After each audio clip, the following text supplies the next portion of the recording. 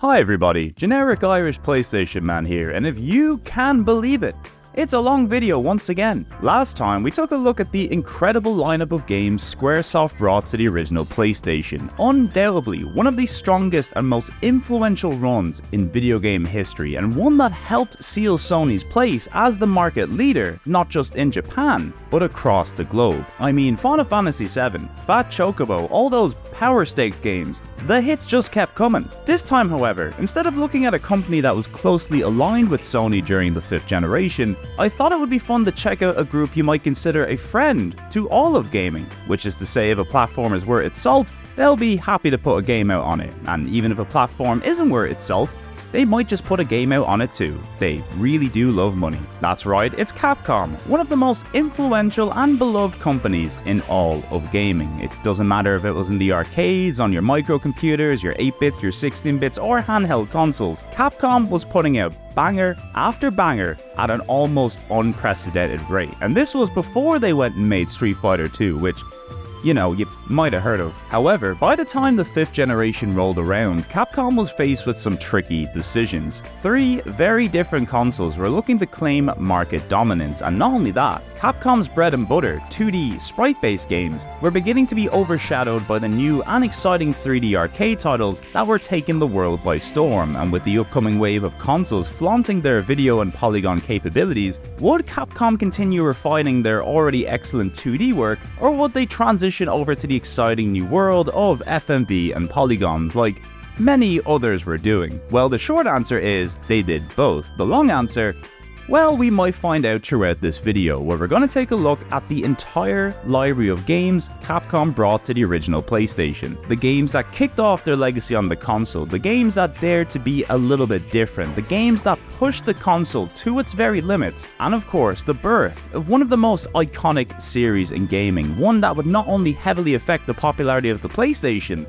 but one that would change the fate of Capcom forever. So sit back, relax, and get yourself comfy, because we're going to take a look at every single game, and it is by far the largest list of games we've looked at yet. So I hope you're ready for a PlayStation extravaganza, served up the long way, as we travel all the way back to the year 1995, where once again the future of computer entertainment was about to change forever. And it starts right now!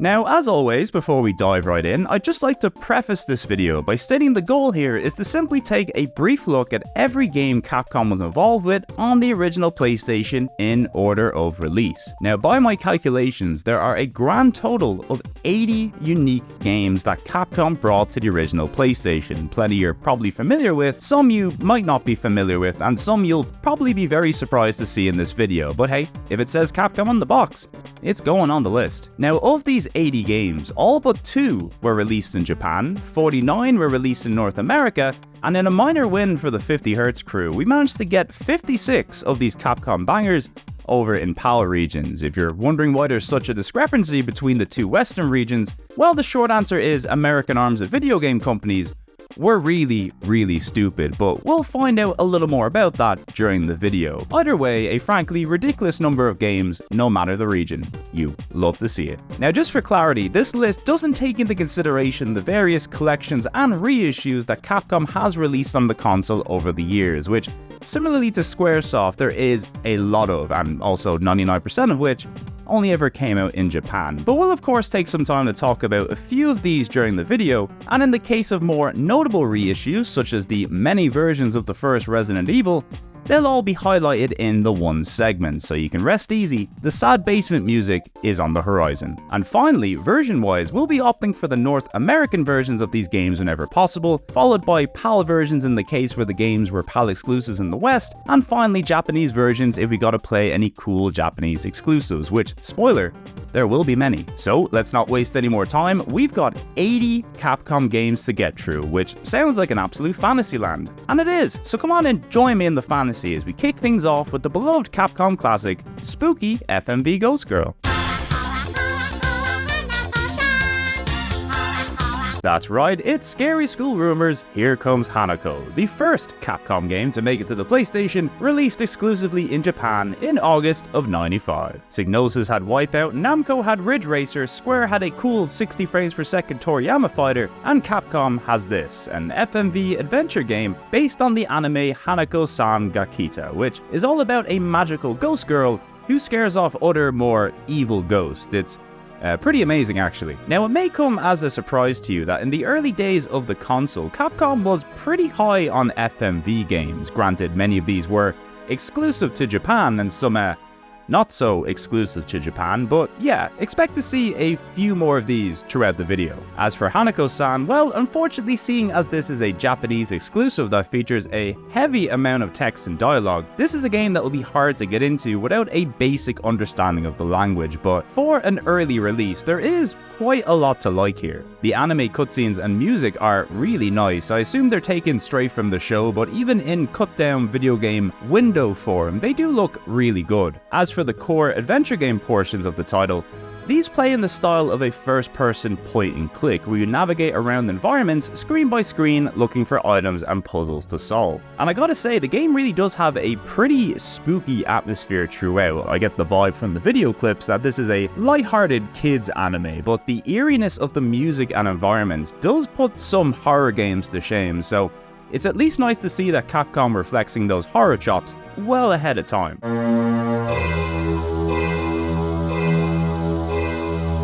So yeah, an interesting little curio in Capcom's library. Maybe not the big bang you'd expect to kick off a video like this, but worry not if it's heavy hitters you're after. The next one is sure to deliver. Are you ready? Of course! I'll never get sick of that joke.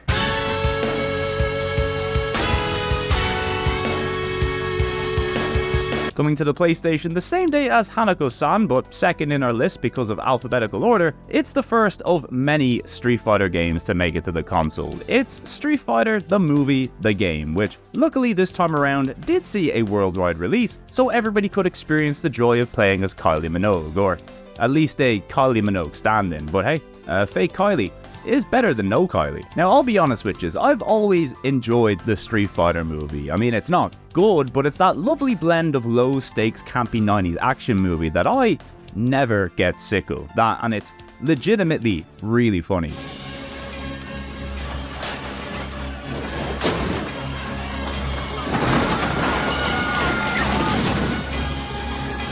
Quick! Change the channel!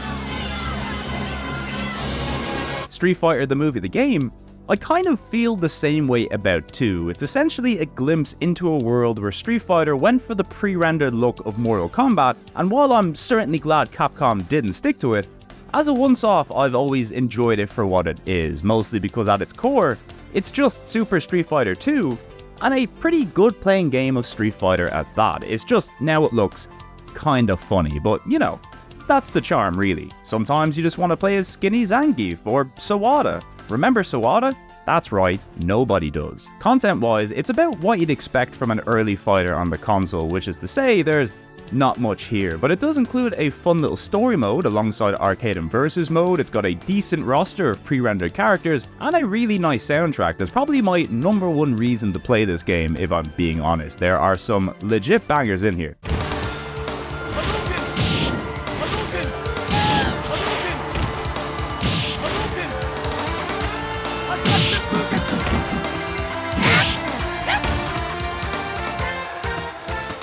Now, it's worth highlighting that the console version of Street Fighter the movie, the game, is different to the arcade version of Street Fighter the movie, the game, which wasn't made by Capcom, but instead made by the team behind Time Killers, of all games. Now, I've never played this version, but it's apparently really terrible or really not that bad depending on who you ask, which I guess you could say about any game these days, but hey, don't knock it till you try it, I guess. But when it comes to the console version, while it is pretty low down in the list of Street Fighter games I would want to play on any given day, it's certainly not a bad game at all. Really, it just depends on how you feel about goofy pre-rendered fighters and Street Fighter the movie, I suppose. But hey, if you hated that, then chances are you at least probably like this movie. Keeping up our streak of Street Fighter games, it's Street Fighter 2 The Interactive Movie, which launched exclusively in Japan in December of '95. And yeah, this game is pretty much exactly what it says on the tin. It's the Street Fighter II animated movie, only now you can interact with it. Kinda. Yeah, so what we have here is another FMV game, although the game part of this is a little bit weird. Essentially, the idea is that you're a Shadaloo cyborg who's been tasked with analyzing data of the various warriors around the world, and you do this by, of course, watching a bunch of clips from the Street Fighter II animated movie, although inside this cool cyber frame. The gimmick here is that you can pause the movie at any time to scan what's on screen, and this gives you info and data on the various characters, and depending on what data you scan, it can strengthen and enhance your cyborg's fighting abilities, which you'll need to make use of later during these weird fighting scenes that use the same engine as Super Street Fighter II Turbo. Now this to me is probably the coolest thing about this game, even if accessing it within the package is a little bit of a hassle, but hey, it's worth it to play as the super secret character Cyborg, which is just a weird robot with Ken's moveset, but still, it's something. Unfortunately, since it's a Japanese exclusive with no subtitles, it'll be a struggle for most people to get anything out of this game nowadays, and even then, it is still pretty limited for what it is, but at the very least, Capcom were really out here trying something different with this FMV lark, so you gotta give them that. Anyway, I sure hope you're not sick of Street Fighter games yet, because our final game of '95 is coming up next, and this time, it's the good shit. That's right, it's Street Fighter Alpha, aka Street Fighter Zero, in Japan, a port of the CPS2 arcade classic and the first proper Street Fighter game on the console. Now before we dig into this title, I think now would probably be a good time to briefly talk about the Capcom series of arcade boards known as the Capcom Play System, or CPS for short, since a lot of the games we'll be looking at today were ported over from these boards, and knowing what these are ahead of time will probably save us a lot of confusion going forward. So around the late 80s, Capcom were very aware of the success Nintendo were having with the Famicom, and while Capcom were more than happy to make games for the Famicom because, you know, they do love money, they also see Nintendo as direct competition to their main business, which was of course their arcade division. So in '89, Capcom devised a brand new arcade board that allowed owners to easily change games by connecting a small sister board into the main board, giving arcade owners a cheaper way to update and swap out games all within the one cab. It's very similar to what SNK would later do with the Neo Geo in '91, only they made it even easier by using carts instead of boards, as well as allowing you to connect up to 6 games in the one cabinet. So long story short, Capcom kind of devised the CPS as its own platform within the arcade ecosystem, and this platform would see many revisions and improvements over the years. There was of course the granddaddy of them all, the original CPS, which is generally known as the CPS-1 these days, since sequential numbering systems just make things a whole lot easier. The CPS-1 saw over 24 games released for it, including titles like Forgotten Worlds, Ghouls and Ghosts, Final Fight, and most notably Street Fighter II. So the CPS-1 ended up being a pretty big success for Capcom. After that, we got the CPS-Dash, an upgraded version of the CPS-1 that had a few new enhancements, including the introduction of the iconic Q sound.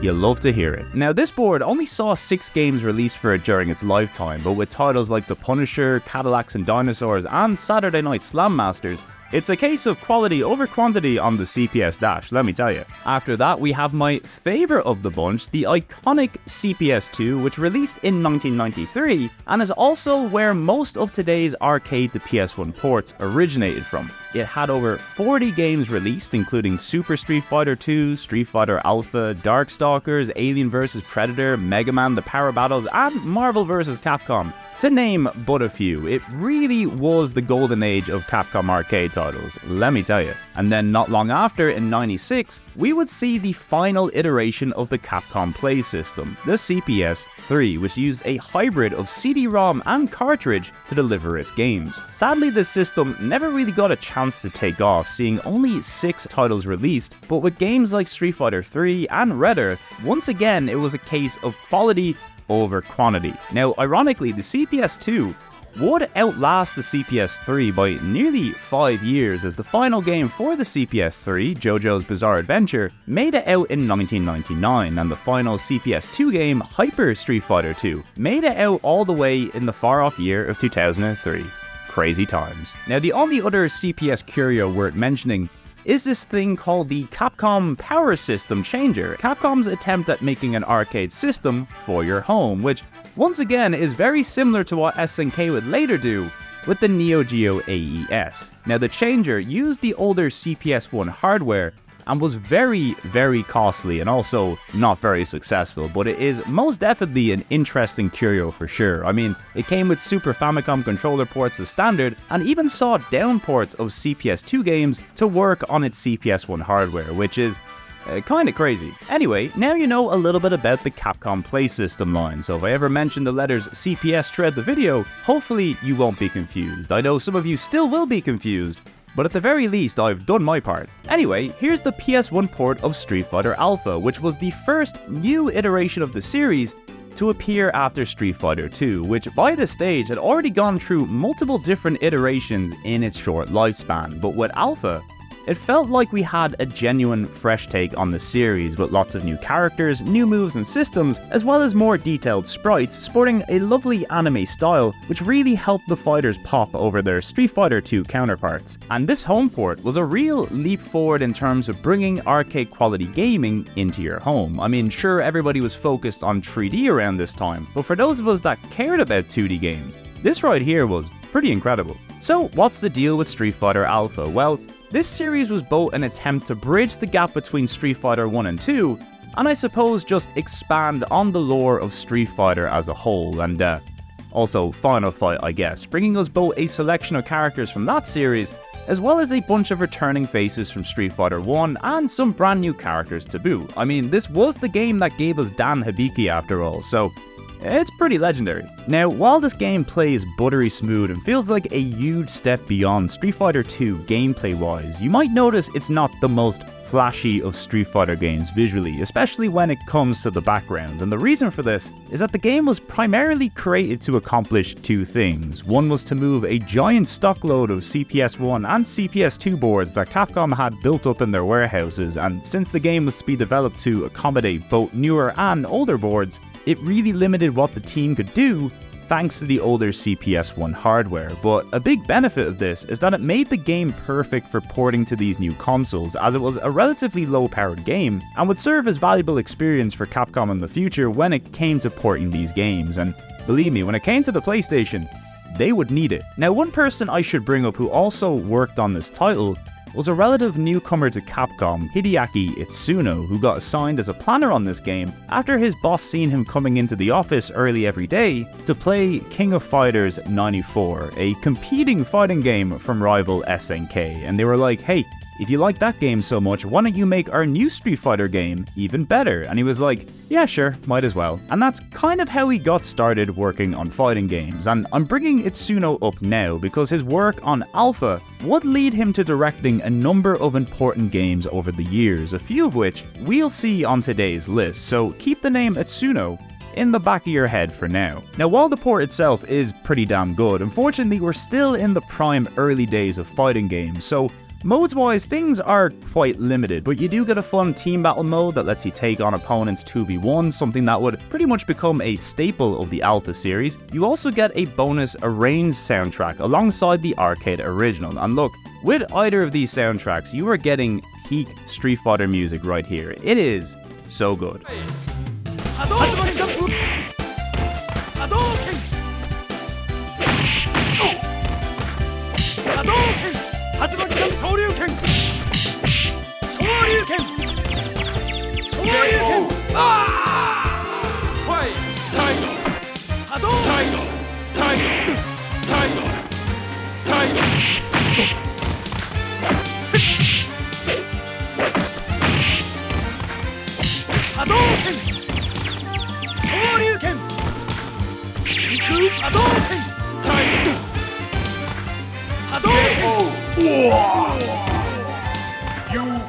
So all in all, a great port of a great game. Sadly, it does kind of get superseded by its follow-up, which we'll get to in a little while, don't you worry. But for now, a promising end to an interesting first year on the console, but nothing compared to what 96 has in store for us. A year that Capcom would kick off with a game that would cement their legacy on the console and introduce the world to survival horror. That's right, it's the very first Resident Evil, aka Biohazard, over in Japan. This March 96 release was not only Capcom's first attempt at making a 3D console game, but one that pretty much single-handedly popularized the horror genre in video games. Now, of course, horror games existed long before Resident Evil. I mean, who are we to deny the scare value of Haunted House on the Magnavox Odyssey, or even Capcom's very own Sweet Home, the '89 horror role-playing game released on the Famicom in Japan, and also the game that Resident Evil was originally planned as a remake of. Resident Evil went through many different design phases, starting life as a Super Nintendo game before becoming a first-person game, and then finally becoming a third-person game when they looked at the original Alone in the Dark and thought, hey, maybe they're onto something with these fixed camera angles and static backgrounds, and hey presto, Resident Evil was born. The game follows our dual protagonists, Jill Valentine and Chris Redfield, alongside the rest of the Lovable Stars crew, as they are viciously mauled by strange creatures inside a spooky forest mansion, and also sometimes in the forest as well. Each of the protagonists has their own campaign that not only acts as the game's easy and hard mode, which it kindly spells out for you in the Japanese version. Each campaign also offers two sides of the same story, requiring you to play through both to piece together the full narrative. Now, Resident Evil was not only my first experience with a horror game, it was pretty much my first ever experience with horror in general. I remember a friend bringing this game over when I was about 6 or 7 years old, and upon seeing the zombie intro at the beginning of the game, I almost ran straight out of the room, and after calming down and composing myself, a few minutes later, a dog jumped through the window, and I almost ended up throwing my PlayStation through the window. It really was that spooky. Now, thankfully, I have managed to overcome my fears of zombies and windows over the years, and like many of you, have gone on to play this series to death. But this first entry is particularly impressive because so much of the DNA that makes Resi was set in stone here. I know the gameplay has changed quite a bit over the years, much to the chagrin of some, but the careful mixture of puzzle solving, action, horror, item management, and cheesy camp story has been pretty consistent throughout the history of the series, and all of it is present here and as good as ever, assuming you like tank controls, that is, and I mean, come on, don't we all? The beauty of Resident Evil games is that your first time playing through one, you have this fear of the unknown. The scares are effective, the enemies are imposing, the amount of weird items you find just keeps piling up, and often by the end, if you manage to survive, it feels like you got out of there by the skin of your teeth. But then the next time you play, you know where stuff is, you know how crap zombies are at basic navigation, you know not to fuck with the hunters. You get smarter, your item management gets better, your routing gets quicker and more efficient, and suddenly Resident Evil goes from being a spooky horror game to one giant puzzle that you get better and better at solving, and let me tell you, it is very satisfying to solve. Why do you think most Resident Evil players play through these games like 10 or 20 times? It's because you can always do better than your last run. And look, I'm not even the kind of guy who replays games that often, but when it comes to Resi, I just can't resist. Even playing it here today for this video, it really does hold up so well. Like, considering this is an early 96 release, it was probably one of the very first big hits on the platform not to be a racing or fighting game. Now, I've talked at length on the channel about the difficulty that developers had in the transition over to 3D movement, and ironically, one of the companies that really championed 2D gaming during this gen was also one of the first to really nail 3D movement. I mean, seriously, people give tank controls a lot of flack today, but I really do love this shit. Sure, it's partially a consequence of their inexperience working with an extra dimension, but the control ended up being perfect for what this game was trying to be. The limitations to your movement also limit how easily you can just walk away from danger, and if anything, it just enhances that feeling of suspense and dread when you get put in an awkward position. Granted, you will get very good at the controls and eventually just be able to drift around enemies, which also feels pretty satisfying, but tank controls as a whole absolutely add something to this style of game, and I will always be mad that the industry just discarded it as an obsolete way of movement, rather than something that can add to the gameplay when used under the right circumstances. Like, they are good in fixed camera horror titles, but I'm glad they're not in 3D platformers anymore, you know? Like, I may be a tank control apologist, but I'm not a psychopath. Also, can we just talk a little about the icon that is the Spencer Mansion itself? One of the true all-timer locations in video gaming. Just like Dracula's weird upside-down castle or Pac-Man's bathroom, I'm sure the entire layout of this weird house of traps and horrors is etched into your brain, but it really is so good. And of course, a huge shout out to the soundtrack too, which plays such an important role in building atmosphere and tension throughout this game. I mean, the use of silence also adds to that too, with the game needing nothing more than the sound of an enemy shuffling off screen to make you stop in your tracks. But the way the music can go from scaring the shite out of you to providing you with this almost blissful feeling of comfort and safety, it is a masterclass.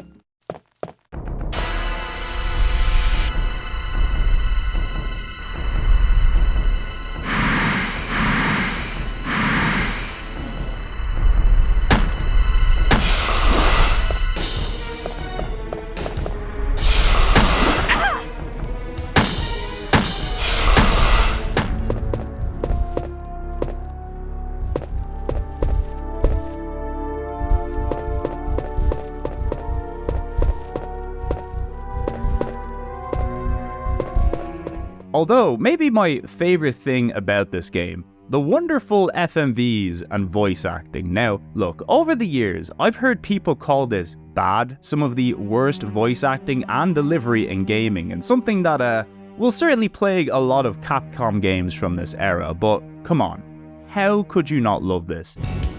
Chris Redfield.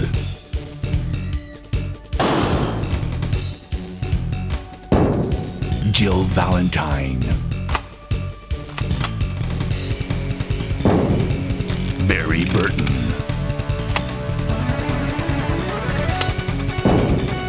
Rebecca Chambers. Albert Wesker.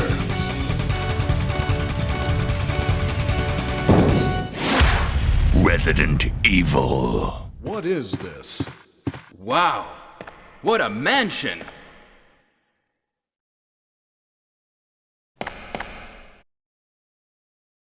Captain Wesker, where's Chris? Stop it! Don't open that door! Jill, here's a lockpick. It might be handy if you, the master of unlocking, take it with you. Thanks. Maybe I'll need it. Just a moment. I found something. What is it? It's a weapon. It's really powerful, especially against living things. Better take it with you. But how about you, Barry? I have this. Thank you. I'll take this then. Voice acting of this caliber is a beautiful relic that pretty much only exists within the early days of CD gaming, as the quality of video game voice acting improved rapidly throughout the 90s. So anytime I come across a game with cheesy, bad voice acting, I consider it a blessing, because you really don't get this shit anymore. So remember to love and appreciate bad voice acting for what it is, because you know deep down inside, this game is a million times better without top tier grade A voice acting, because no pro could pull off the cadence of peak 96 Barry Burton. Oh, Barry! That was too close. You were almost a Jill sandwich. You're right. What a hero. Anyway, that's a little look at Resident Evil, one of my favorite games of all time and also one of the best-selling PlayStation games of all time. It even held the accolade of best-selling PlayStation game until Final Fantasy VII came along and made everybody obsessed with twinks and cowgirls. Now, I'm not sure what Capcom's expectations were for this series, but I'm sure they didn't expect this game to kick off what would be Capcom's highest grossing series ever, which is still true as of the date of this video, although Monster Hunter is gaining on it fast, like some sort of out-of-control Rathalos. Although, something that definitely helped push these high sale numbers are the many reissues and ports this game would see over the years, including 2 on the PlayStation, which each have a bunch of new content, some good and some, questionable. Well, as long as you have ears. The first was Resident Evil Director's Cut, which was released in September '97. This was put out by Capcom to kinda make up for the delay of Resident Evil 2 and was bundled with a demo of the very same game. Now, the big inclusion in this version is a beginner mode, as well as an arrange mode, which not only mixes up the locations of nearly every item in game, but also gives you new camera angles, some of which are very, very nice, as well as new outfits for the main characters and a new pistol which has a chance to headshot. That's always fun. Supposedly these versions were also meant to include the uncensored opening from the Japanese version, but seemingly due to an error from Capcom Japan, the game shipped with the same opening as the previous edition, and this goes for the English PAL release too, although oddly the French and German PAL release of Director's Cut features not only the uncensored footage from the Japanese version, but the opening is also in full colour, which I believe are the only PlayStation versions of this game to feature this, which is particularly odd for Germany, who were notoriously strict about violent content in the 90s, but hey, as long as it's not human-on-human violence, it's all good in Germany. Also, just as a little side bonus for the PAL crew, it was around these Director's Cut releases when we were also introduced the iconic Virgin Interactive Eye intro, which would be synonymous with Capcom's PAL library on the console.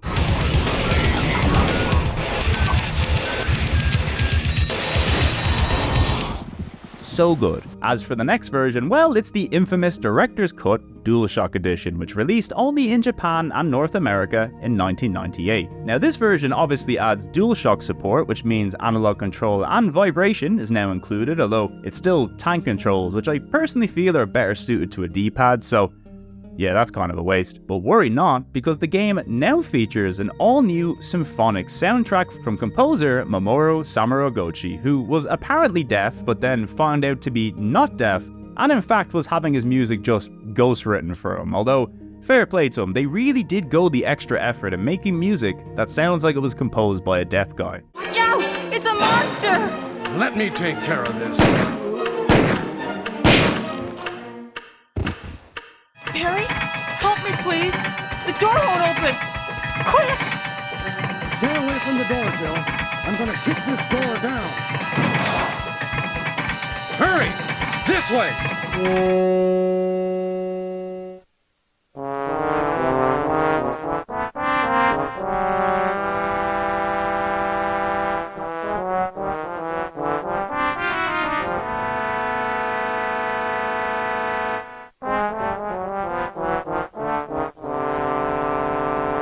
Also, a fun little inclusion exclusive to the Japanese release of this version was the Biohazard Complete Disc, which not only lets you watch all of the live-action cutscenes in black and white, of course, but also some early promo footage of Resident Evil 2, or the version that we would now know as 1.5, as well as downloadable save files for both Resi 1 and 2 that give you all the bonuses right away. You love to see it. So, all in all, if you gotta pick one of the 3 PS1 versions of Resident Evil, the first Director's Cut would probably be my choice due to the extra content and good soundtrack. But hey, just play whichever version you like. If you want to shoot zombies to toilet sounds, you live your truth. Now, beyond the PlayStation, there's also an excellent port available for the Sega Saturn with an exclusive battle mode, and there's also the DS port, Deadly Silence, which can also either be the best or worst version of the game, depending on who you ask. Personally, I quite like it, but there is no denying that the changes make the game significantly easier, and as a result, less tense, but it's most certainly fun for what it is. That, and I'm still kind of not over how crazy it was to have a portable version of Resi at the time. I mean, the future It seemed so bright back in 2006. And finally, there's the full-on remake on the GameCube, which is very much its own thing and also one of the best games ever made. Possibly also the best looking video game ever made too. Seriously, I often think to myself how lucky we were to get this game and Resident Evil 0, because nobody is making a game like this with this kind of budget again, so cherish it. Anyway, that's enough of Resident Evil for now, I think. Next up, we have a Japan-only exclusive where you can get off your horse and suplex people.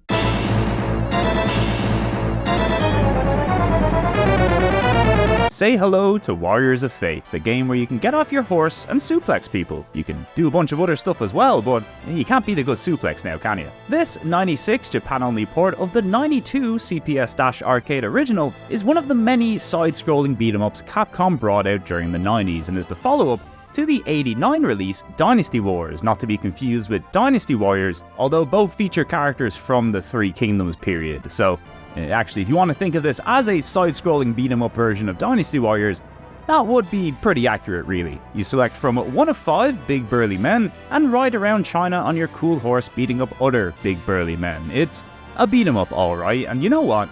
We love to see it. Now, it's not really anything special in the pantheon of beat-em-ups during this era, especially by Capcom standards, but it's a good-looking, good-sounding, and more importantly, good-playing video game that's easy to recommend for fans of the genre, and for people who like performing cool wrestling moves on various grunts and goons. Although, as far as ports go, this one is particularly bare bones, and also sadly omits the 3-player co-op of the arcade version, in favor of just 2 players here in the console edition. But as I've mentioned in past videos, simply being able to buy a near arcade perfect game for your home console was a massive deal in and of itself in the mid-90s, so I'm sure this package was more than enough for people at the time. In fact, I'm surprised Capcom didn't port more of their arcade beat-em-ups to the console. Like, we never seen home ports of Alien vs Predator, Armored Warriors, or Battle Circuit during this time, which I know people would have loved, but at least we'll see one other Capcom beat 'em up over the course of this video, so that's something. Anyway, next up we have one of my all-time favorite Capcom series, which is definitely not just spooky Street Fighter.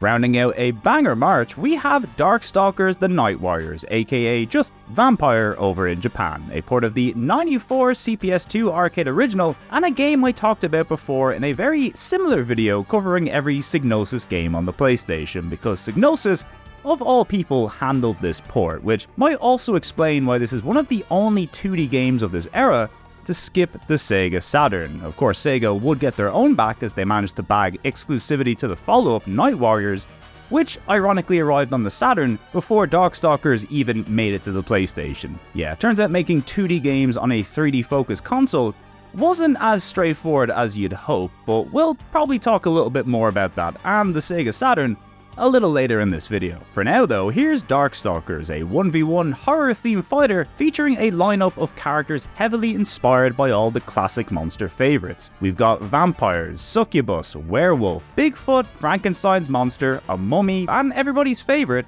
an unnecessarily sexy cat. Apparently, Capcom initially pitched the idea of this game to Universal as an official Universal monster crossover, but they weren't interested, so they just made up their own characters instead. But honestly, this universe and its characters may be my favorite Capcom designs of all time. I mean, beyond the fighting gameplay itself, which is excellent by the way, the characters, backgrounds, and animations in this game ooze personality on a level that only Capcom can deliver. Now, since this was their first new fighting game series post Street Fighter 2, they really looked to push the capabilities of the still quite new CPS2 system, with a more stylized look inspired by classic horror and American cartoons. This is why the characters have a very cartoony look and swagger to their movements, something that would really serve Capcom well for all those Marvel games on the horizon. As for the combat, well, this felt like a faster, more frantic version of what we had seen in Street Fighter. In fact, you could probably pinpoint this as the beginning of the style that we'd see through the many Marvel and Versus games throughout the years. Now, that being said, this is still a pretty early Capcom fighter, so it still plays closer to Street Fighter 2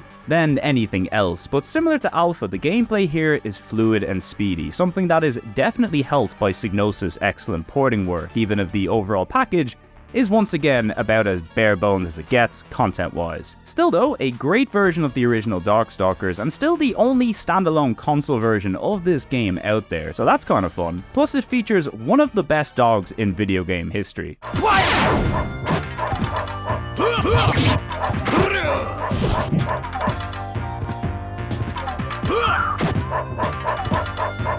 Look at this guy, truly the best boy.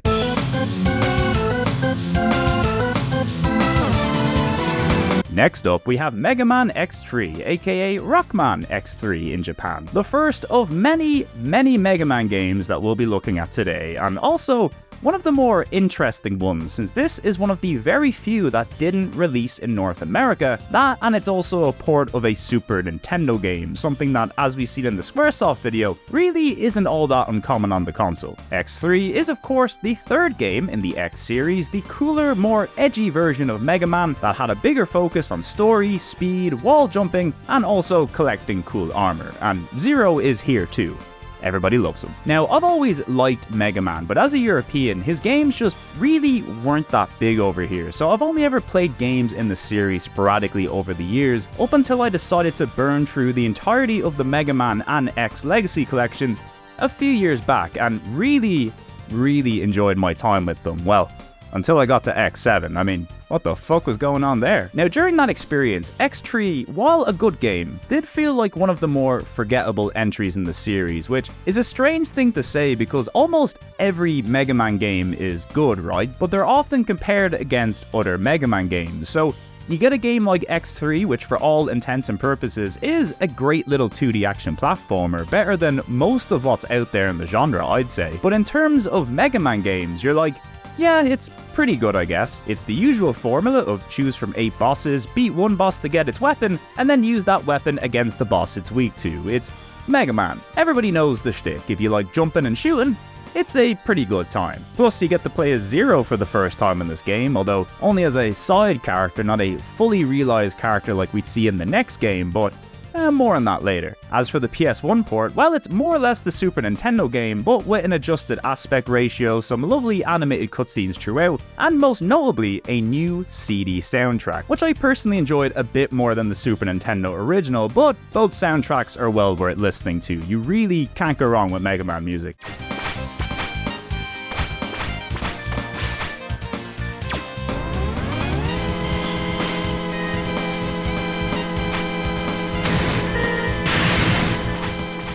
Although maybe the most interesting thing about this port is the fact that it didn't release in North America. You see, Sony Computer Entertainment America were notorious for declining the release of 2D games, or titles that made the console look weak or childish, especially in its early years, and I suppose a 2D Super Nintendo game would have been #1 on their hit list. Now, that doesn't explain why the Saturn version also never released in North America, but Sega of America were dumb fucks too, so who's to say? It's an interesting topic because this era in gaming was rife with a sort of animosity towards 2D games, particularly in the West. And this wasn't just amongst gamers, but journalists and console manufacturers themselves. They were focused on the future, and as far as they were concerned, the future was 3D. Now, thankfully, Capcom, being a Japanese and arcade-focused company, didn't need to capitulate to weird video game execs across the sea, so Capcom would continue to prioritize 2D gaming throughout its time on the console, and with big names like Street Fighter and their reputation for producing hits after Resident Evil, well, luckily Capcom had a bit more sway than most. But even still, while X3 would thankfully be one of the few Capcom games denied a release in North America, sadly,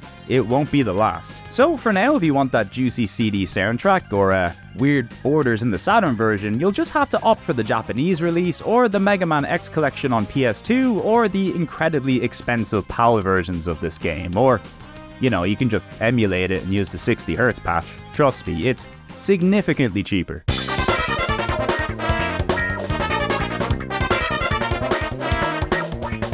Well, we all knew it was coming. It's the token Mahjong game of this episode, Ide Yoshike Meijin no Shin Jissen Mahjong, a game made exclusively for home consoles, and definitely one of the more interesting Mahjong games we've looked at across these videos. Not so much for the gameplay, which is, you know, good old Mahjong, but because of the guy who's on the cover. Ide Yoshisuke is a man who's graced the cover of many a Japanese Mahjong game over the years, not just from Capcom, but many other Japanese companies as well. In fact, this wasn't even the first Ide Yoshisuke Mahjong game on the PlayStation. Sega Corporation beat them to the punch in '95, and Capcom's wouldn't be the last either, with Athena putting their hat into the ring in 1999. Now look, I don't know who this guy is, but he must be pretty good at Mahjong, let me tell you. In fact, I was so inspired by this guy that I finally decided to learn how to play Mahjong for one of these videos, and it's really funny because not only is it actually rather straightforward to learn, but all of the comments on YouTube Mahjong tutorials are from Yakuza players. I mean,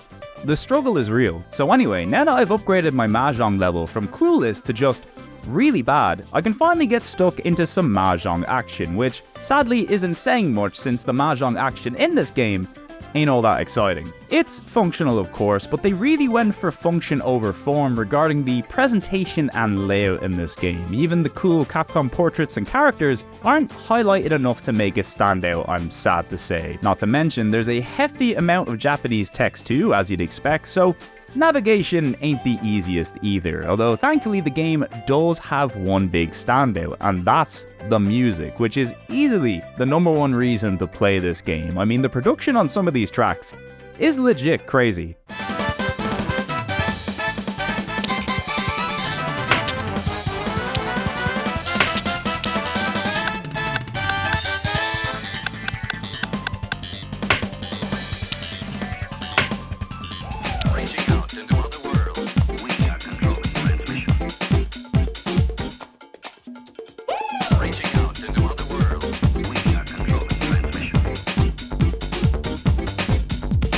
Man, something like that hidden away in a little Mahjong game.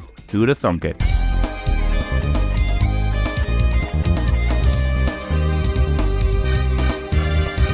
Coming in hot at number 10, we have Street Fighter Alpha 2, aka Street Fighter 02 in Japan, the PS1 port of the '96 CPS2 arcade original, and one of my personal favorite Street Fighter games, simply because it's Street Fighter Alpha, but bigger and better than before. We've got all the characters from the previous entry, as well as the return of some old faces like Dalsim and Zangief from Street Fighter 2, Gen from Street Fighter 1 making a comeback, the awesome Rolento making an appearance from the Final Fight series, and the introduction of one of my all-time favorite Capcom characters, Sakura, a schoolgirl who also happens to be Ryu's biggest fan, and she ain't afraid of showing it. Simply put, this is almost exactly what you'd want from a sequel. It expands on the moves and systems from the first game, as well as adding a whole bunch of cool new features like the custom combo system, which allows you to just go ham and style on your opponent. Now this is something I've always been terrible at using, but here it is just to prove that it exists. Another big reason I enjoy this entry are the improvements to the presentation, especially the backgrounds in this game. Some of these are legit the best Capcom has ever done. I especially like the Final Fight stage and Ken stage on the boat, which is full of cool Capcom cameos, many of whom we'll be seeing later in the video, so keep your eyes peeled. Also, the music is incredible, but oftentimes with Capcom, that goes without saying. Round 1, fight!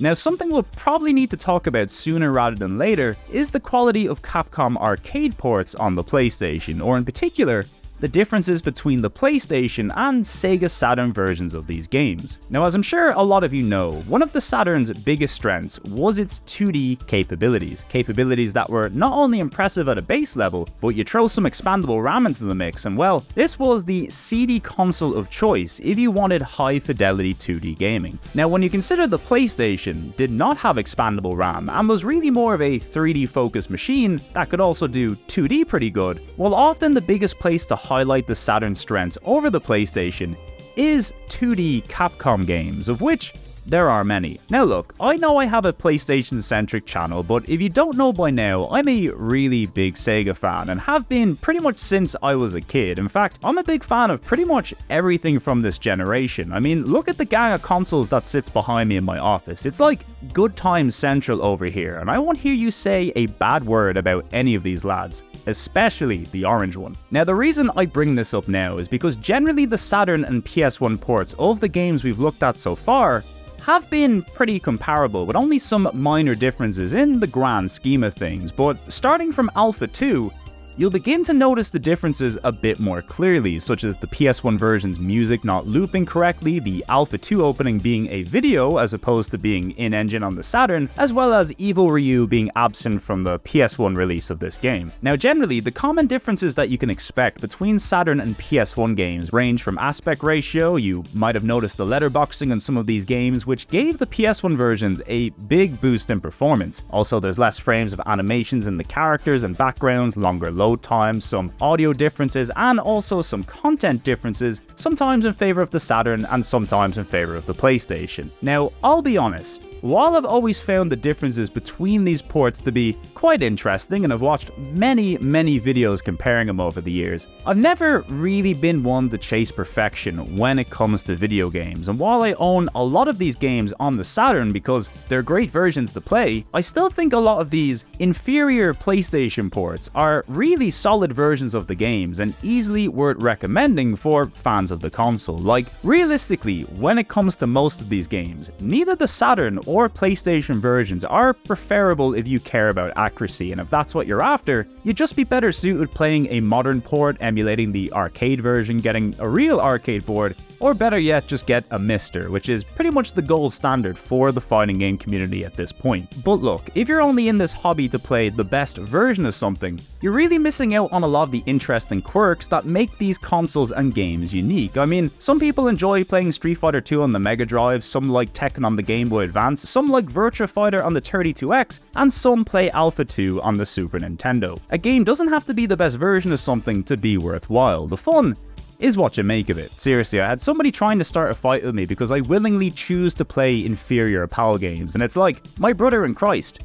do you know where I live? So yeah, long story short, while I could go over these ports with a fine-tooth comb, this really ain't the video to do it, so I'll only be talking about the more notable changes in the PlayStation versions of these games. But at the end of the day, just play whatever version makes you happy, or just use the controller system. Saturn pad for 2D fighters, PS1 pad for Mega Man games. Trust me, it just works. Also, just in case you're curious, of all the Capcom games on the Sega Saturn, only 3 never made it to the PlayStation, those being Vampire Hunter, aka Darkstalkers 2, which we've already mentioned, the Dungeons & Dragons collection, which is a 2D showcase and likely would have had a very rough time on the PlayStation, seeing as it used the 4MB RAM card on the Saturn. And finally, there's the very late 3D release, Final Fight Revenge, which made it to the Saturn in the year 2000, exclusive to Japan, of course. Now, Capcom, for whatever reason, had a knack for releasing technically impressive titles very late into a system's lifespan. See the aforementioned Alpha 2 on the Super Nintendo. Now, sadly, I have not played Revenge, as it's both incredibly expensive and also apparently quite bad, but hey, that 3D sure is impressive, isn't it? Anyway, that's my little Saturn segment out of the way, and with that, I'll end by saying the PlayStation port of Alpha 2, it's fine, but there is much better out there, not only on the Saturn, but also on the PlayStation as well. And if you want to see what I mean by that, well, you'll just have to wait a little while longer, because now it's time to check out a very unique spin-off where you get to murder the main character.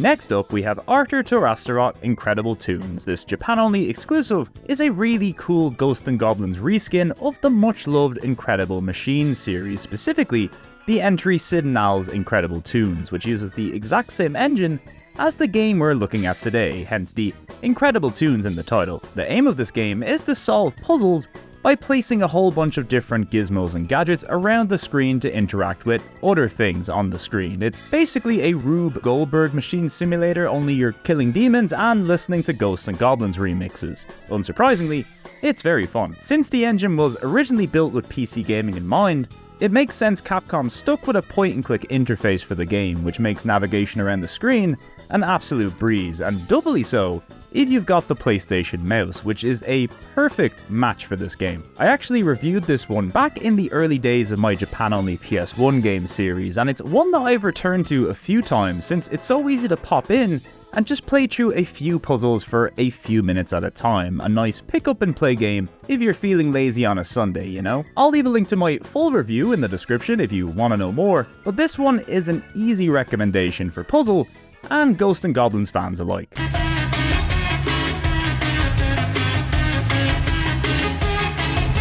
Say hello to Fox Hunt, which has the distinction of not only being the weirdest game in this video, but this is also the only North American exclusive Capcom would put on the console, an FMV game so powerful that the rest of the world couldn't handle it. Fox Hunt was the product of a collaboration between Capcom USA and movie studio turned game maker 3 Vision Games, who pitched the idea of a movie-quality FMV game, but with a difference, a bigger focus on gameplay. And to its credit, it's certainly one of the more interactive and game-like FMV games that I've played, with a bunch of different gimmick segments that kind of act like their own mini-games tied to different parts of the story. It is cool, but unfortunately you're still kinda limited by the format, so it's all rather basic in execution. But let's be real, you ain't playing a game like this for the high-octane gameplay. No, you're playing this thing because it is absolutely fucking insane.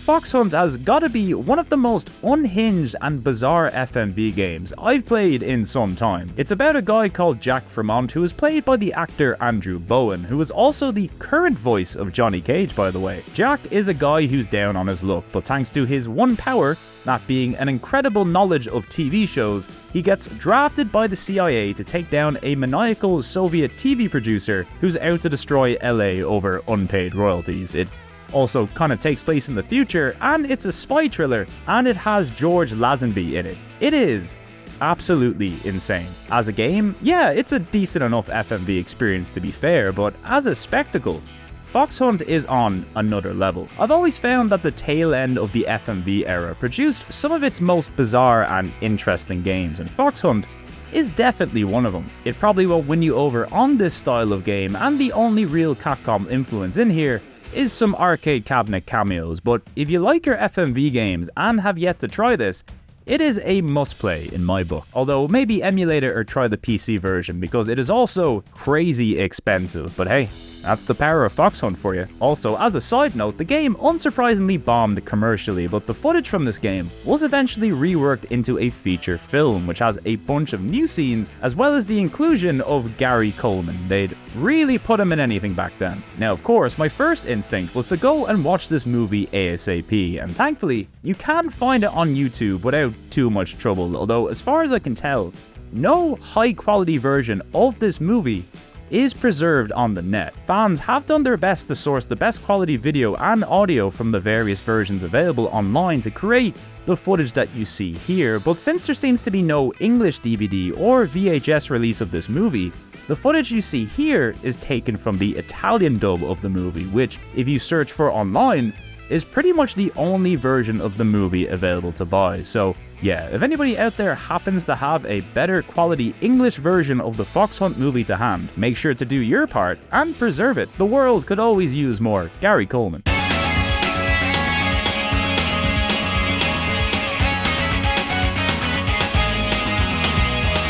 Up next, we have Star Gladiator Episode 1, The Final Crusade, which is a rather interesting game on today's list, not only because it's the first in-house 3D fighter Capcom ever made, but it's also their only weapons-based fighting series. That, and it's also low-key a Star Wars game, minus all the Star Wars branding of course, but it's pretty easy to tell. So remember Hideaki Itsuno? Well, he managed to impress Capcom quite a bit during his time working on Alpha, so much so that they let him direct this game, since he expressed wishes to develop a graphically impressive 3D fighter in the style of other big hits at the time, like Virtua Fighter and Toshinden. In fact, funnily enough, prior to developing this game, Capcom would go on to develop the arcade port of Battle Arena Toshinden 2, which not only gave them some experience working on a 3D fighter, something they had never done before, but the arcade port of Toshinden 2 ran off an arcade board known as the Sony ZN-1, which was based on PlayStation hardware, similar to Namco's System 11 board, which allowed them to easily port games from the arcade to the PlayStation. Now, the ZM1 was used by a few Japanese companies during this time, most notably Capcom, Taito, and Tecmo, and a lot of the games that launched on these boards you'd probably recognize nowadays thanks to their PlayStation ports. Games like Psychic Force, G-Darius, and Bloody Roar all ran on versions of this hardware. So once again, Sony's decision to get directly involved with the arcade scene greatly benefited their home console library in the long run. We'll see a few more ZN1 games throughout the course of this video, but for now, here's Star Gladiator, Capcom's first in-house 3D fighter, and let me tell you, it's a good one. What we have here is a sci-fi themed 1v1 fighter that, for 96, I feel really pushes the graphical capabilities of the console. Like, I know Itsuno said he wanted to make a graphically impressive fighter, but they really popped off with this one. The combat is pretty easy to get into thanks to it using a similar system to Namco's Soul series, with individual buttons for vertical, horizontal, and kick attacks, as well as a guard button. Combos are also easily pulled off by using a combination of attack inputs. The training mode even has this handy combo map on screen that will run you through the basics, which I thought was a really nice touch. Your super moves are also tied to these combos, where if you manage to input a 5-hit combo, then enter a specific command at the end, you can use a very strong attack known as a Plasma Final. You love to see it. Other than that, combat is what you'd expect, a mixture of throws, special moves, and dodging, and also ring outs, which I think makes this the only Capcom fighter to ever feature this, oddly enough. Each of the characters has their own weapons and traits, giving you a decent number of playstyles, but beyond that, it's the character designs and presentation that really drew me into this game. I mean, I've been a fan of this series ever since I used Hayato in Marvel vs. Capcom 2 for the first time and went, hold up, this dude has a lightsaber? But luckily, everybody in this game has cool weapons. That, and there's also a Wookiee, a bird, and a cool robot. I mean, what more could you want? What's that? You also want some cool music? Well, we've got that too.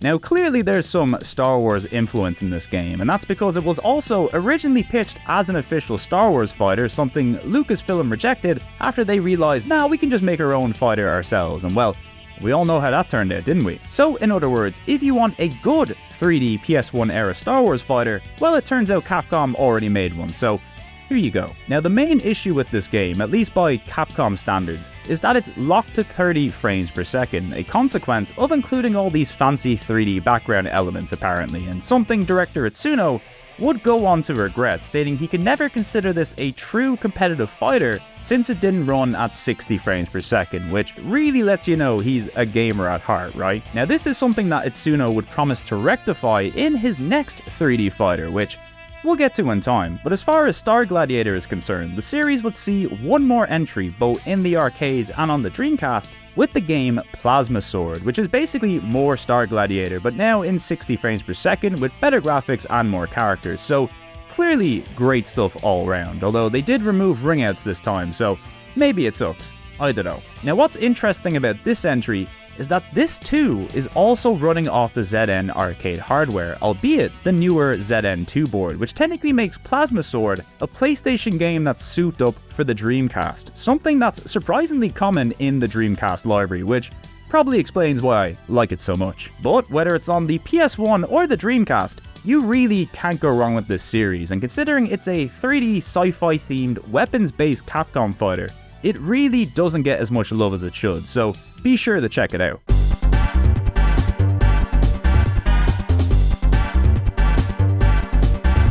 Next up, a game you either didn't expect to be here or just never heard of. It's X2 No Relief, a 1996 Euro shooter from Ocean and Team 17, and a follow-up to the Amiga game Project X. And since Capcom decided to bring this over to Japan in 1997, well, we're gonna talk about it today. Now, there's gonna be a few entries like this in today's video, which some people might question including, but personally, I've always liked how you can just end up associating different companies with games depending on where you're from. I mean, look at my collection of Ubisoft games on the PlayStation 2.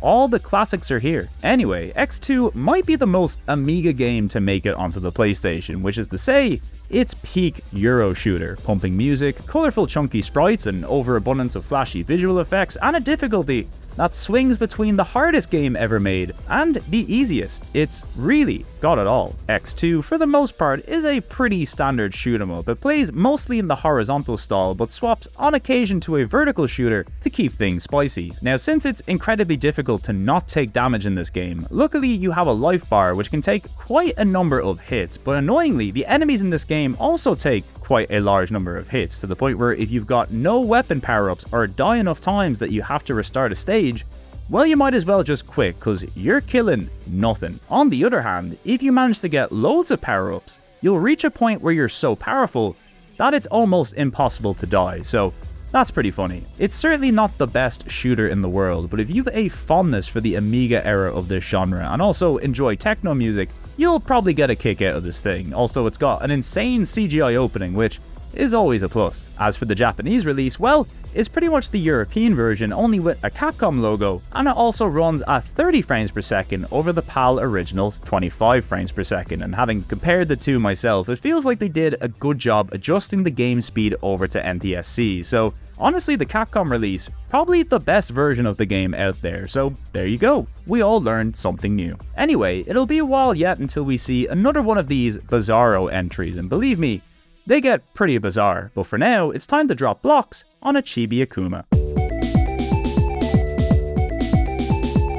Next up, we have one of my all-time favorite puzzle games. It's Super Puzzle Fighter 2 Turbo, a port of the '96 CPS2 original, which by the way is the first game in the series, so Capcom more than happy to play into how dumb their naming conventions are. You love to see it. This right here is a 1v1 competitive puzzler, not really a genre Capcom was known for at the time, but a little game called Puyo Puyo 2 was making a killing in arcades over in Japan, so everybody was dipping their toes into the exciting world of competitive puzzlers, and this was Capcom's, a game starring chibi versions of Street Fighter and Darkstalker characters, some of whom were making their debut on the console in chibi form. You can also play as Princess Devilotte Death Satan 9, but we'll talk a little more about her later. In Puzzle Fighter, the aim of the game is simple. Color gems drop down onto the stage in pairs of 2, and if you connect a bunch of them into squares and rectangles, they'll grow in size, and you can shatter the gems using colored spheres to earn big points, and if you manage to combo this into other colors at the same time,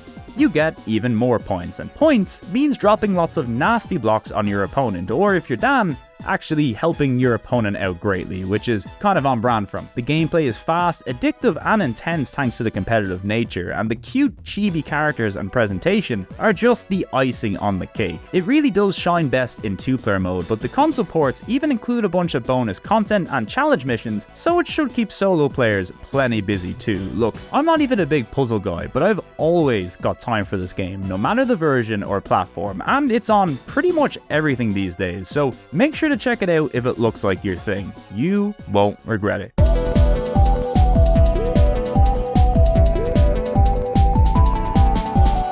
closing out a very strong 96, we have Mega Man 8, aka Rockman 8, Metal Heroes over in Japan, the first mainline entry in the series to appear on the console, and also the title that broke the 7-game streak of these things appearing on Nintendo platforms. At least the Super Famicom would get Mega Man and Bass a few years later in 1998, which is kind of insane. Mega Man 8 is an easy standout in the mainline series of games, mostly because it's the best the mainline series has ever looked in my opinion. Not only is this a very impressive 2D game by 5th gen standards, but the level of presentation across the board, from the anime cutscenes to the amazing music and also the questionable voice acting, makes this easily one of my favorite Mega Man games. Gameplay wise, generally things are the same as they ever were. Of course, gone are the X moves like wall jumping and dashing, and back are the classic Mega Man moves like sliding and robot assistance. He also gets a football this time as well. But one of the things that stands out in 8's levels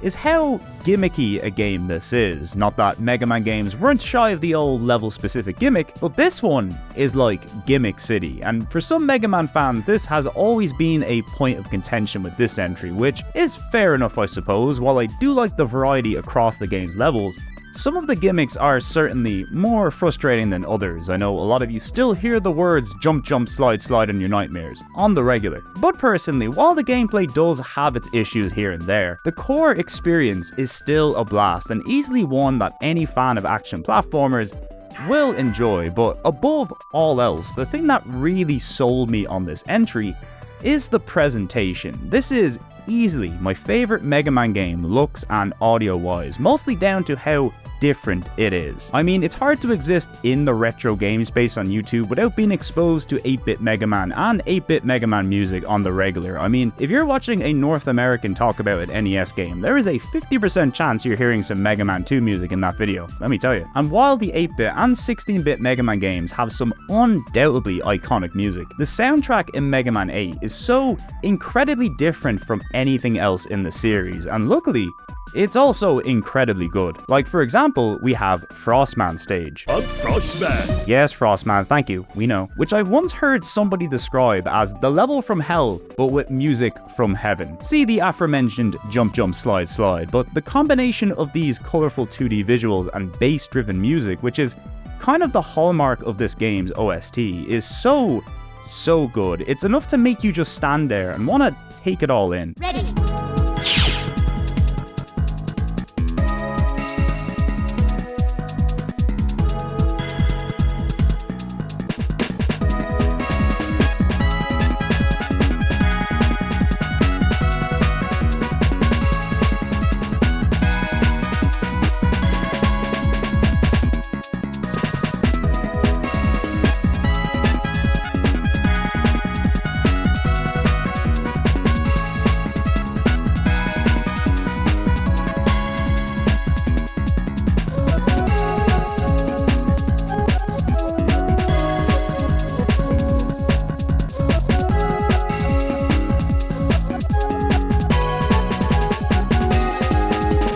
This quality is prevalent throughout the rest of the soundtrack too, which in my opinion features some of the strongest and most memorable tracks in the entire series. Also, I gotta give a special shout out to the intro music. Now, depending on what version of this game you play, the opening will feature a different track. Either the licensed commercial song Electrical Communication by Japanese pop duo Ganesha in Rockman 8, which sadly I can't play for you because Japanese copyright does not fuck around, or this original track in the Western version composed by Shusaku Uchiyama, who composed the rest of the tracks in-game. And honestly, this opening track always felt like it suited the visuals of the opening more to me. Plus, it doesn't hurt that it's an absolute bop. Seriously, it's another one of those openings I will never ever skip. It is so good.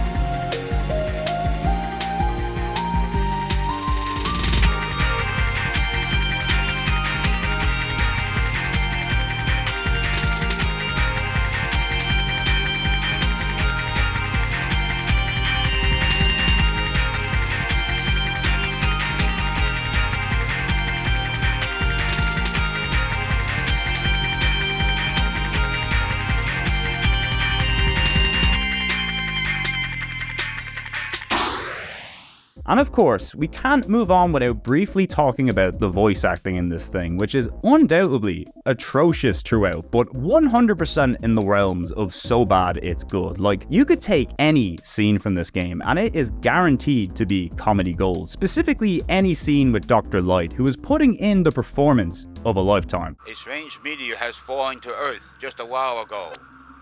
This meteor seems to be emitting a powerful energy signature. Something this powerful must not fall into the hands of evil. I understand, Dr. Light. I'm on it. Thank you, Mega Man. If you can, please bring the meteor back. Okay. Dr. Light, how's it going? Will he be okay? I'm almost finished. The battery will be charged in 10 minutes. That's good. By the way, what do you make of these? These? Seems to be energy resources. But I've never seen this type on Earth. I don't know where this energy came from, but I cannot let it fall into Dr. Wily's hands. You must recover all the energy immediately, Mega Man. But where is Dr. Wily? That's a good question. We may be able to locate another energy emission from the radar room. When we find that meteor, we'll find Dr. Wily. Seriously, how could anybody legitimately dislike this? Who could hate Mega Man? Come on now. So yeah, all in all, Mega Man 8 probably a mid-tier entry gameplay-wise, but easily top tier in the presentation department. And as a big fan of bad voice acting, good music, and colourful aesthetics, this right here is the Mega Man for me. So take that as you will. As for the ports of this game, generally the Saturn version is considered the better of the two, mostly down to the Saturn version featuring an art gallery, a couple of boss fights against Cutman and Woodman that aren't present in the PlayStation version. Also, there's some slight variance to the sound due to the PS1 and Saturn sound chips, and the music in Tengu Man stage is also completely different, but honestly, I've always liked the PS1 version of Tengu Man stage more, but hey, to each their own. Either way, whether you're playing the PS1, Saturn, or modern ports of this game, which are all based on the PS1 version by the way, you should be in for a blast with Mega Man 8. That is, as long as you learn to jump, slide. Seriously, that shit is really tough. We're starting 97 as we finish with 96. That's right, with more Mega Man, only this time it's the return of the X series with Mega Man X4, the fourth game in the series and the first true next-gen iteration to appear on Sony's console, which is to say all of the improvements we've seen in Mega Man 8, well, they're also here in X4. Anime cutscenes, terrible voice acting, and banging tunes. Only this time we also have the introduction of two playable characters, with Zero finally being bumped up to main character status alongside X. And let me tell you, this right here, easily my favorite Mega Man X game, and it's almost solely down to Zero and how goddamn fun it is to play as this dude. Like, don't get me wrong, X is as fun as ever, but after playing so many games where you're jumping and shooting, getting to play as a guy whose gameplay is focused on speed and close quarters combat, and some incredibly stylish and impactful combat might I add, well, it just felt like a breath of fresh air. Like having the choice to play through this game with two different protagonists, each with their own set of unique weaponry and moves,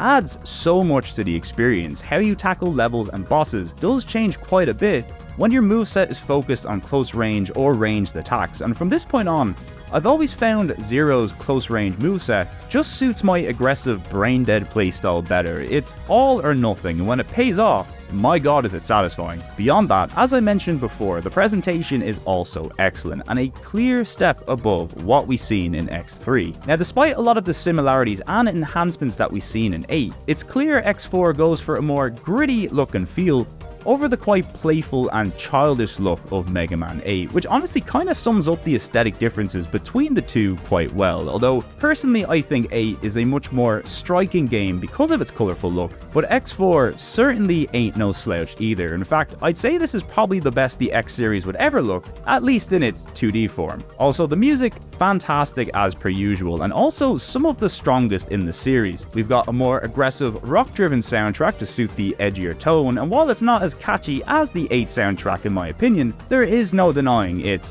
full of bangers.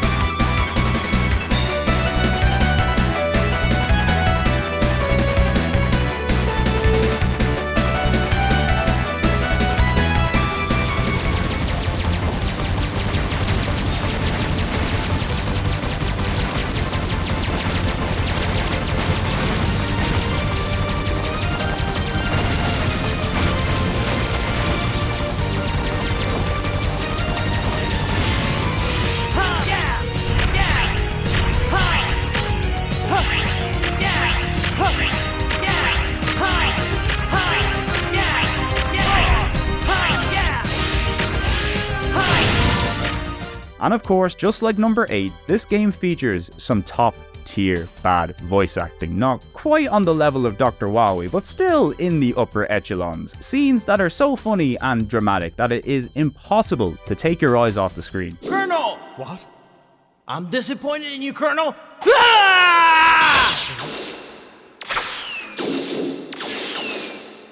What do you think you're doing? It's not too late. Stop the coup now! Never. If that's your decision, prepare yourself!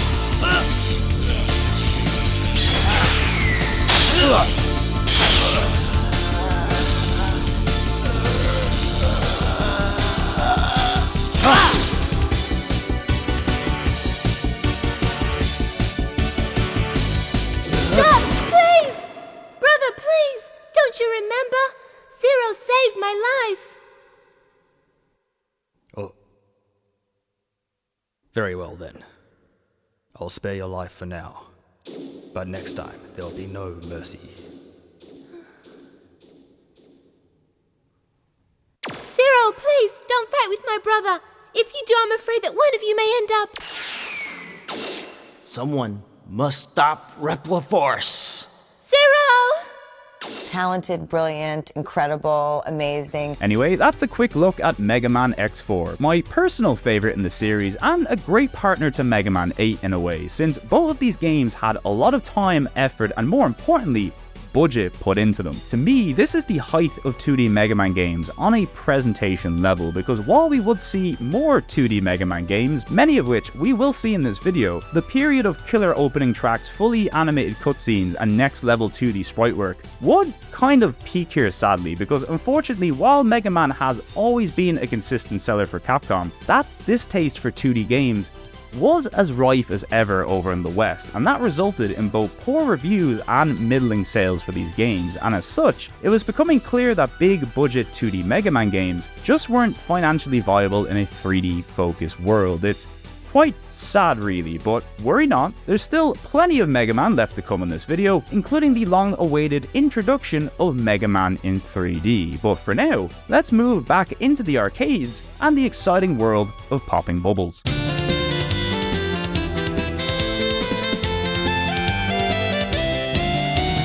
No, it's not Bubble Bobble, but the other bubble-popping arcade hit. It's the Super Pang Collection, aka the Buster Bros Collection in North America. A collection of 3 arcade titles from developer Mitchell Corporation that all ran on iterations of Capcom's CPS1 board, and also Capcom published this PS1 collection, so that's nice of them. Pang is a game that's very nostalgic to me because when I was a kid on holidays over in Spain, as many European kids from cold wet countries probably experienced, the hotel I was in had 2 arcade cabinets set up, one with Samurai Showdown and another with the very first Pang game. Now I didn't have much money to play these things, but the attract screens were burned into my brain from how much I stared at them while my parents were probably off singing ABBA songs in the bar.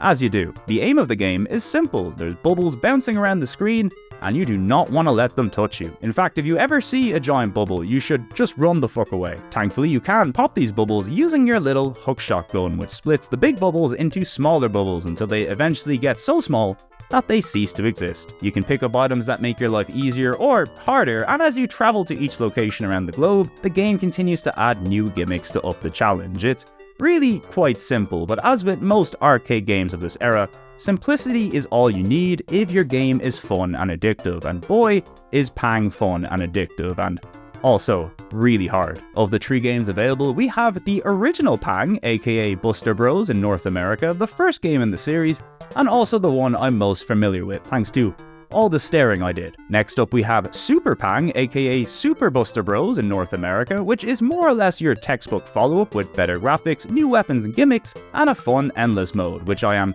very, very bad at. And finally, we have Pang 3, the token weird entry in the series with 4 new selectable characters, each with their own pros and cons, and also this game now features some art-inspired backgrounds, which certainly adds to the strangeness. All in all, it's a very fun, if simple arcade collection, but if you're a Pang fan like me, it's one that's well worth having in your collection. Now, this won't be the last Mitchell Corporation game we'll see on this list, but for now, let's take some time to talk about a series that we haven't touched on yet in this video. Lol, just kidding, it's more Mega Man.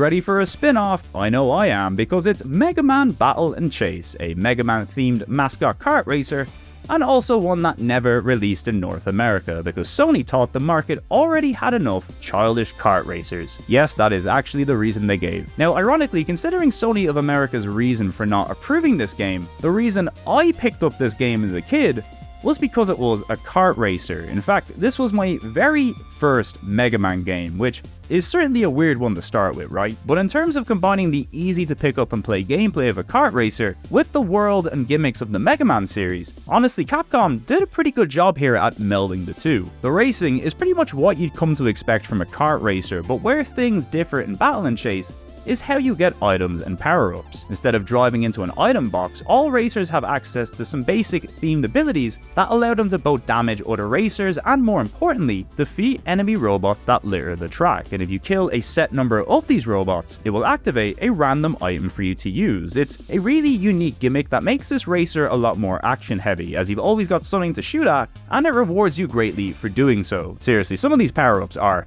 very busted. Also, in the main single-player mode, each race features a named opponent for you to defeat, and if you do so, you get to take one part of their vehicle, which you can then mix and match with your own vehicle that can give you perks on different types of terrain and also customize your speed and acceleration. There's actually quite a lot to unlock, and while the game doesn't have the largest roster of tracks, the constant influx of new parts and the steady increase in opponent difficulty kept me occupied for hours as a kid, and honestly, it still does today. Unfortunately though, the presentation in this thing is a bit hit or miss, but when you consider this is one of Capcom's earliest attempts at a full 3D game, you can kind of understand. Now, the big complaint that I often see is the forced inclusion of this dynamic camera at the bottom next to the map, which greatly limits the view window for racing at the top. Honestly, I've always kind of digged it due to how you can use it with certain weapons to track and time attacks on opponents, but I understand why people wouldn't like it. That and the frame rate is quite bad because of it, with the PAL version running at a lovely stable 17 frames per second,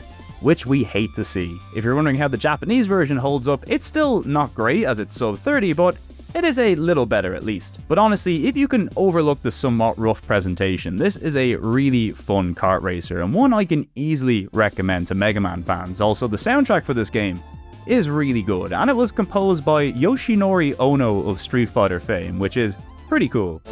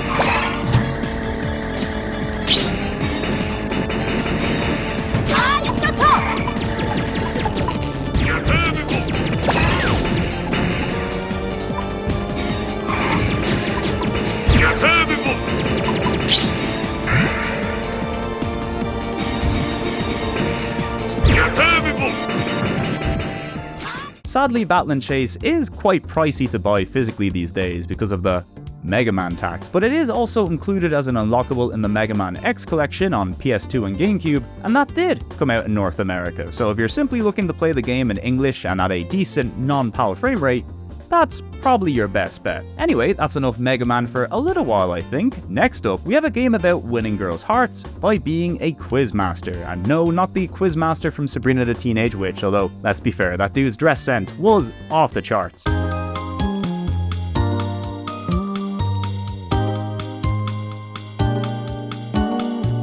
Say hello to Quiz 7 Color Dreams Miracle of Rainbow Color Village, originally released on the CPS2 in '96, before being ported to the PlayStation in '97 as a Japanese exclusive, of course. Because this right here is not only a quiz game, but also a visual novel dating sim, which is quite the odd mixture for an arcade game, but Capcom had dabbled in arcade quiz games in the past, some of which have been translated into English, although with American localization, which means if you know nothing about American sports or American history, good fucking luck. I mean, I can tell you the exact layout and decor of the Square Talus Shopping Center circa 1995, but I do not have a fucking clue who won the World Series in 1892. I mean, I only learned to play baseball a few videos ago, for Christ's sake. Anyway, this lovely hybrid of arcade quiz and dating sim not only looks amazing, with probably the cleanest and most detailed 2D sprite work we've yet seen on the console, but it's also got a dog and a cat.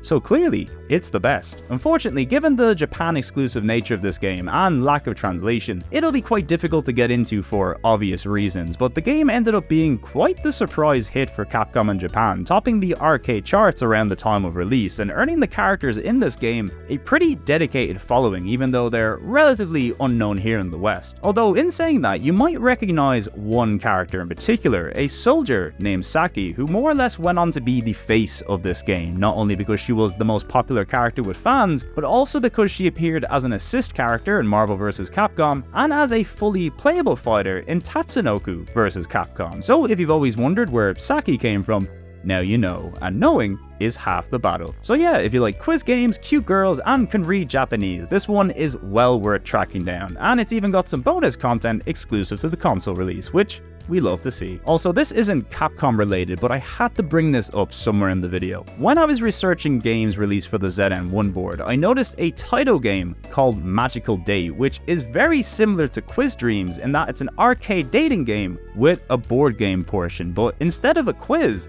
this game features loads of really arcadey minigames, almost like a little WarioWare or Point Blank, and it's really weird and also kind of amazing. It even has a whole frog fighting minigame, and it is so fucking funny. People over in Japan run whole tournaments on this thing. I mean, this right here, this is what gaming is all about. It is a beautiful thing. Anyway, frog fighting aside, we are now officially a quarter of the way through this list, and what better way to celebrate than with the one game everybody was waiting to debut in 3D, only surprisingly, it wasn't Capcom who'd make it happen.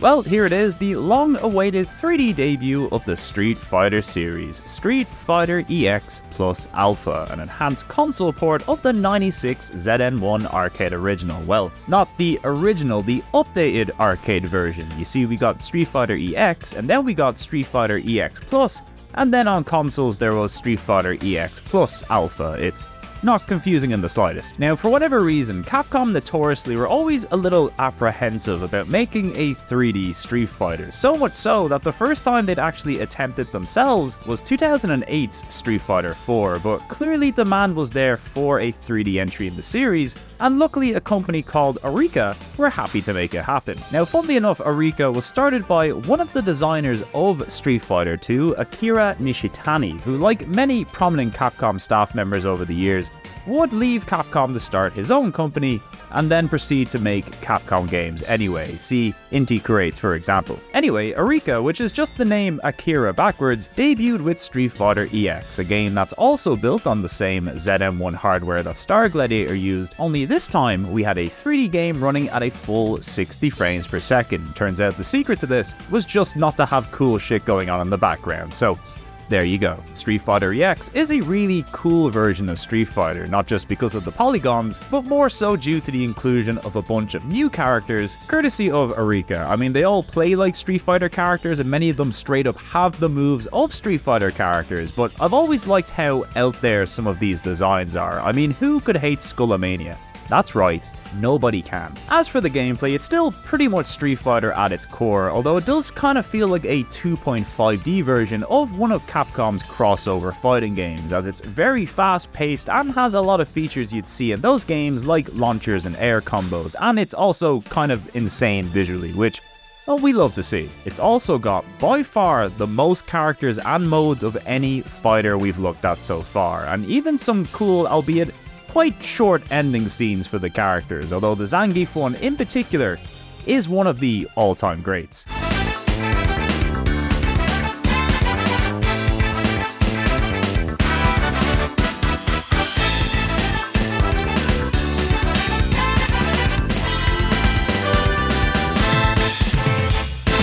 Now, while the 3D visuals aren't the best you'll see on the console, I've always quite liked the sharp, blocky, polygonal look of the character models in this game, something that's prevalent in quite a lot of early 3D fighters, but it's a style I'll never get sick of, although by far my favourite thing about Street Fighter EX is its incredible soundtrack, because once again, our old friends the sampling masters of Ridge Racer and Bushido Blade fame are back to give us peak PlayStation music, and we wouldn't have it any other way. Round 1, fight! Hadouken!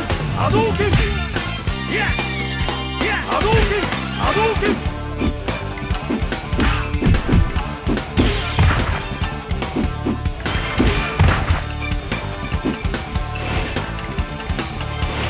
Hadouken! Hadouken! Shoryuken!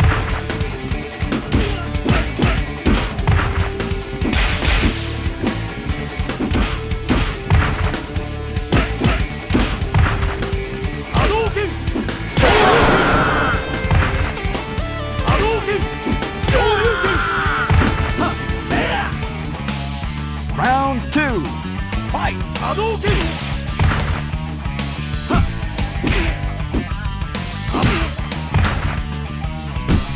Hadouken! Shokishu Hadouken!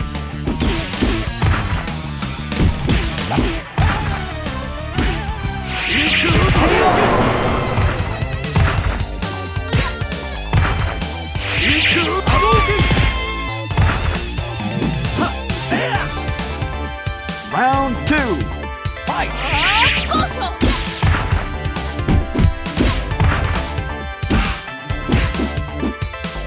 Hadouken! Hadouken!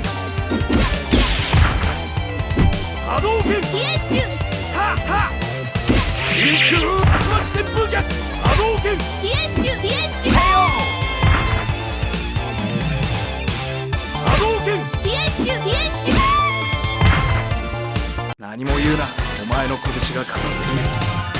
By the way, if you ever wanted to track the sentiment of 2D versus 3D at this time, Street Fighter EX is a great way to get some insight, because this game released on the PlayStation quite close to the Western release of Street Fighter 3 in arcades, which was the debut game for Capcom's new CPS3 hardware, and at the time, this game was being blasted by journos and fans for its outdated 2D graphics and confusing roster of unknown characters, while Street Fighter EX was wowing people with its next-gen 3D visuals and well-known cast of Street Fighter 2 favourites, to the point where people thought this should have in fact been the real Street Fighter 3. And look, I like Street Fighter EX, but could you imagine seeing Alina's sprite animation in Street Fighter 3 and thinking this somehow looked better? I mean, it was mass psychosis on an unprecedented level. Anyway, even still, Street Fighter EX Plus Alpha is an easy recommendation on the console, but similarly to the original Alpha, a new, better, more powerful version would eventually appear, but we're gonna need to wait a little while for that one. But until then, let's make a return to the wonderful world of 2D and the PlayStation introduction of one of Capcom's most beloved series.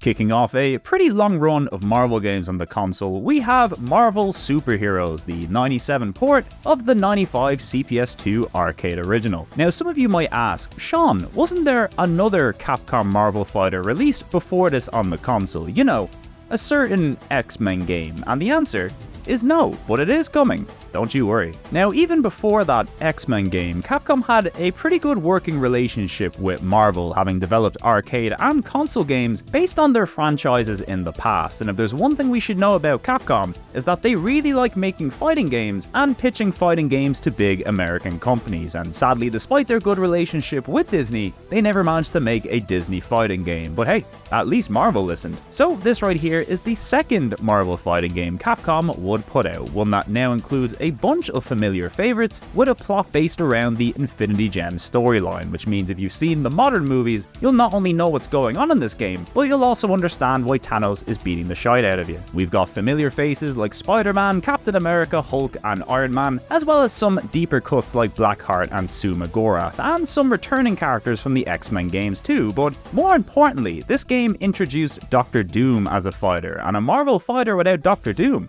that's no good. One of the nice things about these games is the fighting system known as the magic system, which allows you to cancel normal attacks into a combo by inputting a move of a higher tier. So in other words, light attacks cancel into mediums and medium attacks cancel into heavies. It kind of makes the fighting a bit more snappy and straightforward, and it's also quite easy to pick up as a beginner. There's also launchers and air combos, but I'm very bad at them, so I don't have much footage to show you, but hey, at least I can do an infinity counter. So that's something. Really, the major thing that sets this game apart from others in the series is the Infinity Gem system, which allows you to collect one of 6 different gems mid-fight, which can then be activated to provide time buffs to things like speed, defense, and attack power. And each character also has a preferred gem that gives them a special extra power buff, like Spider-Man, who can multiply, which is as terrifying as it looks. This gives the game an extra strategic element that doesn't really feel like it breaks the balance of the game in any way, and they'd actually revisit this system in Marvel vs. Capcom Infinite many years later, but the less we speak about that game, the better. As for everything else, well, it's all peak Capcom. Lovely visuals, lovely sound, and tight 60 frames per second gameplay, as you'd expect. Sure, the modes are once again quite limited, and there's the odd bit of slowdown during some of the more hectic scenes, but really, all in all, this is a great version of one of their best fighters, and my personal favourite Marvel fighter on the console. A very easy recommendation.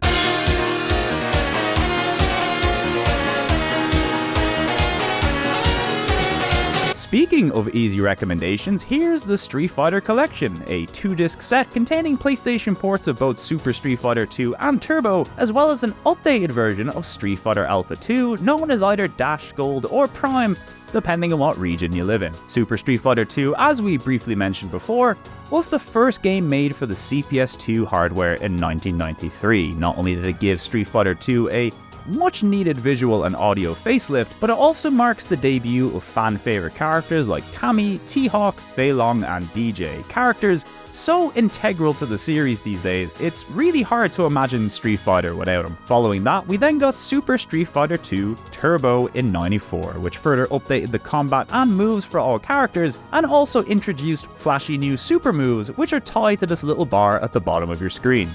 How novel. This version also included some new turbo options, which is to be expected due to the game's name, but most notably this entry also marked the debut of a super secret boss character known as Gouki, or Akuma in the West, who'd of course go on to be one of the most popular and infamous characters in fighting game history, mostly because he'd fuck you up like nobody's business, but we wouldn't have it any other way. Now, as far as versions of Street Fighter 2 go, I've always liked the Super games best, just because they feel like a more fully realized and polished version of a classic, and with a decent porting job on both entries, this first disc feels like the best Street Fighter 2 experience that you will find on the platform, at least in my opinion. As for the other disc, well, we got Street Fighter Alpha 2 Gold, which is once again a better version of one of the very best fighters on the console. The big additions here are the inclusion of Evil Ryu, who was missing from the previous version, and also the inclusion of Cammy as a secret character available in Versus mode. There's also a new Akuma mode, which lets you immediately fight Shin Akuma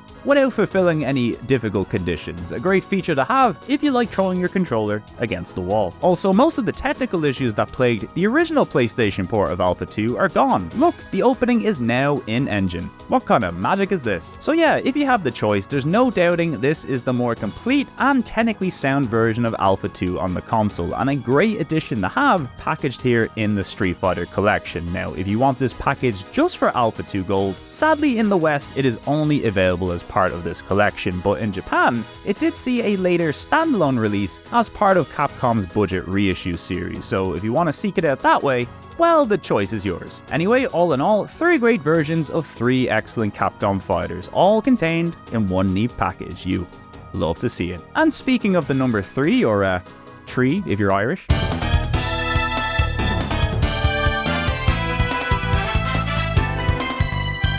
Now it's time for one of Capcom's defining series on the console. It's Breath of Fire 3, the third game in the Breath of Fire series, launching exclusively on the PlayStation in November of '97. For those unaware, Breath of Fire is a series of role-playing games Capcom worked on during the 90s and noughties. It wasn't the first role-playing game series they worked on, as their Famicom output shows, but it's generally the one they're most well known for, and for good reason. Each game has its own unique standalone story similar to the Final Fantasy games, but they always focus on a protagonist named Ryu who can turn into a dragon, not to be confused with the other Capcom Ryu, although they are certainly adjacent, and there's also a character named Nina, who was not a dragon, but we still like her anyway. The first two entries in this series released globally for the Super Nintendo, and while the first is considered a pretty basic role-playing game by today's standards, the second is often lauded as one of the best on the platform, and when it comes to the third entry on the PlayStation, I think that statement also applies here. Utilizing a mixture of gorgeous 2D sprite work mixed with 3D backgrounds and environments, Breath of Fire tells the story of a boy named Ryu, the last of a race of people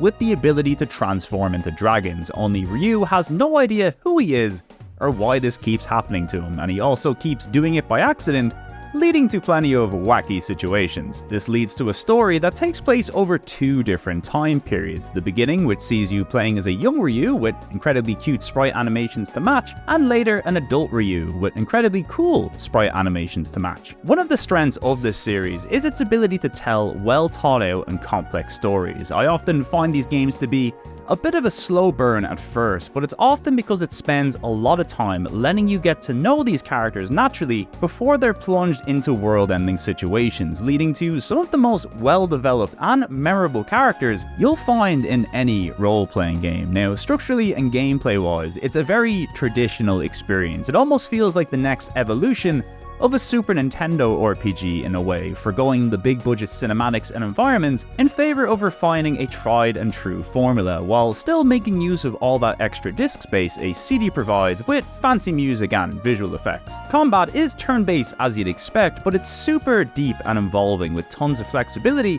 thanks to the Master System, which lets you train and spec characters to fit any role. Not to mention, Ryu has this whole dragon DNA system that allows you to fuse different elements together to transform into different dragons, each with their own stats and abilities. There is so much here, it is absolutely insane. And I gotta say, the combat in this thing, pretty tough too. It's certainly not a game you'll be able to steamroll through by mashing the X button, and it will really keep you on your toes throughout, even in the early game, when you can barely hold a sword. It's why I always consider this series a role-playing game fan's role-playing game, because its focus on the core components of the genre, its story, its characters, and its systems has allowed these games to stand out as some of the best and most revered of their generation, even if they're sadly nowhere near the level of popularity of a series like Final Fantasy. And sadly, a big reason for that might be Capcom's decision to keep 2D sprites at the forefront, because if we're talking looks and presentation, this has gotta be one of the prettiest and most charming games on the entire console. I mean, the sheer variety and quality of sprites alone in this thing is astonishing, be it the main cast, random side characters, bosses, or enemies. Everything here is done with a level of detail and pizzazz that you would expect from the masters at Capcom, and it is never not a treat to dive into this thing and just get lost in its world and, you know, do some fishing. And goddamn, the music in this thing. I mean, trust Capcom to go for a jazz-infused soundtrack for a dragon-themed role-playing game. It's like the Gran Turismo soundtrack of role-playing game soundtracks, and my god, does it just work.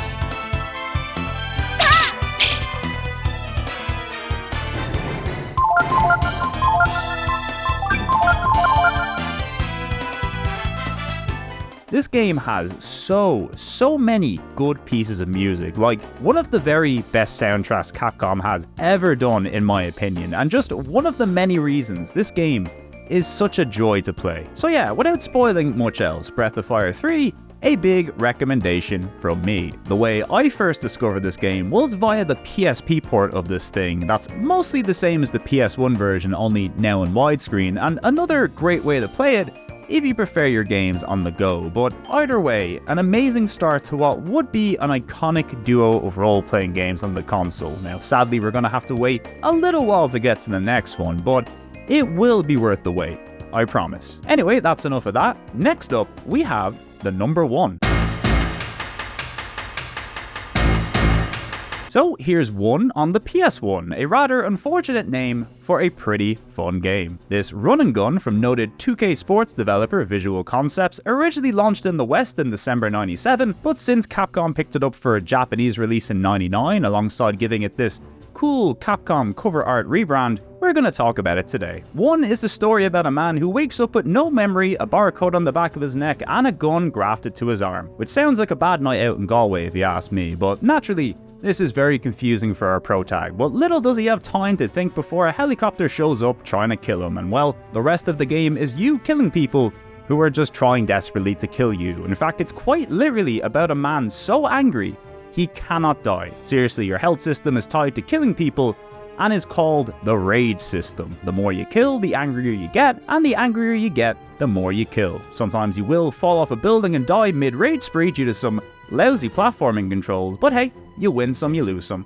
Now at its core, one follows the usual linear run and gun setup. It's basically like a Contra game, but now in 3D, but also significantly better than the actual PS1 Contra games. You move from level to level, partake in some gimmick sections, fight the odd boss from time to time, do a little platforming, pick up some limited weapons and power-ups. All the good stuff is here. If you like jumping, shooting, and flailing around angrily until everything dies, this is the game for you. Unfortunately, one of its biggest selling points at the time, the whole 3D movement thing, does kind of hold this game back a bit thanks to some very twitchy controls, and inconsistent dynamic camera, and some platforming segments that are legitimately from hell. But still, if you can put up with a bit of jank and are looking for a nice throwback to the run and gun classics, one is a title that's very easy to recommend, and legitimately one of the better 3D run and guns on the console. Also, that Capcom case is pretty cool. I mean, come on now, live or die by your state of rage. What a slogan.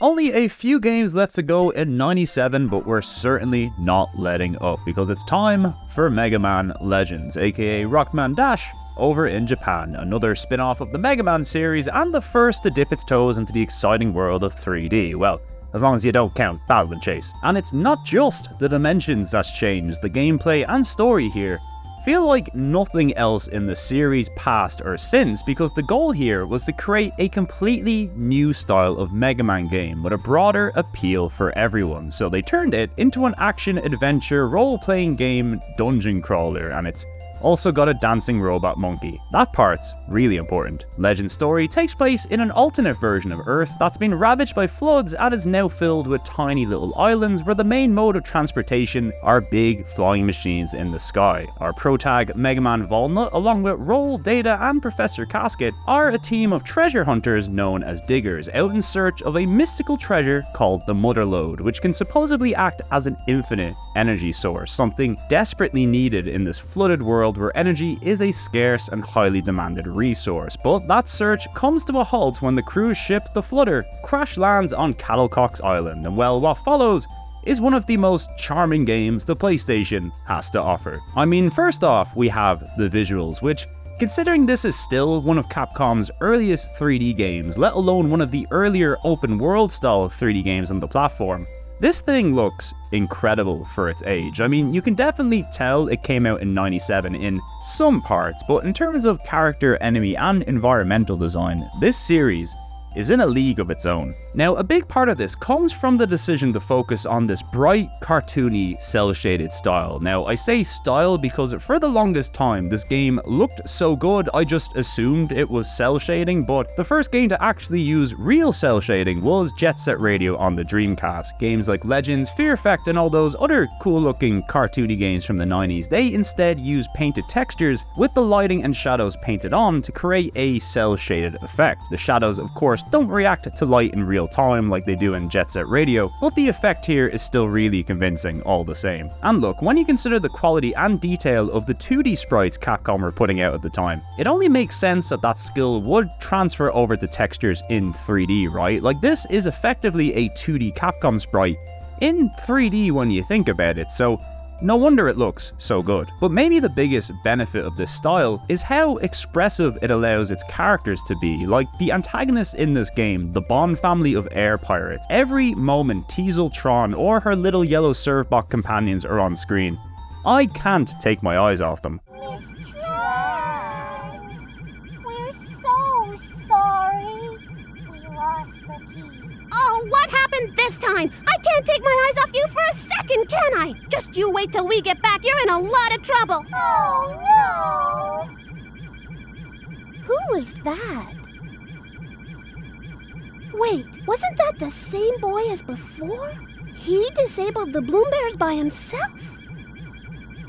I don't understand. Whenever I think about him, I get this funny feeling.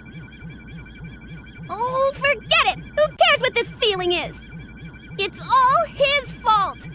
His fault! How dare he! I'll teach him not to mess with me or my kids! Here we go! Feldinot, engage!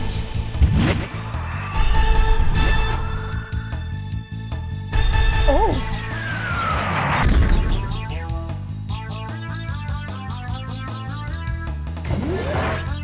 Hey, you!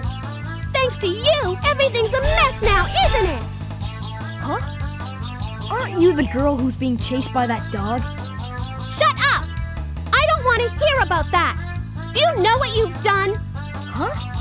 You're a lot dumber than you look. You should have known better than to pick a fight with the Bonds.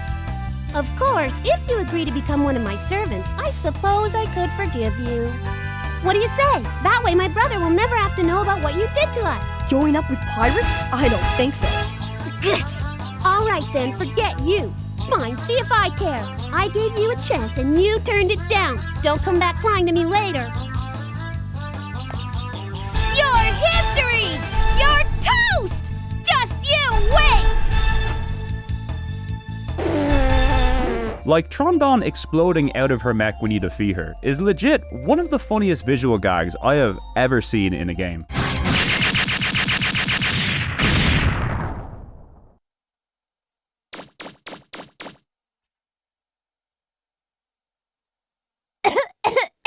Talented, brilliant, incredible. Combine all this with some excellent camera angles throughout the cutscenes, genuinely likable and funny characters, and some honest-to-God decent voice acting for the first time in a Capcom game, and you have what is easily one of the company's most impressive games to date, story and presentation-wise. The gameplay, however, certainly a 3D PlayStation game from '97, but don't let that scare you away. Legends is one of those games that just clicks with you after a little investment. A weird way to think of this game is that it's kind of like a platformer mech shooter, in that the combat is somewhat reminiscent of Armored Core, with a camera that keeps your character centered and a combat system heavily focused on synergizing lock-ons with player and camera movement. Now, this system is a little rough around the edges in this first entry, most notably the fact that you can't move while locking on, and also you have to get quite good at L1 and R1 camera controls, something they would improve upon greatly in the sequel. But even in this first entry, when it all clicks, it ends up feeling very satisfying to use, and with a whole host of new weapons and armor pieces to unlock throughout the game that increase your movement abilities and combat options, it's one of those games that just gets better and better the more you play. And while Legends does feature plenty of outdoor combat segments and cool little bosses and gimmicks, the meat of this game lies in these dungeon like ruins, full of enemies, traps, and treasure to find. It really feels like a mixture of a whole bunch of my favorite things. A dungeon crawling, mech shooter, Zelda-style action-adventure game, but it's also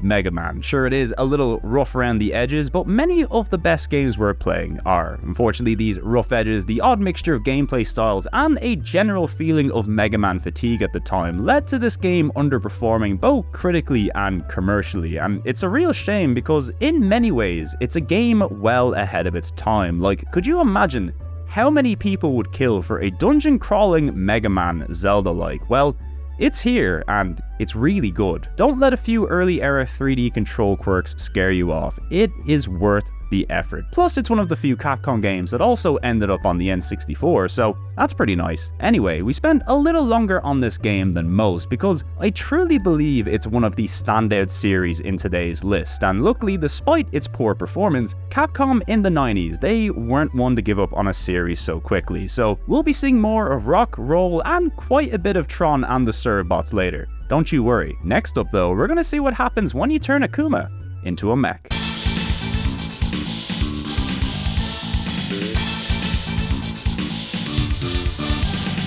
Making its way to the PlayStation exclusively in Japan, it's Cyberbots Full Metal Madness, a 2D mech fighter and a port of the '95 CPS2 arcade original. Cyberbots is a pretty cool game, not only because it's a Capcom fighter about big mechs baiting the shite out of each other, but also because of its connection to an older '94 Capcom title called Armored Warriors, a really fun 3-player mech beat-em-up that also originated on the CPS2, and sadly one that didn't see a port to the PlayStation. The big gimmick in this game was the ability to upgrade your mech with parts dropped by other enemies, allowing for a ton of cool moves and abilities across the 4 playable characters. Also, if you played it in co-op, you could fuse together to form one giant mech, which is a frankly incredible feature. In fact, between all the cool animation and moves this game was packing, you think there might be enough here to make a whole fighting game out of it, and you'd be right, as 1 year later, Capcom put out Cyberbots Full Metal Madness, a brand new 2D fighter, but one that uses the sprites and mechs from Armored Warriors, only now blown up to giant scale. Other than that, there is no connection story-wise between the two games. Armored Warriors has Little Blodia, and Cyberbots has Big Blodia. That's all you need to remember. Reusing sprites like this is a really clever thing to do, and a big reason why Capcom were able to put out so many bangers during this era, because if you make a killer sprite the first time, why should you be expected to not use it again, especially if it leads to a fighting game with a helicopter mech. Now, for the most part, the gameplay here follows the usual 2D Capcom formula of lights, heavies, supers, and special inputs, but of course, with a few changes to better suit the big mechanical fighters. You've got a light and heavy button for your melee attacks, as well as a dedicated button for your projectile weapons, and finally, a boost button which allows you to fly and dash towards or away from enemies. It's one of the more simple games to pick up and play, but the amount of cool moves and tech available per fighter is insane. And speaking of the fighters, while this game has a pretty big selection, most notable of which being Jin Saitama, who you might recognize from the Marvel vs. Capcom games, what character you pick actually has no bearing on the gameplay outside of the story segments and arcade mode. Instead, it's all down to which mech you choose, with each of the 4 mechs featuring 3 different variations that change their weapons, armor, and body parts, which translates into a unique moveset per mech, and that's not taking into consideration the boss characters, most of which are unlocked from the get-go in this console version. These characters not only have their own unique mech that is locked to them, each one also plays wildly different from each other too. Remember Princess Devilot de Death Satan 9? Well, this is the game she debuted in, where she fights in a giant octopus mech alongside her lovable goons. Seriously, such a top tier character design. And then of course there's the secret boss, Z Akuma, all the cool city and space backgrounds that get destroyed during your fights, some of which are like pure big space opera bliss, and that soundtrack as well, which, you know, if it's packing Q sound, it's probably pretty good.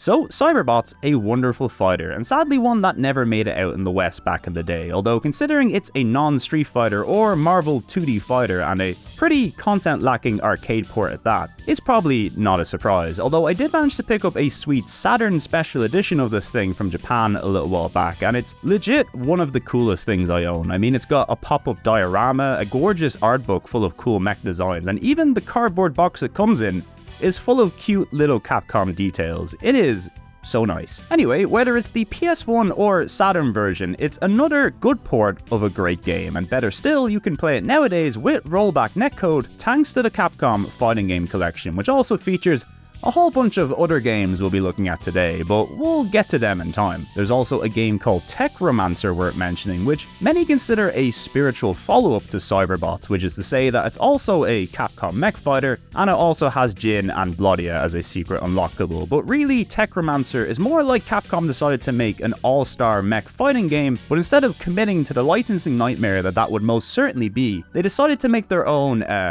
heavily inspired robots instead. It's quite a different game to Cyberbots, but it's also a lot of fun, and similar to Plasma Sword, it's another ZN2 game that was ported exclusively to the Dreamcast, so the best of both worlds really. Anyway, that's enough mechs for now. Next up we have the final game of '97, and also one of the very few sports games on this list, and for once, it's not a baseball game. Thank fuck for that. Punk, please, who you bullshit? Another game appearing here thanks to regional licensing shenanigans, specifically the North American version, because that's where Capcom published it. We have Freestyle Boarding 99, aka Zap Snowboarding Trick 98 in Japan, and Fat Air Extreme Boarding over in PAL regions, and despite the many dates included in the previous titles, it first launched at the tail end of '97 in Japan, hence why it's next in this list. Now, snowboarding games during the 5th generation would make for a good video topic, I think, because it's a genre that just kind of exploded onto the scene as soon as 3D was a thing. I mean, every major console at the time had at least one or two prominent snowboarding games, and I suppose a reason for this is that since racing games were easy enough to make work in 3D and also very popular, snowboarding was kind of the same thing, but also appealed to a very different market, so it seemed like a no-brainer really, and this right here is one of the many snowboarding games to make it to the console, and while certainly not the best, it's also far from the worst. A nice mid-tier snowboarding game, if you will. Originally developed by Atelier Double as a follow-up to the Japan-only Saturn exclusive Zap Snowboarding Tricks, this entry gives us a mixture of downhill racing and trick gameplay as you'd come to expect from the genre. I think the gameplay here generally shines brightest in the control and visual department, with easy-to-grasp arcadey movement and a nice variety of slopes and environments to carve up some snow. Unfortunately, like many early examples of the genre, the trick system is both quite limited and rather clunky to use, something that can easily get quite frustrating since the races often have trick portions that are weighted alongside how quickly you finish. I'm sure it's something that you can get accustomed to as you play, but it's certainly not something I'd consider good. As for the music and presentation, well, it's pretty fun throughout in that kitschy, extreme mid-90s kind of way. I'm sure it won't be to everybody's tastes, but I certainly enjoyed it for what it was.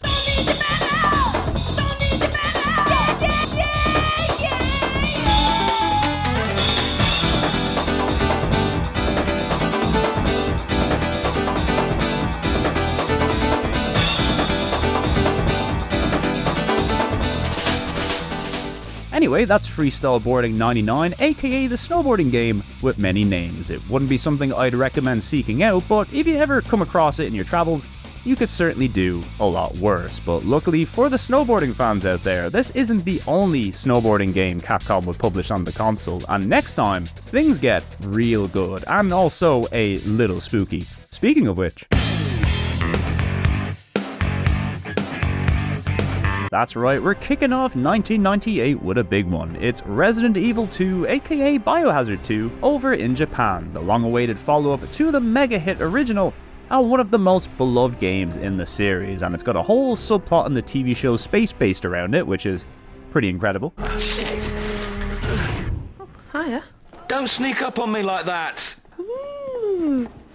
Want a cup of tea?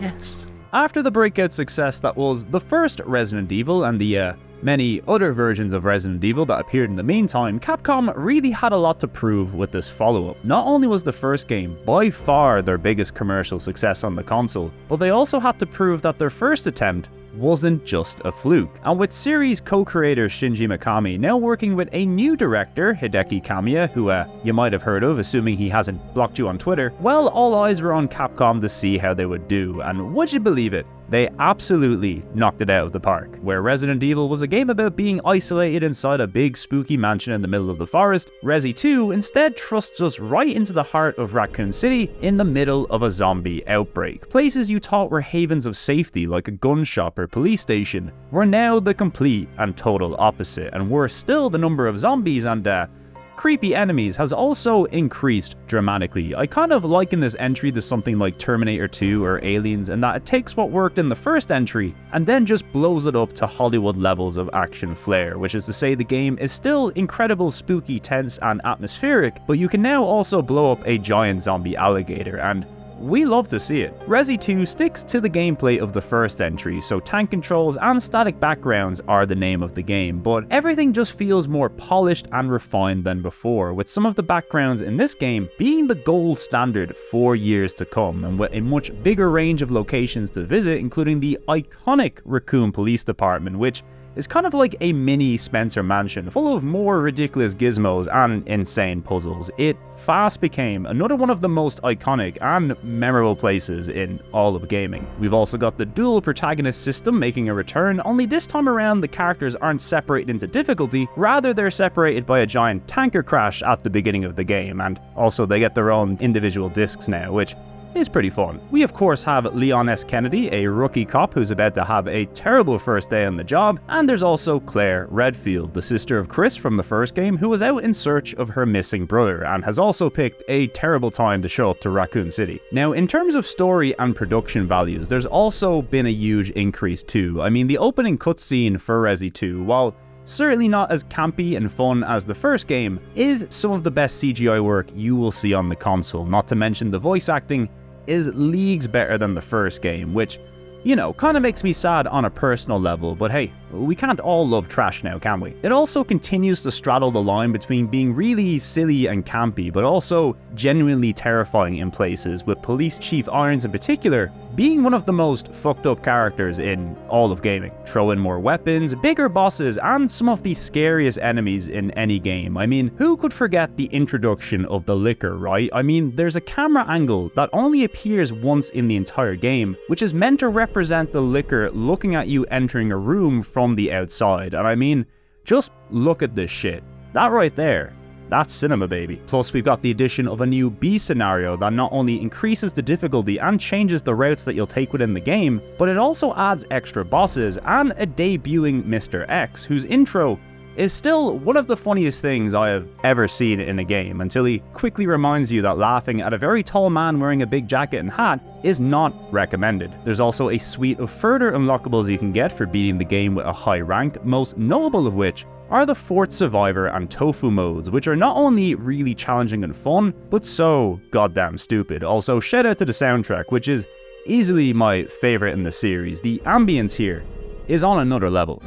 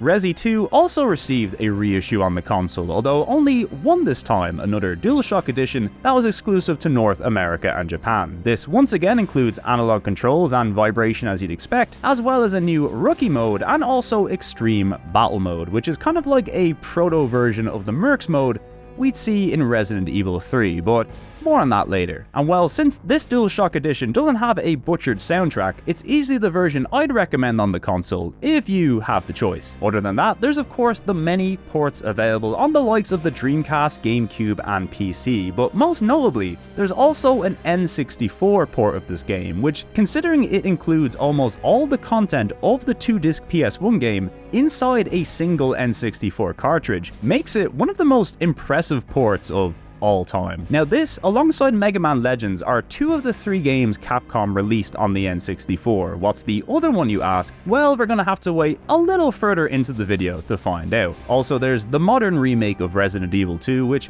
is once again very much its own thing, but also my favorite modern Resident Evil game. So honestly, whatever version of Resi 2 you try, you are gonna be in for a treat. All in all, there's a reason this is Capcom's best-selling game on the console, and after the critical and commercial success of this thing, it was clear that not only was Resident Evil and survival horror here to stay, but Capcom had a series on their hands that could potentially carry their company for years to come, something they desperately needed as their arcade revenue was decreasing year on year, and once reliable franchises like Street Fighter and Mega Man were slowly beginning to decline in popularity and sales, and with the console's perception further shifting towards a demand for mature, more adult-orientated games, something arguably started by Capcom themselves, while the success here of Resi 2 was probably a big factor in how the company's strategy would shift throughout the next few generations. But either way, this is easily one of the best games on the console, best games of the generation, and dare I say, best games of all time. Just like the original Resident Evil, it is a classic in the truest sense of the word, and if you've yet to play it, it is something I would rectify ASAP, even if you're scared of spiders. I promise they look spooky, but they're actually really dumb.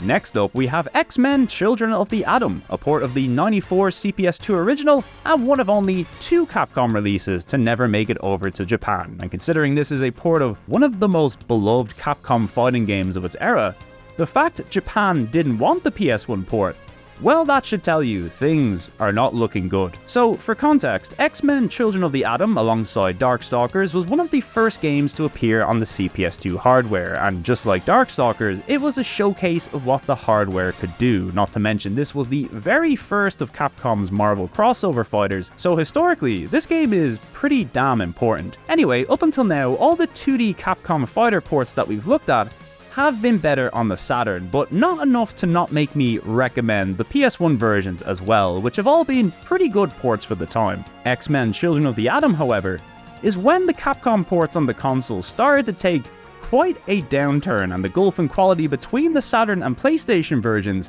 became a whole lot more noticeable. Now, in many cases, as we'll see, this isn't down to Capcom, more so the PlayStation's hardware just not being built for the kind of crazy 2D games Capcom were putting out. But in the case of X-Men Children of the Atom, it's not the console's fault, but the quality of the port, which is easily the worst we'll see today. So early on in the PlayStation's lifespan, Capcom themselves had some issues porting 2D games over to the console, hence why they brought in Psygnosis, a company familiar with the hardware, to handle the Darkstalkers port. And while that turned out really good, even Psygnosis themselves had a very difficult time getting it to run as well as it does. And when Capcom were working on a port of X-Men themselves, which, keep in mind, was one of the very first Capcom fighters to launch on the Saturn all the way back in '95, they discovered it was also very difficult to make work on the PlayStation, so they drafted in another UK studio with a very good grasp of the hardware,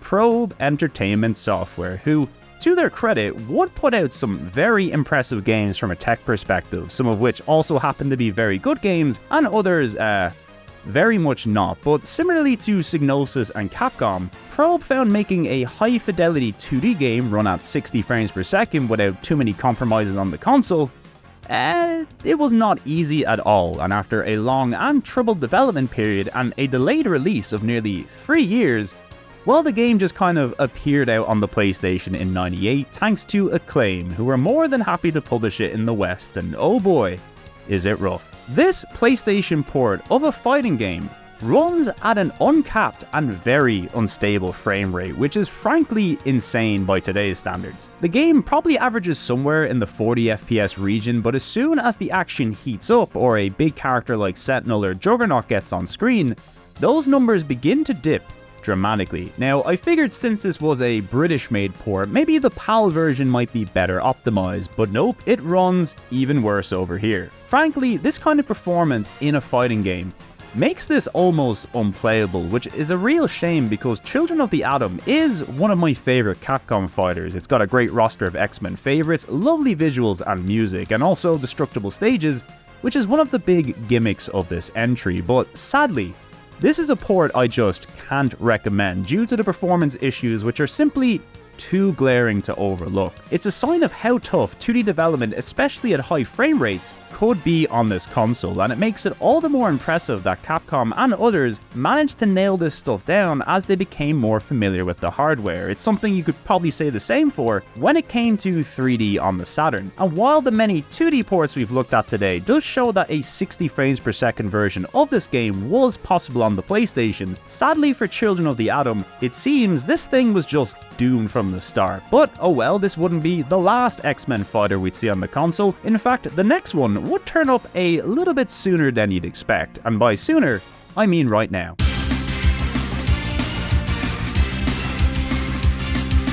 Next up, we have X-Men vs Street Fighter, a port of the '96 CPS2 arcade original, and another very interesting and somewhat disappointing port, but a very interesting one. X-Men vs Street Fighter was the beginning of the tag-focused Versus series, featuring a mashup of characters from previous X-Men and Street Fighter games, now battling in silly over-the-top 2v2 battles with exaggerated attacks to match. It probably represented the biggest adjustment to Capcom's traditional fighter gameplay we've seen since its introduction, continuing the high-speed flashy gameplay of the previous Marvel fighters, but adding a whole 2 other fighters per match to deal with as standard. It was also the game that added Gambit, Sabretooth and Rogue to the series, and we love to see it. Now, originally, when this game was announced, Capcom had stated that they would be exclusively porting it over to the Sega Saturn, where it would also be the debut game to utilize the Saturn's new 4MB RAM expansion card, allowing the Saturn version to be a near arcade-perfect port of the CPS2 original, and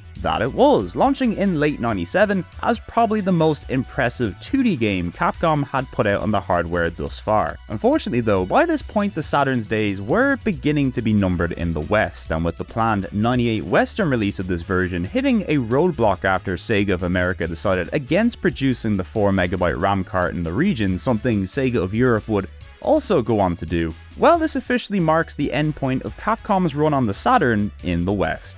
Sad times. Of course, they would still continue to flourish in Japan, as I'm sure all of you importers know, and look, if you collect Saturn games, you know imports well. Anyway, after this announcement that X-Men vs Street Fighter would be exclusive to the Saturn, this upset PlayStation fans in Japan greatly, who had already been quite upset with Capcom over the quality of the Alpha 2 port and the exclusivity of Darkstalkers 2, and eventually they campaigned so hard that Capcom said, don't worry, not only will we put X-Men vs Street Fighter on the PlayStation, but it will also be arcade perfect, which, considering the Saturn version needed a 4MB RAM card to even work, was a pretty ballsy thing to claim. Anyway, fast forward to '98 and the PS1 version of X-Men vs Street Fighter finally arrived in Japan, only now called X-Men vs Street Fighter EX Edition, which is basically like the Legacy Edition branding you would see on Switch ports of FIFA games. In other words, it means we're sorry this port isn't as good as the Saturn version, but we did add some exclusive stuff to hopefully keep you happy. That's an EX Edition, baby. Of course, they didn't add this EX branding to the Western versions, by the way, because our dumbasses didn't know any better. And in this case, while the game does run at 60 frames per second alongside the usual compromises you would expect, the big thing that's missing this time around is the tag gameplay. Arguably the single biggest draw of this entry was cut entirely. Now you could still call in your characters for assists and counters, but that was pretty much it. The game was effectively now a 1v1 fighter, but with a bunch of adjustments to cater to this. Now on paper, this is pretty bad. If you're planning on buying this version specifically to experience the tag fighting, well, you're not going to be too happy, are you? And generally, in the past, that's always been my opinion of this game, that it's just a gimped version of X-Men vs Street Fighter, and not really worth your time because of it. But honestly, considering the fact this version features some unavoidable compromises, Capcom also made sure to include things that make these versions kinda stand as their own little weird 1v1 versions of the game, something fighting game fans have really come to appreciate about them over the years. Like for example, in the PlayStation version, your super meter charges twice as fast, allowing you to perform combos that just aren't possible in any other versions of the game. It's quite a niche thing to appreciate, but it's the sort of shit that hardcore fighting game fans love. On top of that, this version also has a training and survival mode that aren't seen in the other versions, and luckily there is a cheat that you can enter to allow pseudo tag battles, although each player has to use the other player's character as their partner. It's certainly not much, but it's certainly better than nothing. So yeah, as you can see, not the best version of the game by a long shot, but there is only one version like it, and that at the very least makes it worthwhile. Probably not for somebody buying the game back in '98, mind you, but nowadays, if you want to pull off some weird shit, the EX edition of X-Men vs Street Fighter is the place to be.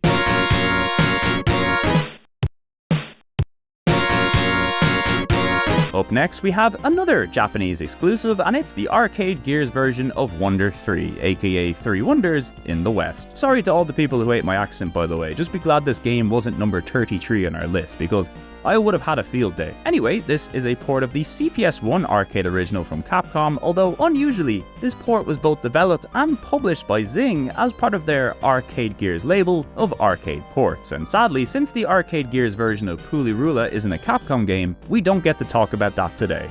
Truly the weirdest game. So Wonder 3 is a pretty novel concept in that it's 3 separate arcade quality games, all contained within one board, which means on paper, 3 times the appeal all inside one cabinet. What's not to love? The 3 games on offer are Roosters, aka Midnight Warriors in the West, a 2-player action platformer that kind of plays like a run and gun version of Ghouls and Ghosts. Also, you play as hobbits for some reason, so that's kind of fun. The next game is Chariot, a 2-player side-scrolling shoot-'em-up, and a pretty cool one at that. Not only does it have some really nice enemy and environmental design, but it also has this weird little ball option system where it acts as a little tail. It's also very hard. And for our third and final game, we have Don't Pull, an addictive little puzzler where we play as a cute rabbit who's gotta push blocks into enemies to clear the stage. It's kind of like a mixture of Adventures of Lolo and Bomberman, but with little dinosaurs and stuff. It's pretty cute. Overall, it's a nice mixture of games that, while maybe not Capcom's most exciting or impressive, are still a really good time, and the fact they're all bundled together as a package deal is the icing on the cake, or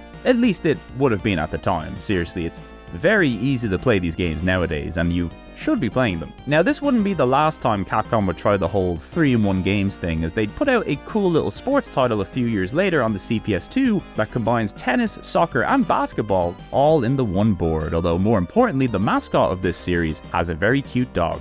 Clearly my priorities are in check. Anyway, it won't be long until we dive into a few more classics from Capcom's past, but next up, it's time for one of my favourite fighters on the console, and not just because it features Cat Mega Man, but mostly because it features Cat Mega Man.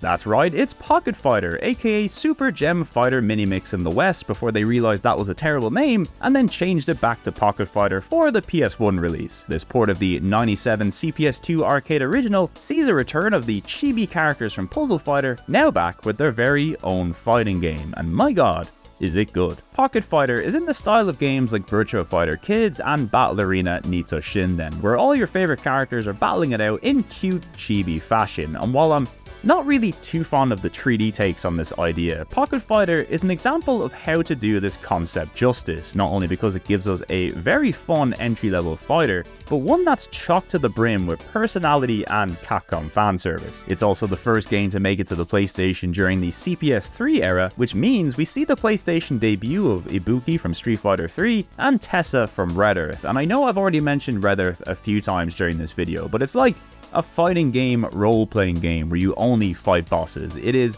really cool and you should definitely try it. The combat here in Pocket Fighter uses a simplified form of the usual Capcom style, but with punches and kicks now assigned to a single button each, and a third button now assigned to a chargeable special attack, which is always hilarious. The game still features the regular inputs for specials and supers, which it does handily show you at the bottom of the screen, but combos in this game are greatly simplified, only requiring a mixture of up to 4 punch and kick buttons to execute, and depending on the mixture, you'll be treated to some of the best costume changes and animations around. I mean, this shit is so good. On top of that, a big gimmick and I suppose connection to the Puzzle Fighter days are the colored gems that pop out of fighters whenever they take damage. These come in 3 different colors, and if you manage to collect enough of them, they severely buff your special abilities. There's also items that drop if you manage to attack these monkeys from Seanson as they fly above the screen. We haven't been introduced to Seanson yet, but he's pretty important. Now these monkeys, they drop usable items which you can also save up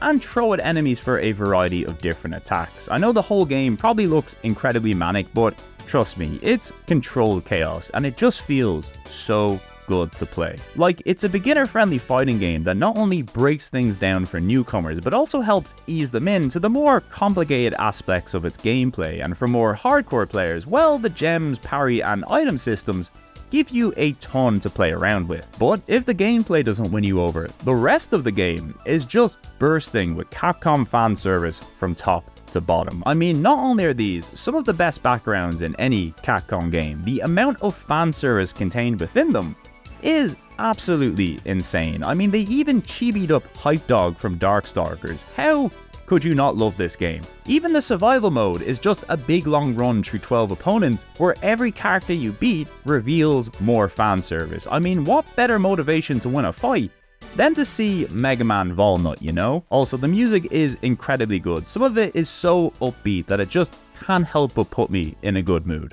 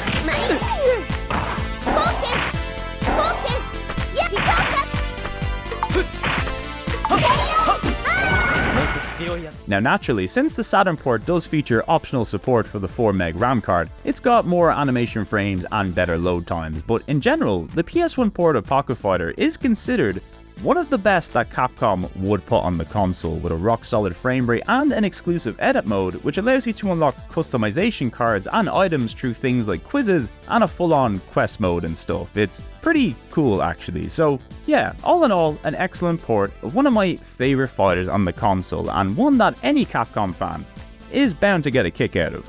No pun intended. Anyway, next up we have a return to the Mega Man series, although maybe not in the way you were expecting.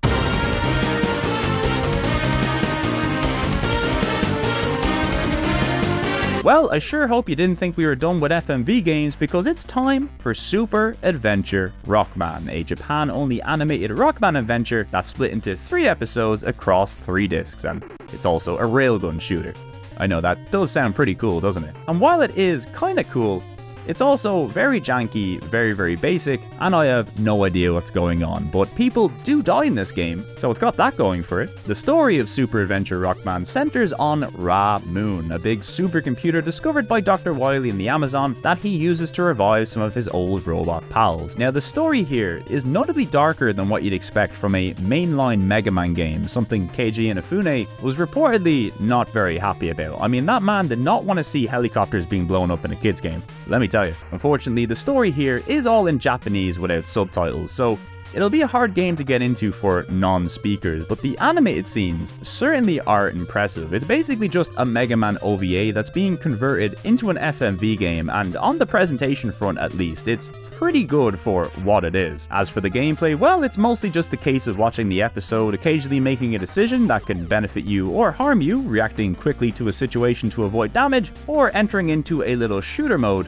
to fight enemies or bosses. It's all fine, I guess. I just wish the shooting scenes had a little more polish, as they are very basic, but at least the boss robots look kinda cool. Look, this game is fine for what it is, but by '98, this was not what people were looking for in a Mega Man game, and even nowadays, it's generally considered one of the worst in the entire series, but honestly it's just a mid-tier FMV game, and considering it's one with a Mega Man OVA and rail shooter contained within, you can definitely do a lot worse than this. Luckily, if you want to avoid playing this thing and just enjoy the story, the YouTube channel Nintendo Complete has a playthrough with English subtitles included inside this little blue box that is the perfect size for subtitles. That's pretty handy. Also, the story from this game would later be adapted in the Mega Man Archie comic series, so if you want to learn more about Ra Moon, there's plenty of places to do it. So that's Super Adventure Rockman, and it will be a little while until we see more Mega Man again in this video, but for now at least, it's time to go back to school, where we are the leaders of it all. Next up, we have a game so good that there's an entire band and album named after it. And the band, they ain't half bad either. That's right, it's Rival Schools United by Fate, aka Private Justice Academy League of Heroes in Japan, a port of the '97 arcade original, which was also the first game to utilize the new upgraded Sony ZN2 arcade board. This is the next game from Hideki Itsuno and the crew after working on Star Gladiator, which you might remember earlier in this video, and would you believe it, after being annoyed about the 30 frames per second performance in that game, Itsuno did what he said he would, and gave us a flashy 3D Capcom fighter, but now in 60 frames per second. In other words, he's seen what Namco and Arika were doing, and hey presto, no more flashy backgrounds. Rival Schools is another one of my favourite fighters on the console, not only because the gameplay is essentially a 3D version of a 2v2 Capcom tag fighter, complete with crazy moves and air combos to match. Well, I say tag fighter, but really since you can only swap characters between rounds, it's really more of a 1v1 fighter,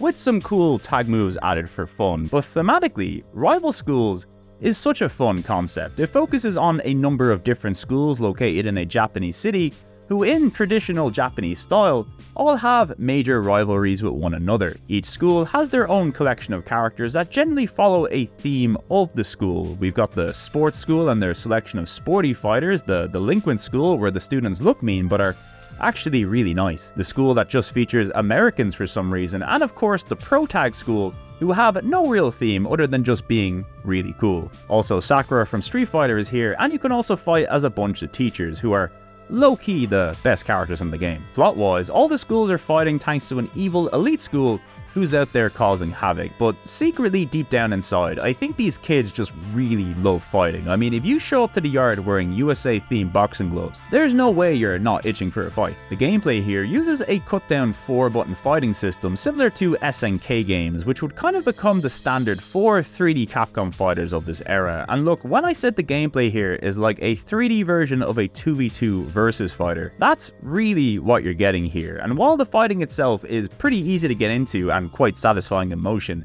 it's the super moves and tag abilities that I love most about this game, because when you pull one off, it's either gonna look really cool or very, very funny. It's just a really fun, lighthearted and cool video game. It's certainly not the most popular Capcom fighting series out there, but I don't think I've ever come across a single person with a bad thing to say about this game, and believe me, gamers love saying bad shit about things, so that's particularly impressive. Also, this game is easily one of the most feature-rich fighting games to appear on the console. Between all the characters, the stages, the cutscenes, and the story segments during arcade mode, there is a lot to dig into, and that's only the first disc of the game. That's right, the first disc is just the arcade version of Rival Schools. Included in the package, you also get a second disc called Evolution, which contains a whole bunch of extra content exclusive to the PlayStation version, including an arranged arcade mode, tournament, league, co-op, team battle, and survival modes, as well as a whole bunch of sports-themed minigames. Seriously, I thought I was going to escape baseball for once during these videos, but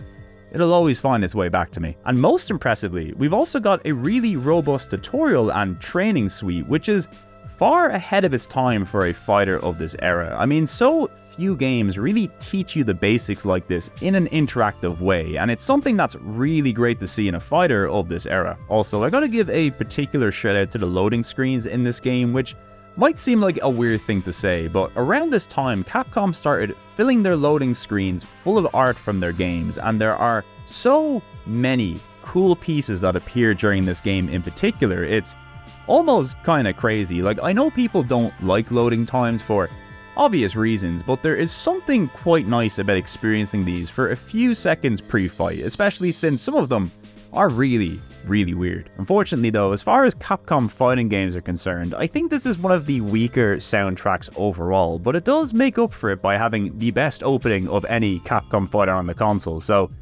we'll take it.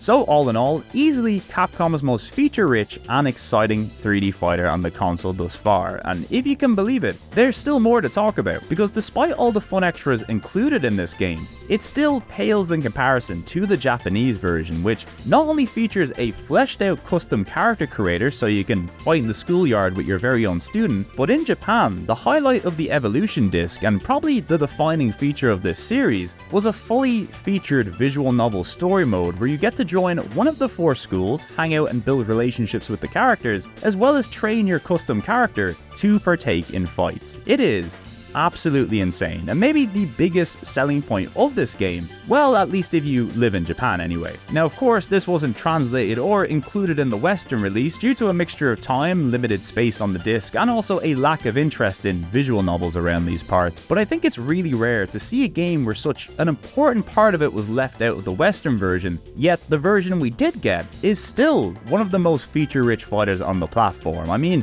you can't even be too mad about it. Hopefully the Japanese version does see a translation someday, but either way, no matter if you choose the Western or Japanese versions of this game, you are in for one of the best fighting game series Capcom has ever made. And lucky for us, we're not quite done with Rival Schools on the PlayStation just yet, but we'll get to that in a little bit, because next up, I'm going to take you back to the past, and not to play some shitty games that suck ass, but instead to learn about the birth of Capcom. Well, Capcom in the arcades at least.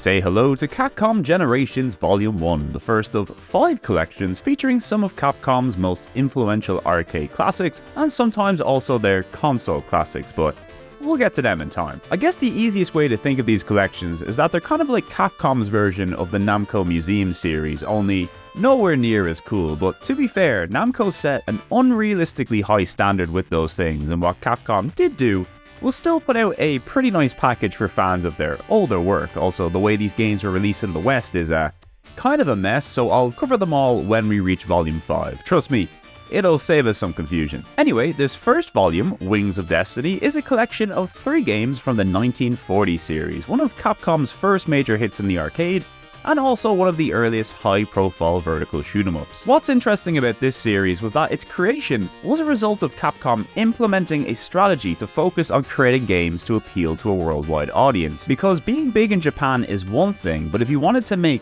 big money, you also had to win over the West, and in particular, the United States. Now, this is a strategy Capcom would stick to right up until this very day, but it also explains why there are so many Disney games during the NES and SNES era, as well as Marvel comic crossovers, because sure, Japan liked these characters, but in reality, it was all to get the West's attention, and boy did it work. And the first of these games was 84's 1942, a World War II themed vertical scrolling shooter where you play as an American pilot whose goal is to reach Tokyo and destroy the Japanese air fleet, something considered quite bold for a Japanese developer to make at the time, and one that caused Japanese right-wingers to protest outside Capcom's offices in response to the game. But hey, if you want that USA money, it's the way to go, and would you believe it?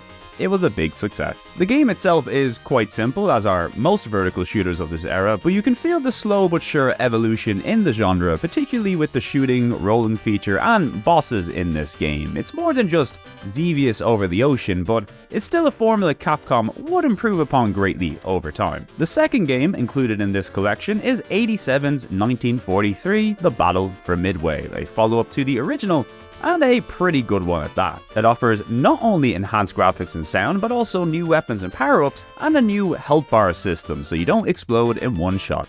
That's always nice. And lastly, we have 1943 Kai, which was also released in 87, and is kind of an alternate take on the original 1943, but with new visuals, music, and a new plane to pilot. It too is quite good, but this one is also very hard. As a collection, it's a decent bundle of games, but I think they probably could have added some more entries, like maybe some of the 90s releases, or maybe even the Famicom or PC Engine ports of some of these games. But hey, since these were budget releases in Japan, it's most definitely fine for what it is. The same can also be said about the bonus extras and art inclusions, as there's not a huge amount of it, but what's here is nice, and they also added DualShock support, so blowing up boats makes your controller vibrate, and we love to feel it. Anyway, we've got plenty more of these to come, and they also get some cool new features as they go on too, so you can look forward to those. But before that, we've got another old Capcom game that managed to sneak out in between all these collections, and this one has a baby and a mech, so you know it's gotta be good.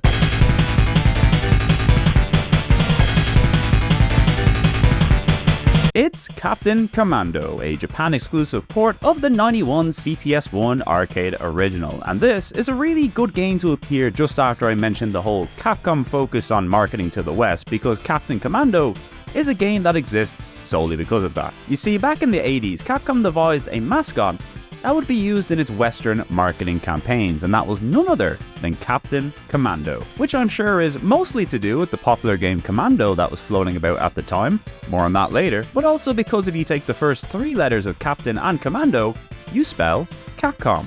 I know, it's mind-blowing. Anyway, Captain Commando would eventually get his own game in 1991, and that's what we're playing today, thanks to this port from New Corporation, which is a name that's very hard to Google. This is a side-scrolling beat-em-up that actually takes place in a futuristic metro city, the same one as Final Fight, only now everything is a little zanier and honestly also a lot more fun, because not only can you ride in a mech, but you can play as a baby that rides in a mech, riding a mech. Now this is gaming. The port is very similar to the earlier one we've seen of Warriors of Faith, in that it's a pretty bare-bones arcade port, but at least there is a cheat in this one that allows 4 players to play simultaneously. Now, I can't say how well that will run, but it is better than nothing, although probably the standout feature of this port is the inclusion of a brand new original soundtrack alongside the arcade version. And look, with either of these soundtracks, Captain Commando is packing some heat.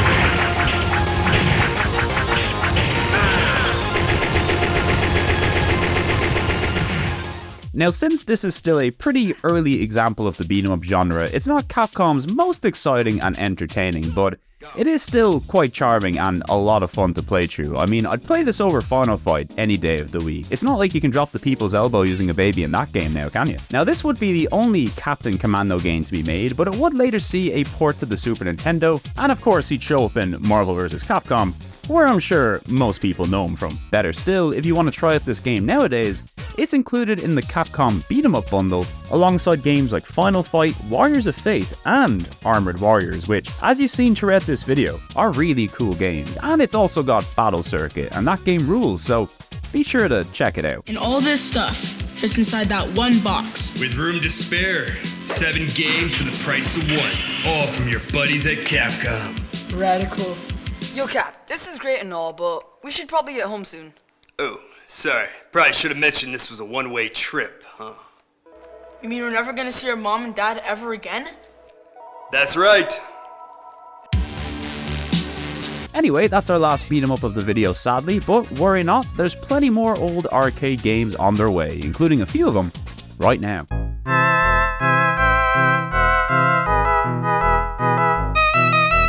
Well, that was a quick detour, but we're back into the Capcom Generation series with Volume 2, The Chronicles of Arthur, and if the name didn't give it away, this is a collection of 3 games from the Ghost and Goblins series. Now, I've never been a real big Ghost and Goblins guy. Well, I lie, I really enjoy the Gargoyle and Maximo spin-offs, but I've always been terrible at the mainline games, mostly because they're really damn hard, but I guess that's the charm, really. First up, we have the debuting game in the series, the original Ghost and Goblins, which made its way to the arcades in 1985. And look, if you consider that this game came out before Super Mario Bros. On the Famicom, I honestly don't think this game gets enough credit for how pioneering it was in the realm of being a little guy and walking from left to right and occasionally jumping. Its controls are certainly an acquired taste, and it's very, very unforgiving, but there's no denying its spooky charms, and in many ways, it's also one of the first horror-themed games to really make it big. Like, I know we've referenced Resident Evil and Sweet Home, but to me, this is Capcom's original horror franchise, you know? Even if it's mostly just a little spoopy,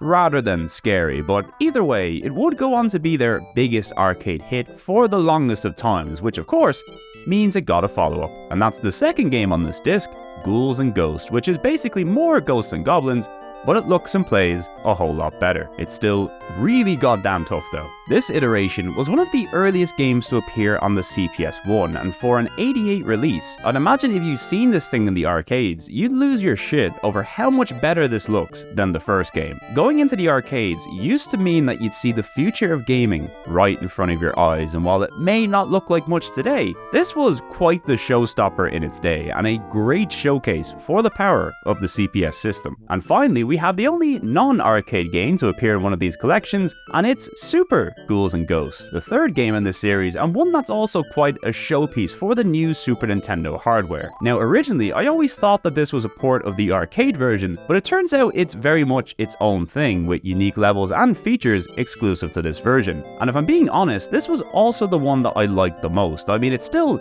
really difficult, but you can at least tell that it's better tuned to home difficulty versus the arcade, where it's clearly after your money. You know, after playing through these and giving them more of a chance, I feel like I have a newfound respect for these games. It definitely feels like you need to dedicate a bit of time into memorizing some of the trickier levels and enemy patterns, but even so, these games are very much worth playing today, and also a very important part of Capcom's history. Anyway, since every volume of this series has a game released in between it, we'll return to the Generations series very shortly, but next up, it's time for another weird Capcom release, and one that low-key might be the strangest of them all.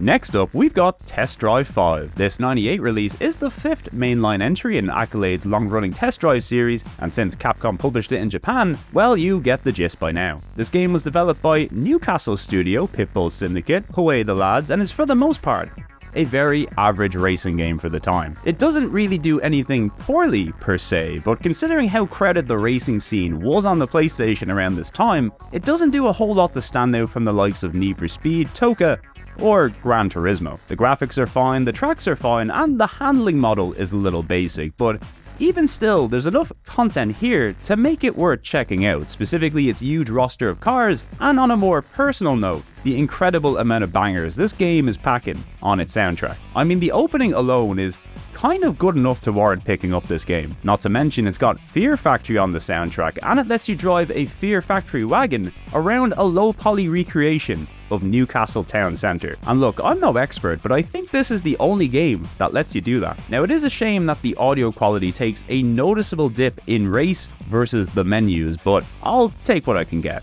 Honestly, if you can put up with its rougher aspects, Test Drive 5 is a fun little content-rich racer. Probably not one I would recommend alongside the greats, but if you've played everything else and have yet to try this one, you'll probably get a kick out of it for a little while at least. And come on, it's got the Fear Factory wagon. How much more 90s can you get?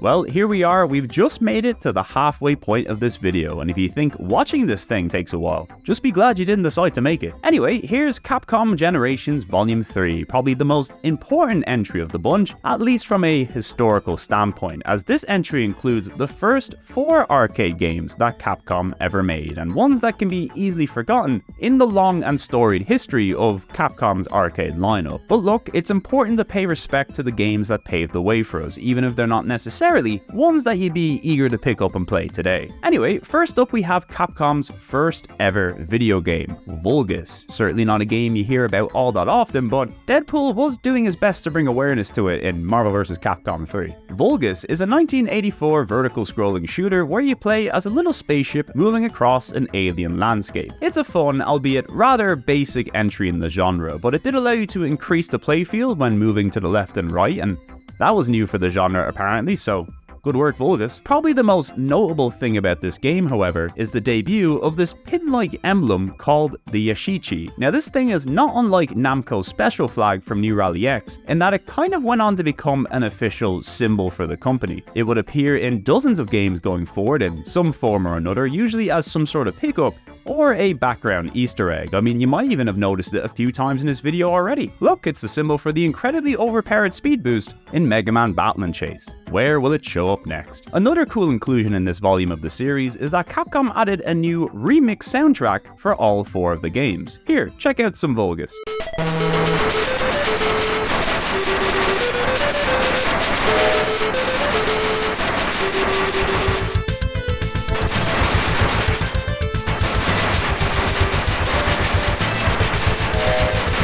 So yeah, maybe not the most exciting or impactful debut for Capcom, but a solid and important one nonetheless. Up next we have Seanson, a side-scrolling platformer and another game that gets referenced a whole bunch in other Capcom games, but I mean, look how cute he is. How could you not? This is a fun little game for 1 or 2 players where you infinitely scroll to the right, hopping between platforms and gunning down enemies with your little pop gun. It's another rather simple game, but the levels do throw a nice mixture of obstacles at you, so it keeps it interesting from level to level. The music is pretty nice too, both in original and remix form.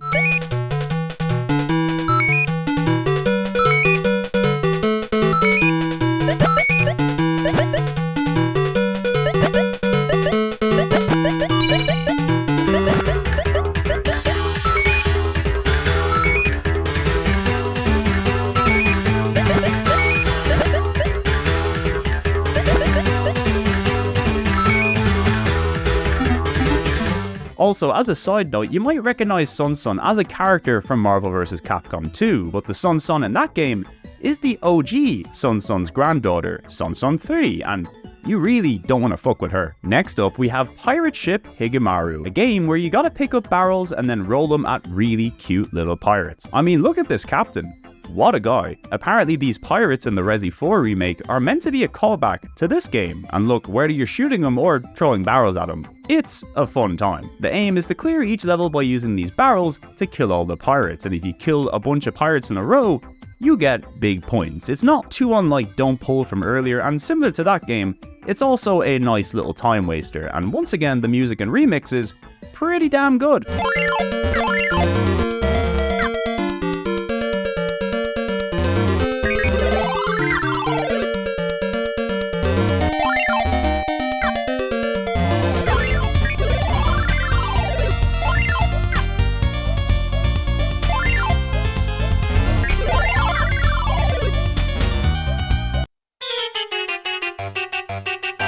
And last but not least, we have XX's, at least I think that's how you're supposed to pronounce it. Released in early 1985, this is the 4th Capcom game and a return to some vertical scrolling shooter action. Only this time you're waging a war against bugs and skulls. It's kind of weird, to be honest. The game has a real ominous and surreal vibe thanks to its muted color palette, strange enemies and visuals, and most importantly, its soundtrack, which is both eerie and hypnotic in equal measure.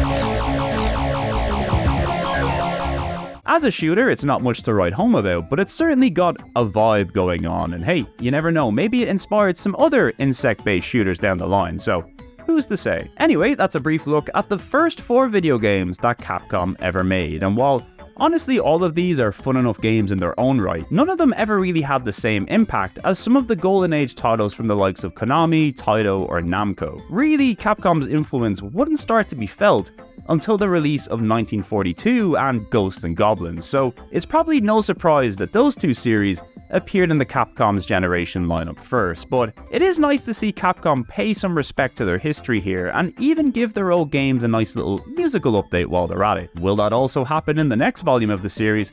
Well, you're gonna have to wait to find out, because it's SUV time. Next up, we have Test Drive Off-Road 2, the second game in the Test Drive spin-off series of off-road racers, and one that released just 2 weeks after Test Drive 5. Accolades sure were keeping busy, and I suppose since they sorted a deal with Capcom to publish number 5 in the West, well, they might as well take the other game too, and well, here it is. Now, Off-Road 2 was not developed by the developers of 5, Pitbull Syndicate, rather it was developed alongside Test Drive 5 by an in-house team in Accolade, only this game uses the engine of the older Test Drive 4, meaning if you thought Test Drive 5 looked a bit rough, this one takes it to a whole new meaning, both figuratively and literally, because it's bumpy. The game is very bumpy. Now look, I can forgive a game for having an outdated look on the PlayStation. I mean, it's all outdated these days technically, but in '98, racing games had come a very long way, and while the driving is still quite solid and fun thanks to the unstable terrains, The environment and track design is super basic in this game. It kind of just feels like you're driving in a road that is way too big a lot of the time, and considering how long some of these races are, well, a few bumps in the track ain't enough to save this from feeling a little bit mediocre. Also, it's got the dodgy low quality sound from Test Drive 5 during the races, which is a real shame because the soundtrack once again has Fear Factory on it, and I would just love to drive through the desert in a Jeep listening to Fear Factory, but sadly, this game is just not selling me the fantasy. Anyway, that's the last of Capcom's test drive games on the console, but certainly not the last "wow, I can't believe Capcom published that game in Japan" game, but next we have a game that you'd most certainly expect Capcom to publish because they developed it, so yeah. Anyway, here's Sad Morrigan.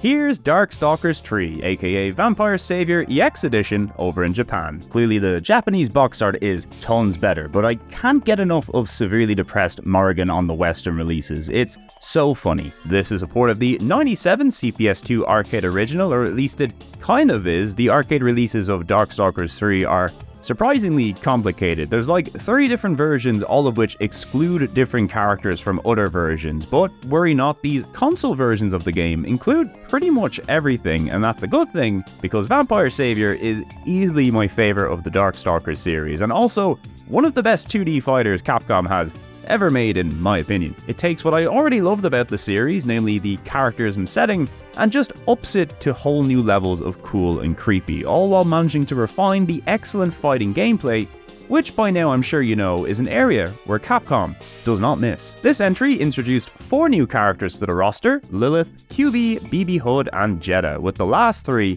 easily being my favorite characters in the entire series. Not just the play as, but like literally watch do anything. I mean, this right here is peak character design, right? But it also has what I'd consider possibly the best backgrounds in any 2D Capcom fighter. I mean, it's not wall-to-wall bangers, but the stages that stand out here are so incredibly cool, creepy, and memorable, it's hard not to be impressed. Also, musically, this game is packing some heat too, with plenty of catchy and spooky themes to accompany the lovely visuals on screen.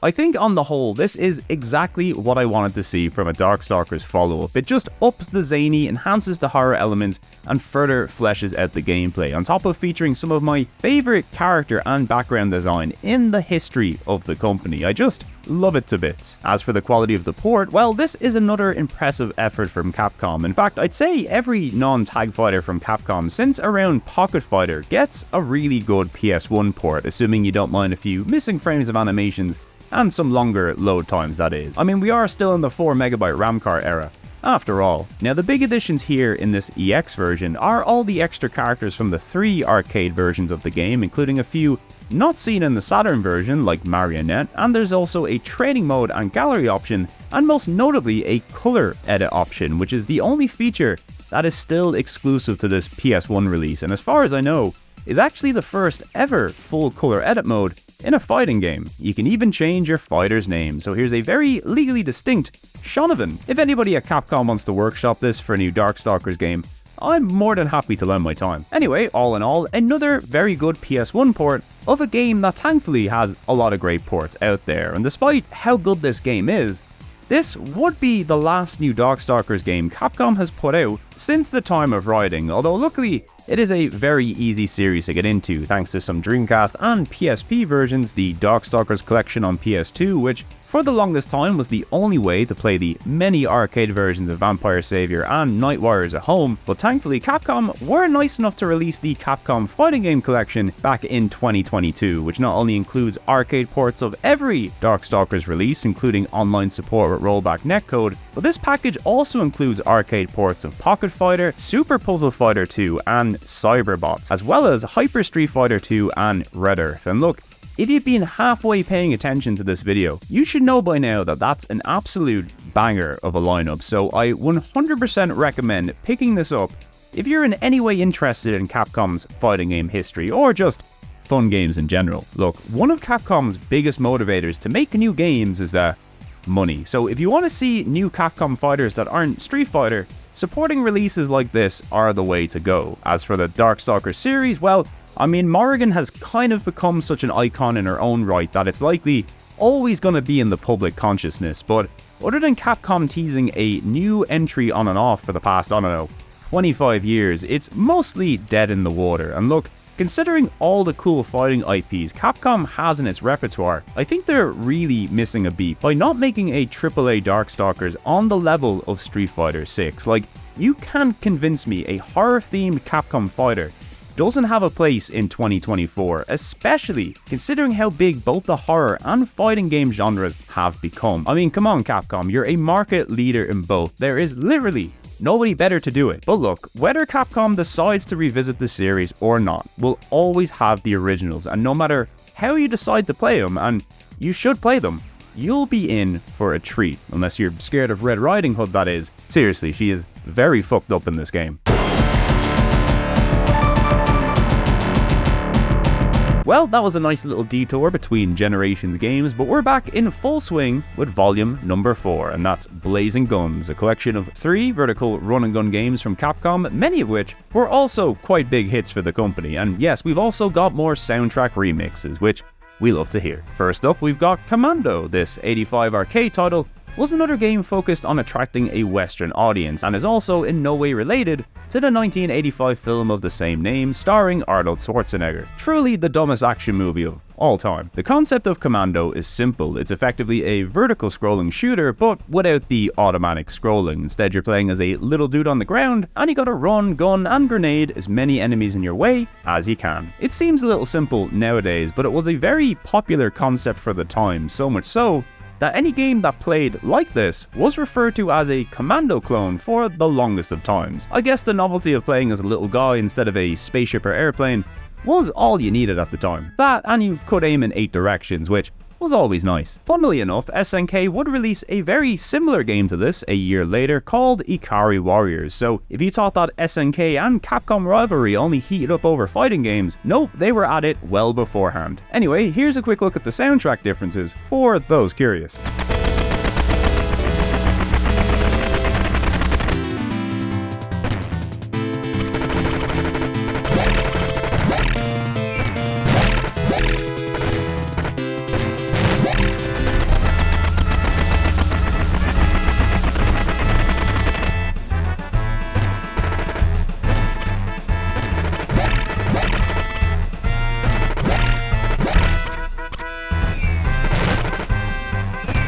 Next up, we've got Gunsmoke, another 1985 release which is more or less Commando, but with a Wild West theme. I wonder which audience that was meant to attract. Although look, while it is very similar to Commando, this game does in fact auto-scroll and features a whole bunch of new weapons and enemy types, and you can also ride a horse, which is clearly the best. Personally, I prefer this game to Commando, but I've always been a sucker for Wild West theming, so maybe I'm a little bit biased. Also, here's a quick look at the soundtrack differences.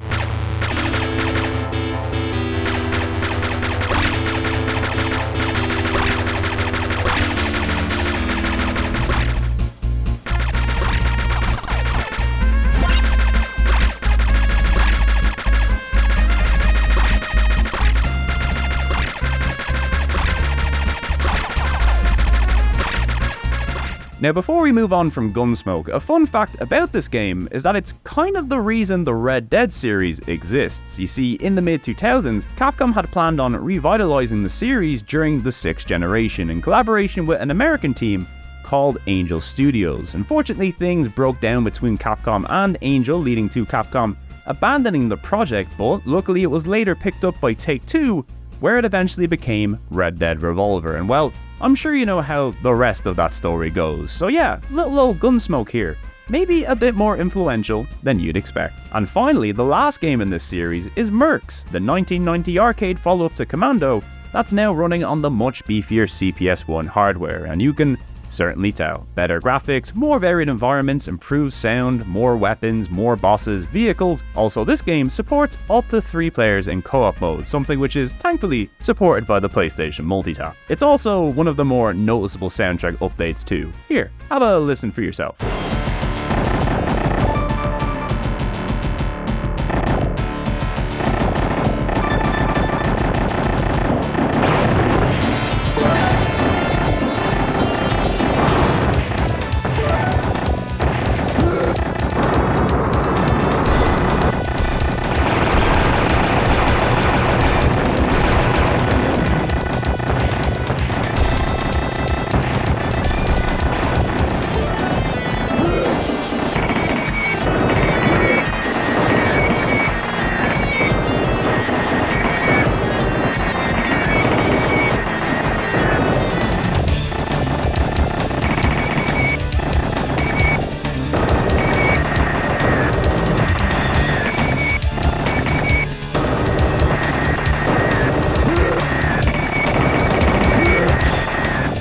All in all, another small but strong package of Capcom games and accompanying extras, and one that's definitely worth seeking out for fans of run and guns, since there's really quite a lot of history behind these titles. Anyway, we've only got one more entry in the Generation series left to cover on the console, but before we do that, why don't we talk about the Western releases of these games? Because while all of the games released as standalone discs in Japan, in the West, well, PAL regions anyway, the first 4 volumes launched together in a single package, Capcom Generations Volume 1 to 4, which is exactly what you'd expect. The first 4 volumes just now in PAL form. Sadly, the Generation games never got released in North America, so PAL form is the best I've got. Although, interestingly, there also exists a 3-volume German variant of this release, and the reason for this was since Commando, Gunsmoke, and Mercs visibly has humans harming other humans on screen, that was enough to deny that entry a release in Germany, or at least it was back then anyway. Crazy times, but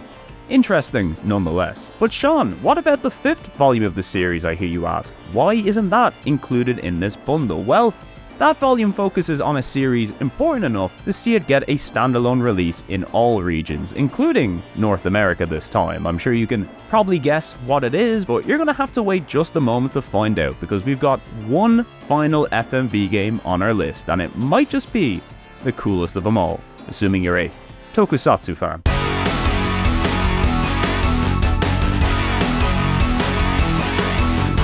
That's right, it's 7-star Fighting God Geiford, an FMV adventure, dungeon crawler, card battler, thing that released exclusively in Japan in November of '98. Now, since starting this channel, I've been lucky enough to discover quite a lot of interesting and crazy Tokusatsu series via PlayStation games, and well, Geiford here is no different. This series was a collaboration between Toho and Capcom, and it ran for a single series between 96 and 97, and was supposedly kind of like a hybrid of Guyver and Fist of the North Star, which honestly sounds pretty incredible. Now, this was developed by the same devs behind Super Adventure Rockman, so all the FMV scenes look about on par with what we've seen there, only now with cool IRL action scenes, some of which are absolutely incredible, as to be expected from a Tokusatsu series. But where this game really takes a shift is in the core gameplay, which is predominantly a maze-like dungeon crawler featuring a mixture of real-time and pre-rendered environments that also have shooter segments similar to Super Adventure Rockman, but also a card-based battle system, which sadly is not very easy to figure out without the ability to read Japanese. Well, you can at least get the general gist of things, but as far as strategy goes, I was just making it true on nothing but a hope and a prayer, but sometimes that's all you need to beat enemies like Guyborg A and jerks. I'm not gonna lie, there genuinely seems like a lot of potential in this game, but the language barrier does kind of make getting into it rather difficult, as it's certainly more involving than Super Adventure Rockman. That being said, the exploration and card gameplay, at least from my brief playtime, is still quite basic. It's the kind of thing that would really impress you in an FMV game, but probably not in anything else, which is why it's a good thing this is an FMV game, because seriously, this is pretty impressive. I'm sure you could just watch the TV series and get the same experience in higher quality, but sometimes you just want to see jerks explode on your PS1, you know?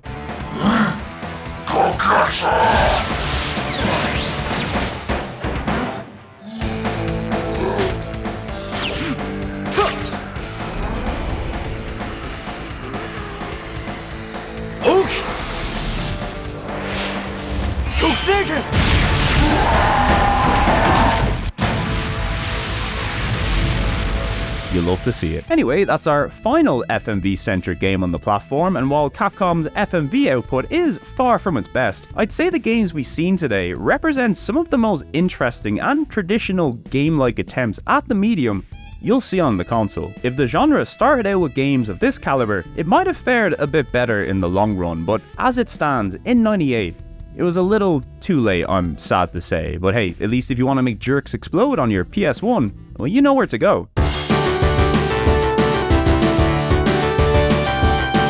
Coming in at 45, we have Volume 5 of Capcom Generations, and that's The Fighting, or as it's known in the West, Street Fighter Collection 2. No guess as to what games are featured here. This package includes the arcade versions of the original Street Fighter 2, as well as its updates Champion Edition and Turbo Hyper Fighting. If you're wondering where Street Fighter 1 is, well, Capcom don't like that game very much, mostly because it's not very good, but also the creator of that series kind of left Capcom in bad blood and was headhunted by SNK and went on to create the Neo Geo and Fatal Fury series of fighting games. It was a whole thing. But yeah, anyway, here's the original Street Fighter 2, one of the most important and influential games ever made, and the game that shot Capcom into the big leagues. I mean, sure, they did have plenty of hits beforehand, but Street Fighter 2 was a cultural reset. It was the birth of the fighting game as we knew it, and the blueprint upon which all other subsequent fighters would be built, a blueprint we still use to this very day. But it's not just the fighting. I mean, we've got the iconic character roster, the backgrounds, the special moves, and goddamn the music. Everything about this game has managed to become legendary in its own right. It is truly one of the GOATs of the gaming world, and for that, I will always respect it greatly. Now, that being said, the original Street Fighter 2, probably the last version of Street Fighter 2 I'd want to play, and that goes for any port of the original, not just the arcade version, simply because it's Street Fighter 2 at its most unrefined. The gameplay, while a little less balanced as you'd expect, is still the core 6-button Street Fighter gameplay we all know and love, but just in its most bleh form. I mean, there's a reason this game got so many revisions, and no, it wasn't just all about money, although, let's be real, it was mostly about money, but this version does have the mysterious orange variant of Chun-Li, so that's pretty fun. Anyway, next up we have the first revision of Street Fighter 2, that being Street Fighter Champion Edition, a new and improved version which doesn't just let you play as the 4 boss characters from the original, them of course being Vega, Balrog, Sagat, and M. Bison, aka the lads, but it also featured a bunch of balance changes and adjustments for competitive play, probably the first of its kind. See, some people dog on balance changes these days, but back then you had to make a whole new fucking game just to get them out to people, but hey,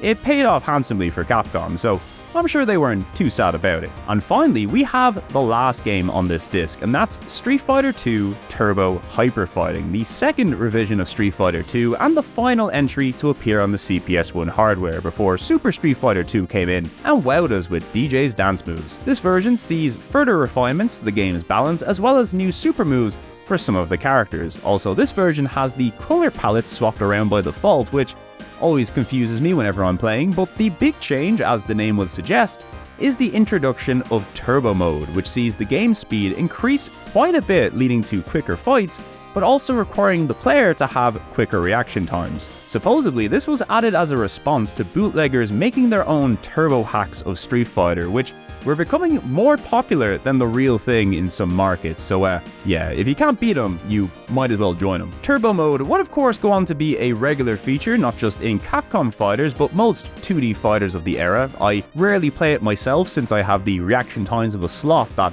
ate a bag of weed, but it is nice that Capcom included the option at least. Anyway, that's a look at the 3 games included in this collection, and while I'm sure all of us have had many versions of these games over the years, this was, to my knowledge, the first arcade quality ports of these games on home consoles, so I'm sure it must have been a real treat at the time. This version also sees probably the best extras with lots of art, some helpful guides for beginners, the inclusion of a training mode in each of the 3 games, and the ability to unlock the soundtracks from both the FMRD and 3DO versions of Street Fighter 2, assuming you can beat single-player mode, that is. It is an arcade port, so it's harder than it looks. All in all, a great end to the generation lineup on the PlayStation, and while it's certainly no Namco museum, for fans of Capcom's older arcade titles, it must have been great to have arcade ports of these at home for the very first time. Well, you know, until Capcom released many other better collections down the line, but hey, that's the passage of time for you. Anyway, now that we're done with Street Fighter, it's time to move on to our next game, which is of course,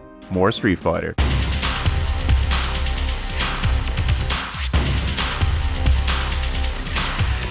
Closing out a very busy 98, we have Street Fighter Alpha 3, aka Street Fighter 03 in Japan, a port of the 98 CPS2 arcade original and the final game in the Alpha sub-series. This entry brings quite a number of additions to the formula, not just in the character and gameplay department, but in terms of console ports, this is by far the most feature-rich Street Fighter on the console, and we love to see it. In terms of characters, we have without a doubt the largest roster of any game thus far, with all your old favourites from Alpha 2 appearing, alongside a bunch of Street Fighter 2 returnees and some brand new faces, like Cody from Final Fight making his debut, the Shadaloo dolls, and iconic characters like Rainbow Mika and Karin, because every fighting game series benefits from a rich girl with a ho ho ho laugh, as well as one that primarily attacks with her arse. But beyond the massive character roster, the biggest changes here are the adjustments to the fighting systems, with the game now giving you the choice of 3 different styles known as isms. There's A-ism, which essentially sticks to the 3-tier meter system seen in the previous Alpha games. There's X-ism, which is sort of a beginner focus mode that is similar to the Super Street Fighter 2 system, where you have a single super bar and also less moves, but the moves that you do have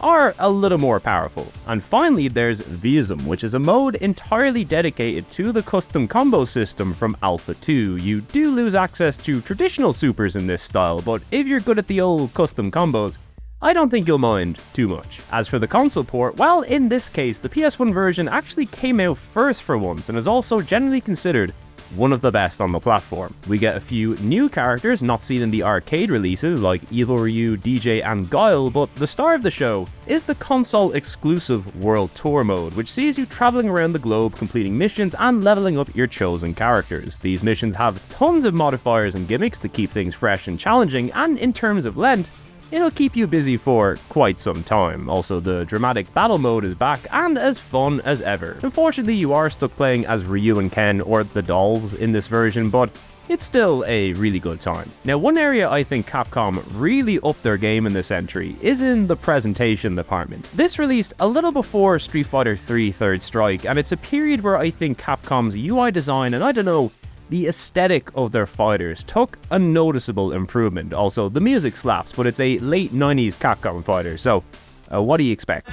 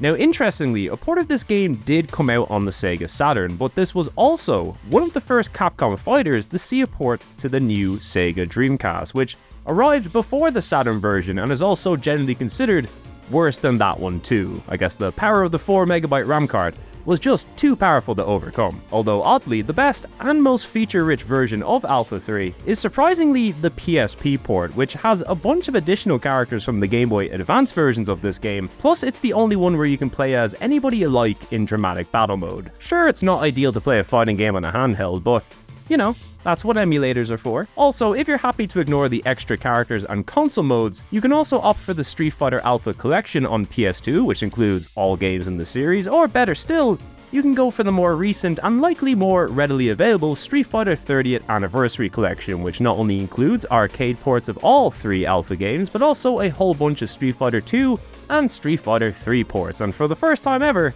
also a port of Street Fighter 1. You love to see it.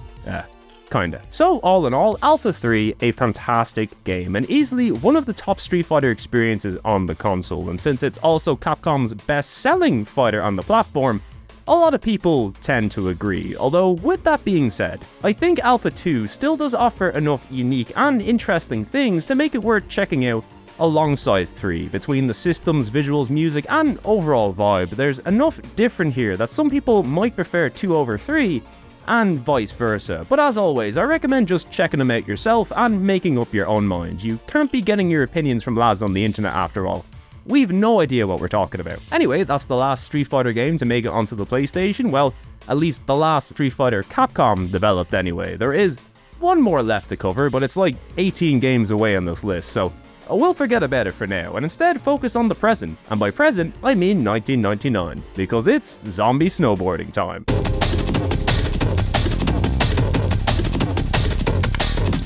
Welcome to the year 1999, where it's time for Trick and Snowboarder, aka Tricky Sliders in Japan. The second and final Capcom published snowboarding game on our list, but thankfully this one is a whole lot better than Freestyle Boarding 99. This entry comes from a developer called Cave, a name you might know thanks to all their incredible shoot-em-ups and maybe even some racing games too. Well, turns out once upon a time Cave were also out here making snowboarding games, and pretty good ones at that. Their first effort was an arcade and Saturn title called Steep Slope Sliders, a game that set itself apart from the competition thanks to its focus on player movement and tricks, and is generally considered the best snowboarding game you can get on the Saturn. That and the soundtrack also slaps pretty damn hard.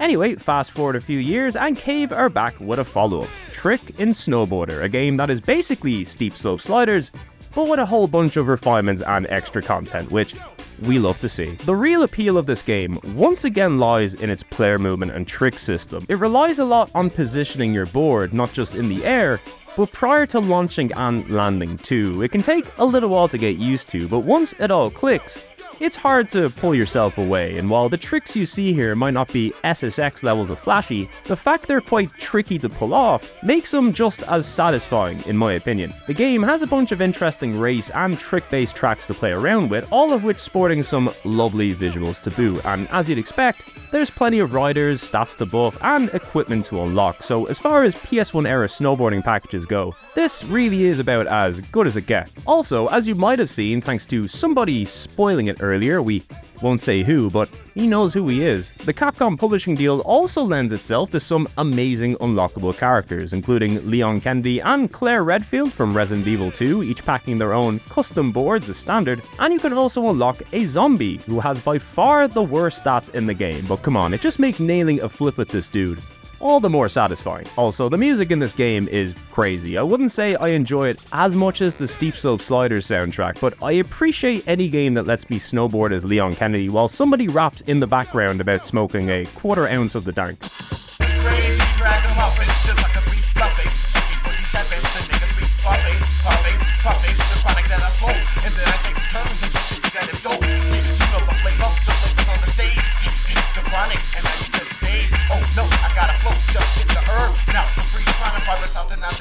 Just sit back and listen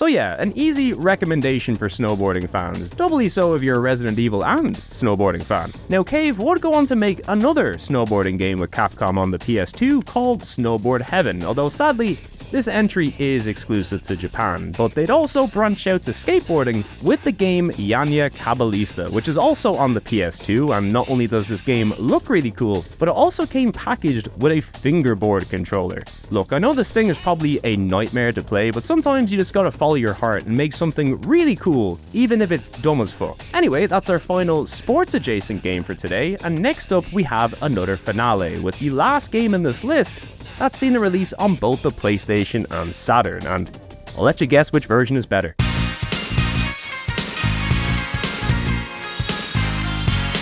Arriving on the PlayStation in February of the year 99, it's Marvel Super Heroes vs. Street Fighter, and since it's got that little EX Edition logo on the Japanese version, you can bet we're in for some fun. This is a port of the 97 CPS2 arcade original, and in many ways is an alternate version or expansion of what we already seen in X-Men vs. Street Fighter, which is to say it expands on the tag combat featured in that game, and also expands the roster to feature characters from Marvel Super Heroes, and not just X-Men this time around, although personally, I've always found this was the least interesting of all the Capcom Marvel fighters, not down to the gameplay, which is arguably better than ever, more so just because of the amount of brand new content in this game, which is little to nothing. There is some cool new features like the introduction of tag assist for the first time, which would become a big feature in the Marvel vs. Capcom series especially, but this is also the first fighter we've looked at that has 0 brand new playable characters introduced in this version, well, unless you live in Japan that is. Now I suppose you could count the 6 extra secret characters as new, but even characters like Dark Sakura and Mecha Zangief are still palette swaps with new moves at the end of the day. Even the stages, which to their credit look really nice, are simply just reskins and palette swaps of the stages seen in X-Men vs. Street Fighter. So in other words, we're kind of playing an alternate, enhanced version of that game rather than a brand new fighter. Does that mean it's bad? Absolutely not, but if the main reason you bought a fighting game was to experience new stages and fighters, which, at least for me back in the day, was the main appeal of these things, this one's going to give you the least bang for your buck. Although that being said, it did introduce Mecha Akuma into this game as a boss who is kind of like a hybrid of his regular and Cyberbot variants, and is also an absolute menace to fight, so that's pretty fun. So yeah, a really good fighter, but probably the least exciting for me personally. But can that be said about the PS1 port? Well, yeah, kinda. The major issues that existed in X-Men vs. Street Fighter, such as the removal of the tag mode, extra load times and missing frames, etc., they're all still here, but I feel Capcom has further improved the general performance and speed of these PS1 ports. Like, they know what sort of limitations they're working with when it comes to the PlayStation at this point, and they're prioritizing giving you a smooth 60 FPS experience above all else, and at the very least, the game does give us that. As for the EX Edition bonuses, well, once again, the super meter charges a whole lot quicker in this version, allowing for combos unique to this iteration, and modes-wise, we've got the exclusive training mode, there's Hero Battle, which is a fancy way of saying survival mode, and unlocked from the start this time, we have Crossover mode, which is the tag mode that requires you to use the same character as your opponent, but it's a little bit better now, and there's also an exclusive gallery mode, so yeah, it's something at least. Once again, probably the last version of the game I'd recommend if you're looking for the authentic Marvel vs. Street Fighter experience, but for fans of this game looking for something new, there's still only one PlayStation version, and look, at least it plays well, so it's doing its best. Now personally, I've always seen this entry as a holdover for Capcom's next tag fighter, which is easily their biggest and most ambitious yet, but we'll have to wait a little while until we get there. Next up, we have one of Capcom's coolest entries on this list, and not just because it features Goofy in a suit.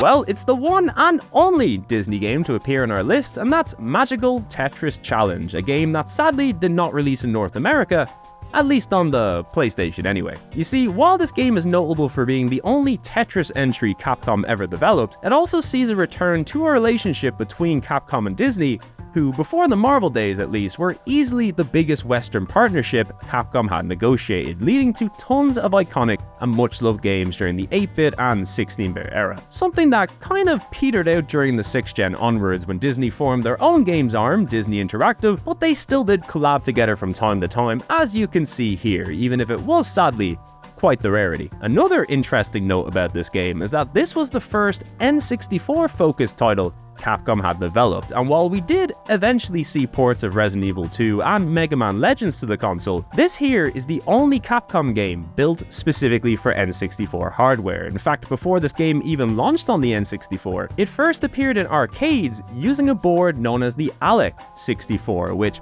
you guessed it, was an arcade board built using N64 specs, only with some enhanced sound. Sadly, this board was exclusive to Japan, but thankfully the N64 port of this game was not, and it was released worldwide in '99, shortly followed by a PS1 port, which didn't come out in North America for some reason. It also has a Game Boy Color version, which, look, if it's Tetris on the Game Boy, you don't even need to ask if it's good. Anyway, that's enough of that. How is Magical Tetris Challenge on the PlayStation? Well, it's certainly Tetris alright, but with a little bit of that Capcom and Disney charm mixed in. The story focuses on characters from the Mickey Mouse universe, so all your favorites are here, from Mickey and Minnie to Pete and his miscellaneous squad of animal goons. It's got a story mode, which means there's a few arcade-friendly length cutscenes between the characters, but really the main draw of the gameplay is that it's kind of like a hybrid of Tetris and Puzzle Fighter, sticking to the 1v1 competitive gameplay we've seen in that game, as well as adding a few new gimmicks to make your opponent have a very, very bad time. The goal in this game is really speed above all else, and this is thanks to a combo system that rewards you with big multipliers for making one line after another in a short period of time. Obviously, the more you clear in one go, the better, but in this game, it's more favorable to clear 4 individual lines quickly, rather than to wait and save up for a Tetris, if that makes sense. Either way, clearing lines sends these awkward Tetrabinos to your opponent, which are what I'd imagine Tetris fans see in their nightmares. Of course, if you're very good, you can use these to your advantage, but if you're like me and not very good, it's going to lead to a very bad time. This game also features another variant of Tetris called Up-Down, where the bad blocks come from below instead of above, and as you'd expect, it also features good old classic Tetris, which you can play in endless mode and multiplayer if you like. All in all, a good game of Tetris, and one that's very easy to recommend for Disney fans especially, but my absolute favorite thing about this game is of course the soundtrack, which is one of Capcom's sleeper hits of the generation. It has a mixture of really chill and jazzy tracks along with some funk and soul, a little bit of bluegrass, and even some full-on jungle breaks, which are of course reserved for fighting Pete in his mansion. I mean, they all dressed up for the occasion, you might as well deliver the heat.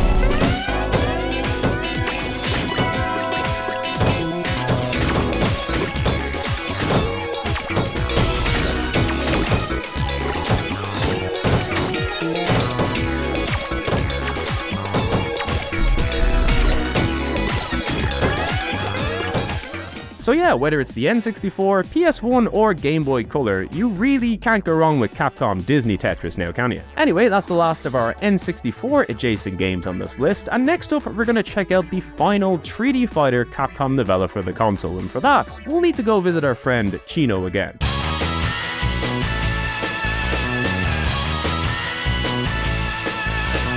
Released exclusively in Japan in June of '99, it's Rival Schools 2, well, kind of. Those familiar with the series probably recognize the follow-up Project Justice as the real Rival Schools 2, which, to be honest, it mostly is. Instead, this PlayStation exclusive follow-up is really more of an updated version of Rival Schools that adds new modes, new characters, a few balance tweaks, and a whole bunch of cool new loading screens, and also expands upon the school life mode seen in the first game. It's basically an enhanced version of the Japanese evolution disc from the first game, and considering how much content was already packed into that version, this update here is really kind of insane in terms of what it's offering. The two new characters are additional students from some of the previous schools we've seen in the game. We've got Ran Hibiki, a school photographer, and if that name sounds familiar, it's also rumored that this is meant to be the sister of Dan Hibiki, and look, if you think about it, since these games are seemingly set in the Street Fighter universe, and the director of this game is Hideki Itsuno, who was involved in the creation of Dan during Alpha 1, I mean, I'm just saying, it would make a lot of sense. The other addition here is Nagari Namikawa, who is the token swim team character of this game. Now, you might wonder how they'd implement swimming into a fighting moveset, but don't you worry, they figured it out, and it's as dumb as you'd hope. So at least in terms of core fighting gameplay, this effectively is the most complete version of the original Rival Schools experience that you can get on the PlayStation, and if you also happen to like sports-based minigames and Pocket Station content, those additions are also more than welcome. Of course, what seems to be the biggest addition to this game is the expansion of the school life mode and custom character creator, something that is unfortunately still locked behind the language barrier, sadly, and the more I think about it, this addition was probably such an important inclusion for Japanese fans of this game, and it also makes me think that the likeliness of this series ever getting a re-release is quite low, because the translation work on this segment alone would be a crazy amount of effort, and even though we never had access to this mode over here,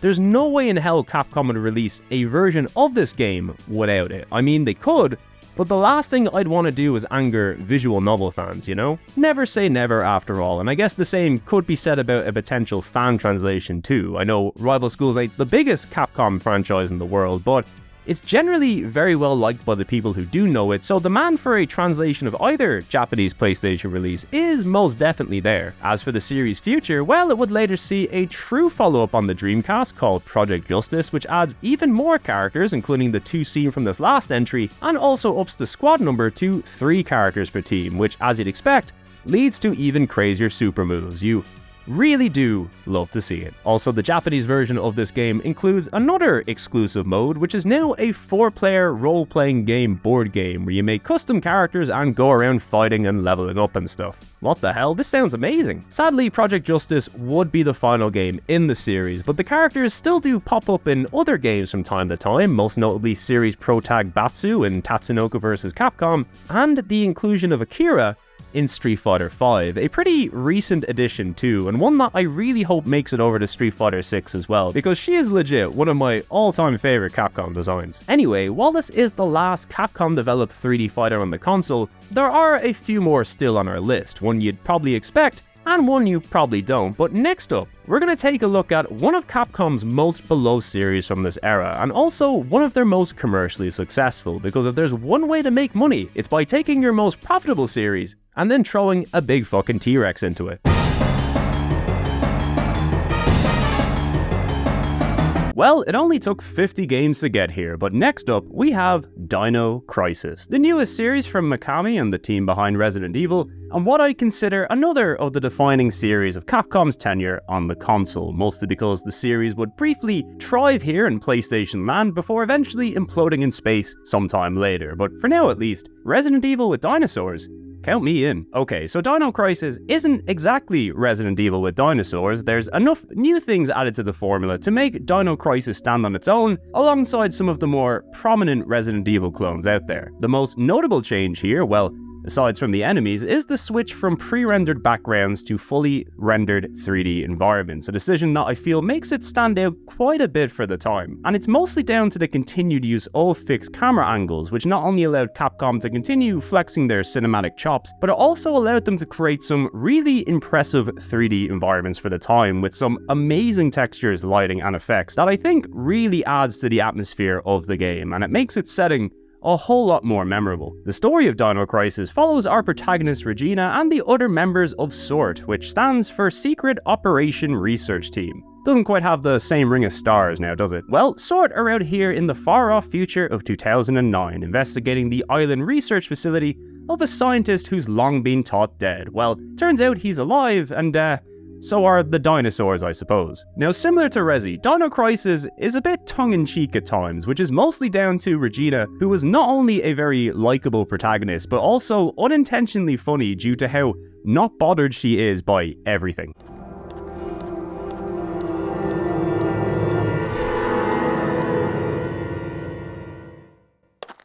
That's disgusting. Of course, when it comes to gameplay, it's the dinosaurs that are the stars of the show, and as you'd expect, unlike the virus-infected undead who you can easily outsmart, dinosaurs, yeah, not so much. Almost every enemy in this game poses a huge threat to you, and since avoiding them is a little easier said than done, the game gives you new options both in combat and in the environment to help work around them. For example, you can now aim while moving in this game, which is very useful, and you can also mix together a bunch of special ammo types to aid in immobilizing dinosaurs. And then there's also these laser gates you can activate around the facility to cut off access to dinosaurs. Now, why would you need this? Well, that's because dinosaurs can come through doors in this game, so if you want to avoid any unnecessary terror, you might just want to take them out or lock them out. It's a fun new spin on a tried and tested formula. Sure, you'll still be dealing with a limited inventory, looking at doors opening and checking your map all the time, but the extra element of danger and unpredictability from the dinosaurs, alongside some interesting new gimmicks like a bleed system, branching paths, and quicktime events, which are hilarious by the way, help make this game feel a little less like it's just Resi with dinosaurs. I mean, it often is, but they were definitely trying some new and interesting things here too. Also, the save room music rules, but that's par for the course at this stage.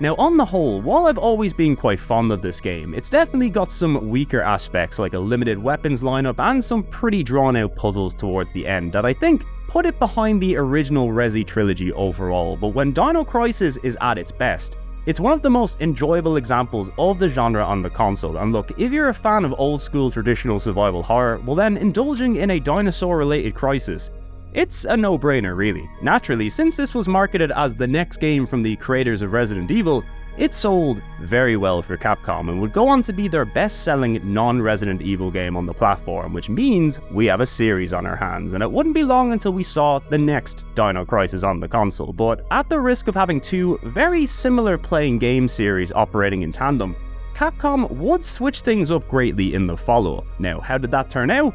Well, you're just gonna have to wait and see, because we've got a whole bunch of Mega Man games to get through first.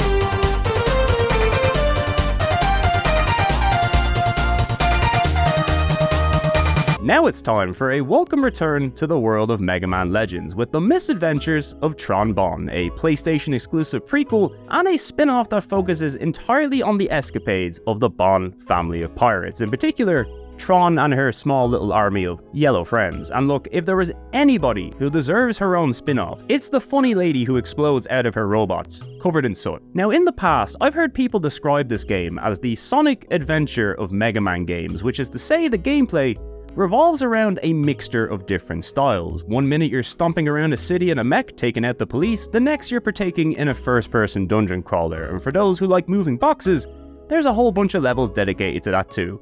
Trust me, it's more fun than it sounds. The setup is simple. Teasel Bonne has somehow once again spent a huge amount of money on kitting out the pirates with a high-tech flying fortress, so to pay for this, they set out to find an incredibly valuable refractor known as Diana's Tear. Of course, before Teasel even gets the chance to start his search, he's already defaulted on the loan, so a rival air pirate named Glide is sent out to capture Teasel on behalf of Mr. Loathe, the loan shark, and well, so begins our quest for Tron and her 40 Servbot buddies to rescue Teasel and pay off that million Zenny debt. The Bonne's flying fortress acts as the hub for this game, and it's where you select one of the various money-making opportunities that will pop up throughout the game, but the hub also has a lot of cool things going on within as well, namely the many Servbots that inhabit its halls. Each of these has their own name, personality, skills, and traits, and a big part of this game is leveling these guys up and earning skills by sending them on scouting missions, training them in little mini-games, giving them items you find during missions, or just straight up taking them out with you on missions, of which there are 3 types available. The first are these third-person missions where you control Tron in a mech known as the Gustav. Now on paper, these missions play the closest to the previous Legends game in terms of moving and shooting, but the big gimmick here in Misadventures is the ability to give simple commands to your squad of Servbots, almost like a proto-Pikmin in a way. If you need an enemy taken down, send in the lads. If you need to rob a house of its valuables, send in the lads. You need to jack a police car? You better believe we're sending in the lads. The missions can vary from individual raids where you need to get as much zenny from a town as quickly as possible, to a full set of ruins you can visit at your leisure that's full of treasures and dangerous enemies to fight. On top of that, there's also these first-person missions where you control a little helicopter bot. These missions take a lot more agency away from the player and instead require you to navigate and interact with the environment entirely through the Servbots, which makes for some more exploratory and puzzle-focused combat. And lastly, we've got an entirely puzzle-focused game type, one that sees you stealing meat from the docks to earn big zenny. The aim here is to move boxes to your little boat in a limited number of moves. It actually gets quite tricky as the game goes on, especially if you're after those bonus crab crates, but I'd be lying if I said it wasn't very well done. All in all, it's a game that has quite a lot going on and also a little something for everybody. I feel the experimental mixture of genres is a risky choice since it's very likely you might dig one gameplay type and then just not be into another, but in terms of variety in a 3D action game, few titles on the console are offering up quite as much as this one is. But even then, the real star of this game is once again its presentation and characters. Like, Tron and the Servbots are just so incredibly funny and charming. They're that perfect mixture of evil and incompetent that turns them from villains into lovable characters you want to root for. Like, the amount of times they try to follow coordinates to rob a bank and then accidentally break into the same animal hospital each time is so goddamn funny. Simply put, this is an odd, experimental, and infinitely charming video game that maybe tries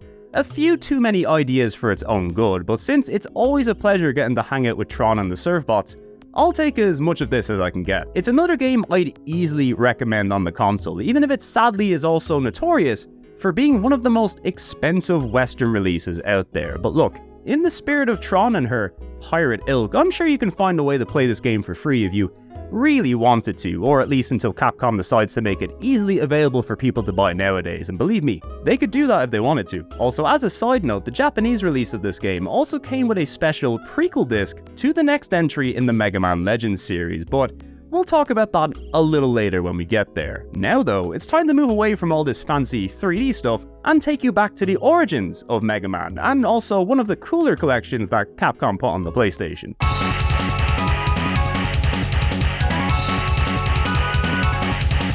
That's right, it's Rockman, the first of many classic 8-bit ports of everybody's favourite little blue guy. These Japan-only PlayStation exclusives were part of a series known as the Rockman Complete Works, and for the longest time I had always assumed that these were pretty basic ports of the Famicom-era Rockman games, but after playing through them here, there's certainly quite a lot to enjoy in these PlayStation versions. But before we dig in, now would be a good time to talk a little bit about PlayStation case variations around the globe, one of my favorite topics. Now, in past videos, we've talked a little about how cool PlayStation boxes and discs can be, something that's particularly true for Japanese games. I mean, we've briefly seen a few pop up in the video already, but there's a level of artistry that goes into some of these things that I don't think any other console has seen since, and it's sadly become a bit of a lost art form nowadays. Of course, Capcom's releases on the console were no exception, sporting some of the coolest disc art and manuals you will find out there. I mean, the Japanese version of Breath of Fire 3,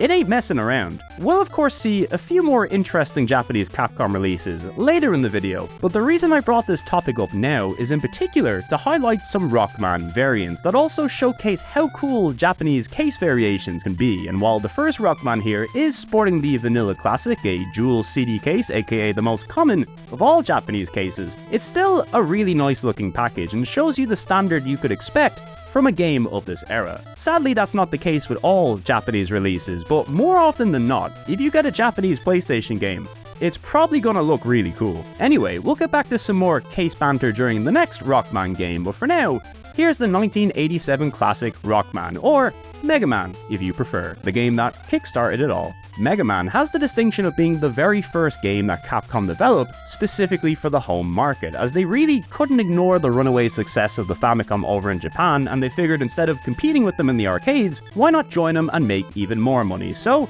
Mega Man was born. Now, there's no denying the original entry is a classic. So much of the series' systems and DNA was set in stone here. The boss robots, the rock, paper, scissors weapon system, the ability to select your order of levels, the jumping, the shooting, the charming visuals and character design, catchy music, and of course, level gimmicks designed to fuck you up. It's got it all. Now, personally, in spite of its undeniable legacy, this is easily my least favorite of the original Famicom entries, just because it's also the least refined of all Mega Man games. It's still a fun time and often quite charming in its simplicity, but its visuals and mechanics would be improved upon quite a bit as the series went on. As for the PlayStation port, yeah, it's the Famicom version alright. It runs well, it sounds good, load times are non-existent, it's got a save feature, and you can change your special weapons by using the L1 and R1 buttons. So yeah, a pretty great port all round. But beyond that, it's really all the little extras that make this version of Rockman stand out, including a gallery and character directory, the addition of a boss rush time attack mode, and most notably,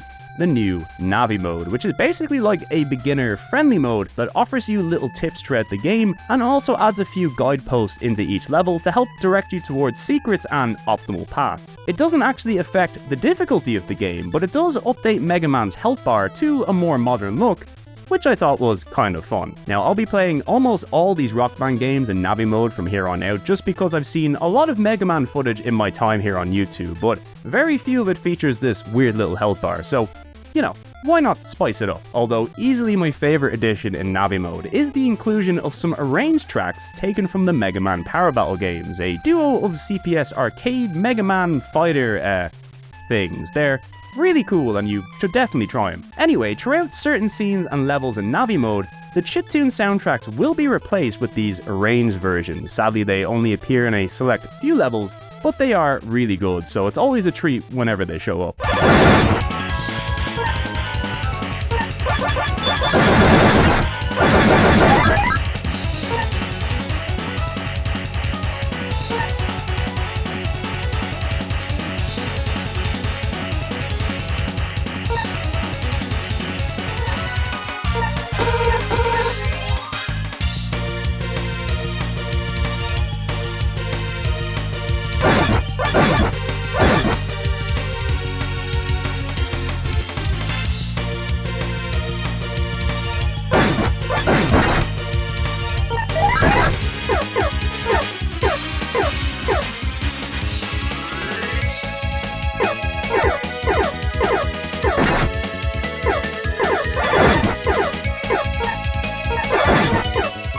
So yeah, as you can see, a cool little version of Rockman and not just a basic port, as I had once foolishly thought. In fact, while we're here, we might as well talk about the other cool feature in this version. That's right, Pocket Station support. Now, for those who don't know, the Pocket Station was a Japan-only hybrid memory card and portable game system that could connect up with select games, and you could download a whole bunch of fun minigames and Tamagotchi-style simulators that would in turn allow you to access exclusive features in your PlayStation games and also let you interact with your friend's Pocket Station. It's basically a copy of the Dreamcast VMU, but as I always say, people should copy cool things because we end up with more cool things, and the Pocket Station, it's pretty damn cool. Now, for the sake of not extending this video any longer, because let's be fair, it's getting a bit ridiculous, we're only going to take a brief look at the Rockman Pocket Station content from the first entry, because if I looked at every Capcom game that featured Pocket Station stuff, this video would go even more off the rails than it already has. And look, recording these things in halfway decent quality also fucking sucks, so if I ever figure out a better way to do this, maybe I'll just make a video dedicated to the Pocket Station. I mean, it's got whole ass Digimon games made specifically for it, and you know they've got to be good. Anyway, each Complete Works games features this whole additional Pocket Station minigame that ties directly into the Navi mode. Essentially, it downloads a little Rockman Tamagotchi style thing called Poku Roku that lets you level up your own Rockman in minigames and battles against different Robot Masters, and you can even add the Robot Masters to your own collection, level them up, and then form a little team which you can then use to compete against other Pakuraku owners, and better still, this unlocks more gallery content in the main game and can even be used to change the health and stats of Rockman and the robot masters in-game, allowing you to make it easier or harder depending on what you like. Seriously, look at the size of that health bar, that is crazy. Now, each entry in the series adds more robot masters and minigames to the Pakuraku experience, and I gotta say, as a side gimmick, it's a very fun and cute little addition. I mean, kid me, would have went wild for this back in the 90s, and since so many Pocket Station games are like this, you can also easily see why this thing was a big hit in Japan as well. So yeah, all in all, a very promising start to the Complete Works collection. Now, we likely won't spend as long on the next few entries like we did with this one, but there is still some more fun surprises in store, which we'll take a look at right now.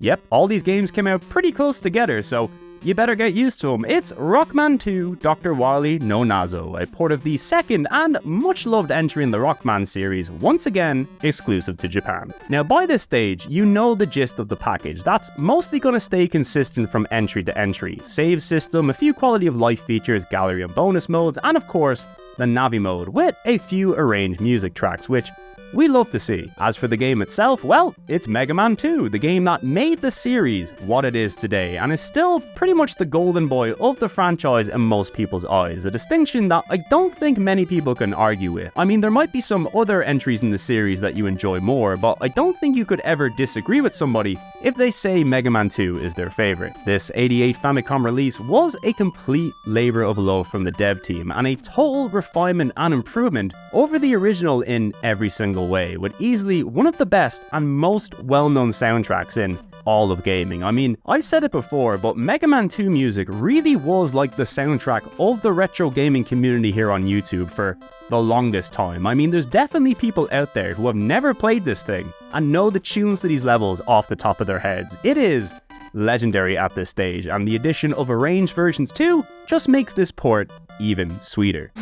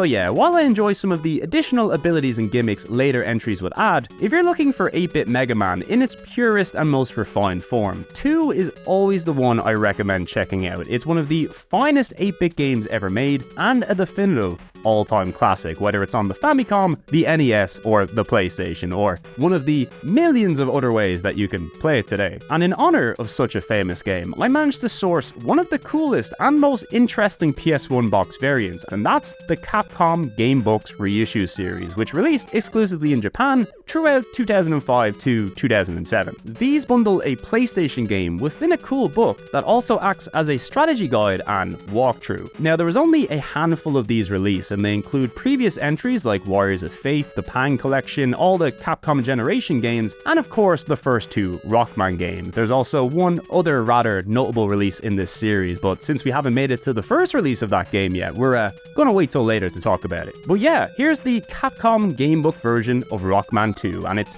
sealed as well. Now, honestly, I had no intention of getting a sealed version of this. I was just trying to source the cheapest one of these books I could find, since they're kind of expensive, and I think somebody just underpriced a sealed copy of this on eBay, and look, right place, right time, so here it is. And if you don't like seeing sealed games being opened, well, sorry I guess, but there is no way I'm not showing this to my cats. They love Mega Man. Anyway, inside the book we have what is basically a very fancy manual and walkthrough for the game, and if you like nice illustrations of Rockman characters and boss robots, and look, don't we all? Well then, there is quite a lot to like in these editions. Also, I enjoy the white on orange disc, and underrated color combo. So yeah, a very cool edition of Rockman 2, and one that is well worth checking out. And if this Rockman praise has gotten boring, I am very sorry, because it is nowhere near done yet.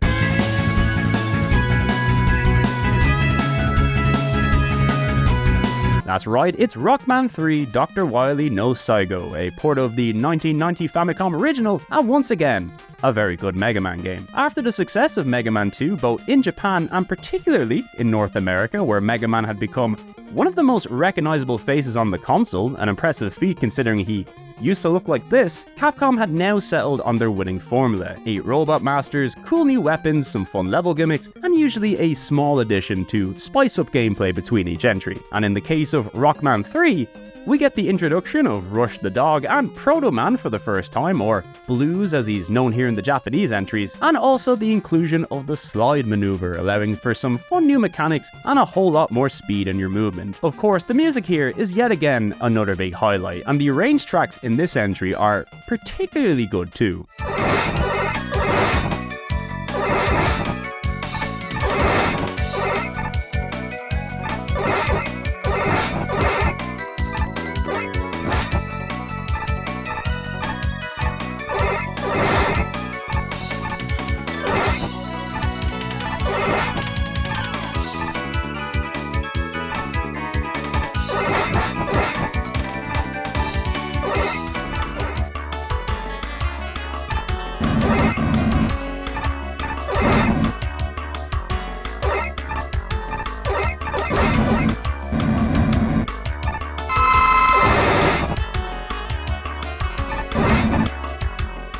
So yeah, what else is there to say? It's Mega Man 3. It managed to live up to the legacy of the game that came before it, and is often cited as another big fan favourite alongside 2, so you really can't go wrong. And as you'd expect, we have the usual array of Complete Works molds in here, keeping it on par with the other editions we've seen so far. But what about the case, I hear you ask? Well, sadly, not only is this the last Rockman case variant I have to show off, because I don't have entries for the 6, which I'm not gonna lie, kinda sucks, because those ones are really good, but the one that I do have is also not as cool as the Capcom gamebook, although, let's be fair, not much is. This is the PS1 Books edition of Rockman 3, and it comes inside a tiny case. Now, I'm sure all of you out there are familiar with the slimline revision of the PlayStation, the PS1, which you can easily differentiate by spelling the number 1 with letters. Well, this console had some crazy marketing over in Japan. Beyond things like the Pocket Station, phone adapters, and cool LCD screens, Sony was trying to market this thing as the small, portable PlayStation that you could take anywhere, and to complement its new, smaller size, Sony created a budget line called PS1 Books, a series of reissues that not only cost less, but also came in smaller CD single style cases that make them not only more portable, but easier to store as well. I know the size difference between one of these and a regular jewel case is minuscule, but you gotta admit, it's a fun little gimmick. Now, there is a ton of these out there, since this was Sony's main budget line for a good portion of the console's later life, but because of the novelty of these cases, they're sadly more expensive than the regular versions of these games nowadays. Now, I myself only have 2, Rockman 3 of course, and also a copy of Kero Kero King, which is a frog-themed golf game that I will talk about any chance I get. Anyway, as I alluded to earlier, there is a few changes in store in the next few Rockman games, but surprisingly, Capcom did in fact manage to release a few non-Rockman games in between all of those, so we're gonna have to sideline the Blue Bomber for a little bit, but don't you worry, we've a big lad coming up next, so I'm sure you won't mind too much.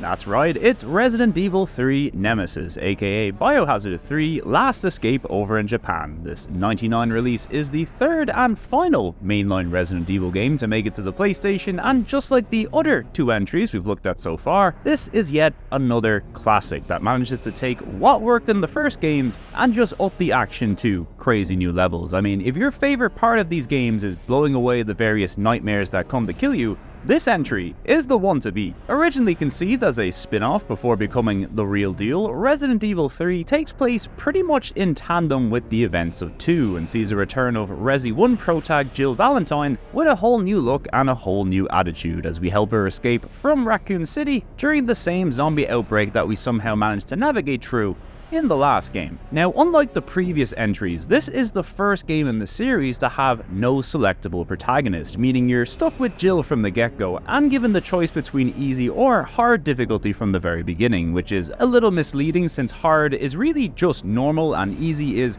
way too easy. But hey, I'm not gonna lie, having the assault rifle at the beginning is pretty fun. Although worry not, as you move throughout this game, you'll be introduced to a couple of the Umbrella Boys, one of which, Carlos, you do get to spend some playtime with throughout the game, and he's got that assault rifle too, which, as we said before, is pretty fun. Gameplay wise, it's more or less the same with a few new additions and refinements, including the ability to aim at interactive objects in the environment to score easy kills, the ability to do a 180 turn, which is a godsend, the dodge system, which it is very much in your favor to get good at, some multi-choice timed questions that can help you avoid or get into fights, and the new gunpowder system, which will be your main way of gaining ammo throughout this game, and that's a good thing, because there is a lot to kill. Although obviously the star of this game, and easily one of the best mechanics in any game, is Resi 3's namesake, Nemesis, the horrifying stars-hungry monstrosity that stalks you throughout the game and fires rockets at you. Now, if you thought the increase in firepower was gonna dilute the scares somewhat,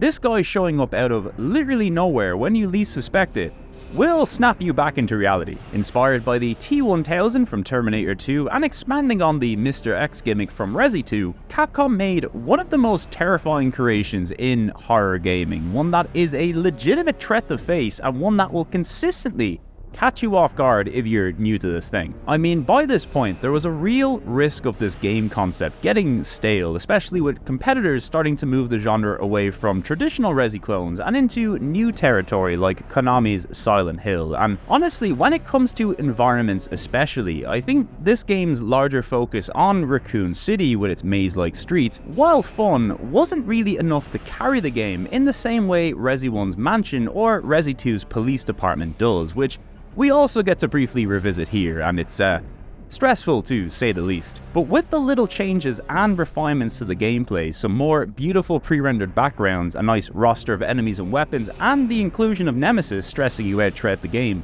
its positive elements manage to overshadow its weaker parts, and for what it's worth, still stands out as one of the most original and terrifying entries in the entire franchise. Plus, it also marked the introduction of the Mercs mode into the series, and let's be fair, it's goated for that alone really. Also, there's the excellent music, but once again, it goes without saying.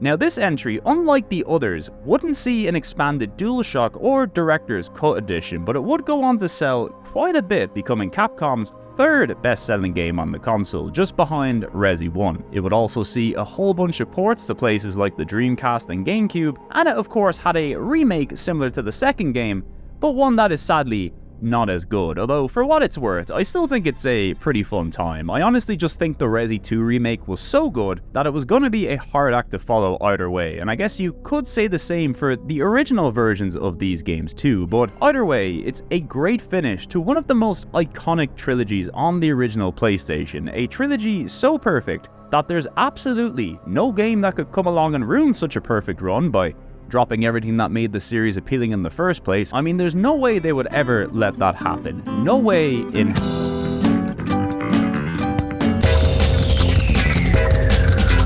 Wow, what a convenient segue. Anyway, here's JoJo's Bizarre Adventure, a weird Frankenstein port of two arcade games, them being 98's JoJo's Venture and 99's JoJo's Adventure Heritage for the Future, which is to say it's got all the additional fighters from Heritage for the Future, but with the fighting system of 98's Venture. It sure is something, although maybe the most interesting thing about this release is that it's the one and only CPS3 game to be ported to the PlayStation, which makes me wonder what a Red Earth or Street Fighter 3 port would have looked like on the console, or even if it was possible in the first place. But hey, JoJo turned out pretty good, so that's nice. Now this game was my first introduction to the world of JoJo, and let me tell you, you do not forget your first introduction to JoJo, especially if it's in 2D Capcom fighter form. And look, it's pretty much exactly what you'd expect, a Capcom quality fighter, but with a stand gimmick thrown in for fun. The combat here utilizes a 4-button system for attacks with a dedicated light, medium and heavy button, and also a button tied to your stand, which naturally gives each character a wide array of attacks and abilities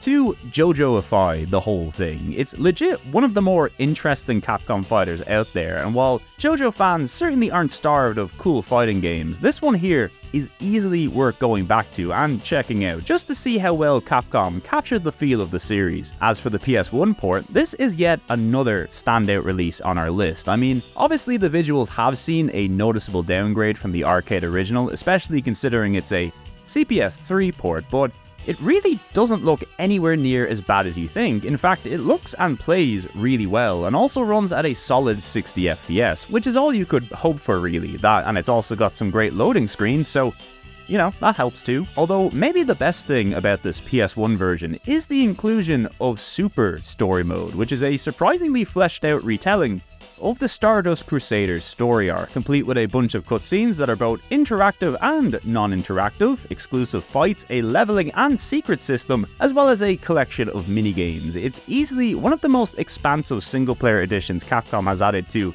any of their home port releases, and it's only here in the PlayStation version. I mean, Capcom, they're really putting in the extra effort here. As for the other ports, well, there is the Dreamcast version, which combines both the Venture and Heritage for the Future versions into one package, and is certainly more accurate to the arcade, but it also lacks all the PS1 story mode content, and has some weird sound issues too, something that would kind of plague the early Capcom Dreamcast ports. It's definitely good, but I've read that players generally prefer the arcade version due to these issues, which is why the HD version of this game that appeared on the 360 and PS3 in 2012, which was based on the Dreamcast port and not the arcade version, is also not the optimal way to play this thing. It was a whole thing, I'm sure, but hey, you know me, just play whichever version you like. You're gonna get a good game either way, and that's the main thing really. Now Capcom would return to the JoJo series a little later on the PS2 with GeoGeo's Bizarre Adventure, a Japan-exclusive cel-shaded action adventure based on the Golden Wind arc. Not only is it very good, but it's also got an English fan translation. So yeah, more fun Capcom JoJo games to check out. What a time to be alive. Anyway, that's enough of that. Back to Rockman.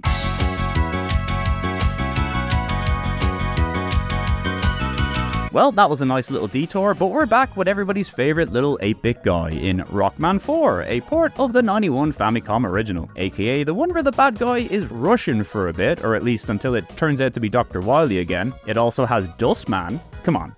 everybody loves Dustman. Now in the past, I've always heard people say that the NES Mega Man games kind of get a little stale from the 4th entry onwards, and generally I've always felt that that's down to series fatigue rather than the gameplay itself. I mean, these later NES entries were coming out well into the 16-bit generation, and like one a year in tandem with Mega Man X releases as well, and I'm sure there's also the Game Boy versions too. But when playing through number 4 to 6 for the first time myself, I thought there was always enough cool gimmicks and additions to make these a very fun playthrough, and number 4, while maybe not my favourite of the bunch, is still a really good time. It's got some great stages and bosses. It notably also introduces the Buster Shot into the series, and also Flip Top Eddie is here for the first time. I mean, you gotta love Eddie, he gives you free stuff. Everybody loves free stuff. Long story short, it's Mega Man, and look, an 8-bit Mega Man is always a good time. But what's new in the PS1 version? Well, other than most of the stuff included in the first 3 iterations, starting from here we also get a bunch of other fun features, including the ability to play as helmetless Mega Man in Navi mode. I mean, it doesn't look great on black backgrounds, but you know, we're out here representing our boy Mega Man Volnut. Justice to the helmetless Mega Mans. There's also a new mission mode which replaces the boss time attack mode from the previous games. There's also some new power-ups exclusive to Navi mode, and probably my favorite addition of all, an entirely new arranged soundtrack that was made exclusively for these entries, and that means every single level, every cutscene, every menu has brand new remix music. And keep in mind, you can still play classic Mega Man with no adjustments in this version if you're a purist, but as somebody who's only beaten these games in their vanilla form, getting to play through them again with these new soundtracks and a helmetless Mega Man, now you're talking.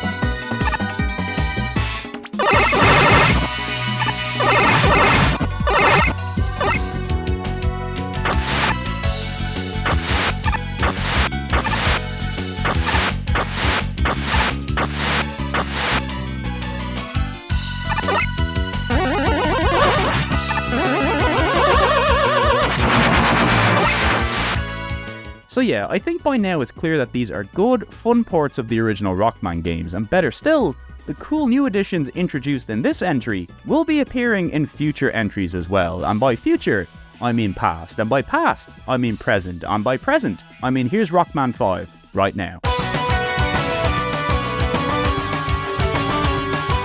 Wow, it's Rockman 5, a port of the 5th mainline entry in the series, which first made its way to the Famicom in December of '92. Now Rockman 5, still a good Mega Man game, but probably the one that innovates the least of the original 6, which is to say it doesn't really have any cool new moves or abilities, but what it does add is Beat the Bird, who's pretty important. I mean, you've got to collect a bunch of letters to get them, but hey, collecting letters was all the rage in early 90s platformers, so why the hell not? Also, story-wise, this is the one where Proto Man is the bad guy for a bit, you know, until it's revealed to be Dr. Wily again. They never get tired of this twist, and you know what? Neither do I. All in all, it's simply a good-playing, good-looking, and good-sounding Mega Man game. I'd say people were probably sick of this shit back in '92, but look, considering we're averaging a new Mega Man game once every, I don't know, 10 years these days, I'm a little more forgiving of these games just going through the motions, because as it turns out, when it comes to Mega Man, I love the motions. Also, Gravity Man stage rules. I know this gimmick was used in tons of NES games, but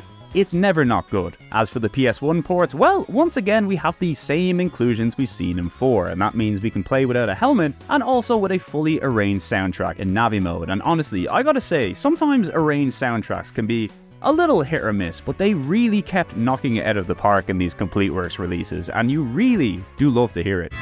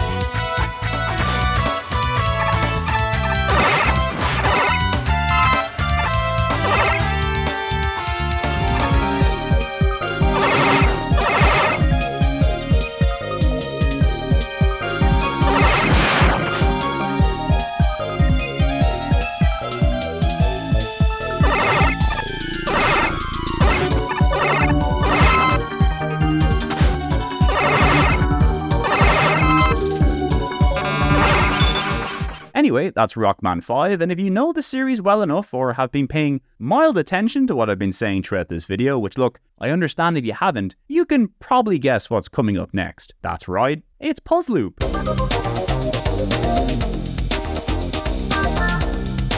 Well, sadly we don't have Rockman 6 at number 60, but we do have Puzz Loop, aka Ballistics in the West, a port of the '98 arcade original from Mitchell Corporation, who you might remember as the developers of the Pang games.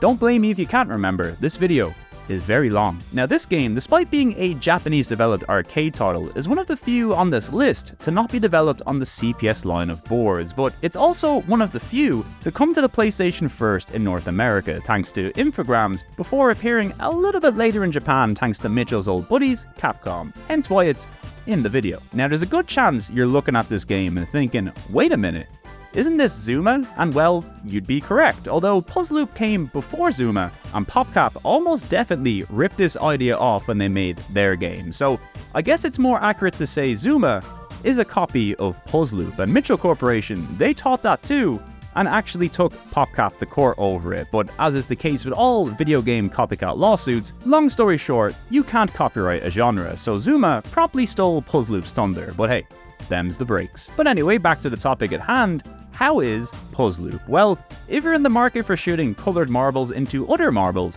it's a pretty good time. The formula is the same as it's ever been. Coloured marbles are slowly moving towards the centre of the screen, and you need to shoot other marbles of the same colour into them to destroy them. Match at least 3 of the same colour, and you're good to go. Better still, if you manage to destroy a bunch of marbles in a row, or set it up in such a way that you can chain together other marbles, you're gonna get big points. It's very easy to grasp, very simple to play, and honestly, a lot of fun. It's always been one of my favourite types of puzzle games because it's got a little bit of aiming and shooting involved too. I guess that's why I really like Puzzle Bobble as well, but hey, whether it's Puzz Loop, Zuma, Luxor, whatever, I always enjoy this style of game. As for the port, well, it's pretty limited modes wise, but you've got multiplayer, an arcade mode, and an endless mode with multiple difficulties, so you'll be good to go. I will say though, difficulty wise, this is one of the tougher examples of this genre I've played, which I'm sure is down to its arcade roots. Also, the sound in this version can be a little bit crunchy, but not enough to ruin the experience. So yeah, if you ever wanted to see the origins of the circular marble shooty genre,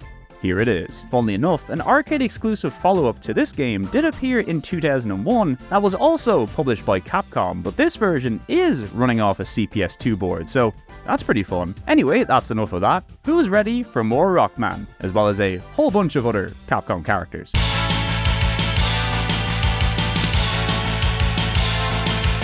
Well, up next, we've got a big one. It's Marvel vs. Capcom Clash of Superheroes, a port of the '98 CPS2 arcade original and the very last EX edition that Capcom would put on the PlayStation. And since you know it's a tag fighter, well, you can probably guess what this thing is missing, but all things considered, it's a pretty solid port for what it is. Now, before we dig into the little bundle of joy that is Marvel vs. Capcom, now would probably be a good time to talk about the Sega Dreamcast, the much-loved successor to the Saturn, and tragically the final home console that Sega would ever put out. Now, as we all know, Capcom and Sega had a pretty good relationship, specifically stemming from the fact that they were both organizations making games for the arcade and home market. And in the case of the Saturn, as we've seen, it was a console that played heavily into Capcom's strengths, which was 2D arcade games, but ironically, Sega's arcade strategy at the time was high-tech 3D games, something that didn't really play into the Saturn's strengths. So when it came to their next console, the Dreamcast, Sega learned from their mistakes and created a new arcade system called the Naomi, which would use a very similar architecture to the Dreamcast, meaning Sega's arcade games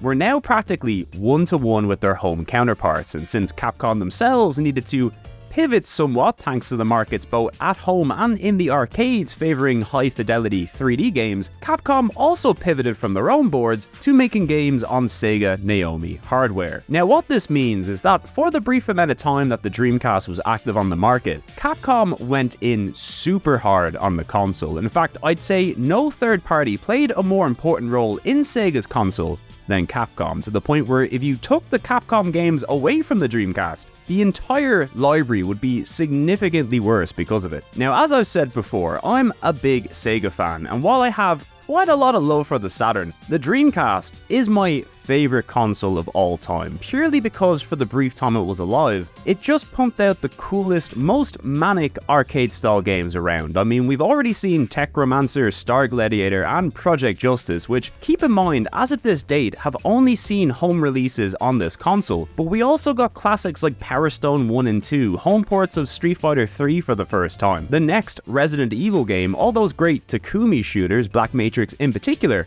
one of my favorites, and cool deep cuts like Cannon Spike, as well as a whole bunch of other cool Japanese curiosities, which we'll mention in time. But long story short, Sega and Capcom finally had a console that played to both of their strengths, be it in 2D or 3D, that allowed them to release near perfect versions of all their coolest games straight from the arcade. And to me, it's like peak Sega and Capcom working in tandem. Such a cool period of gaming to be into, especially if you've got a woeful attention span like me. And do you know what this amazing partnership and all these great games resulted in? Sega leaving the console business, and not long after, Capcom closing its arcade division entirely. It wasn't just that 2D was falling out of vogue, it was now arcade-style games in general. The Dreamcast was the right console, but at the wrong time. It literally gave us everything you could want from an arcade home hybrid, but the market at this point had moved on greatly, in large part thanks to the advancements in home gaming made during the 5th generation. Games like Gran Turismo, Metal Gear Solid, Final Fantasy 7-9, and Capcom's own Resident Evil were leading a demand for longer, more fleshed out, big budget adult home experiences. And when the consoles at home were now on par, and in some cases even outscaling what you could get in the arcades, well, the writing was on the wall really, at least it was in the West anyway. But remember,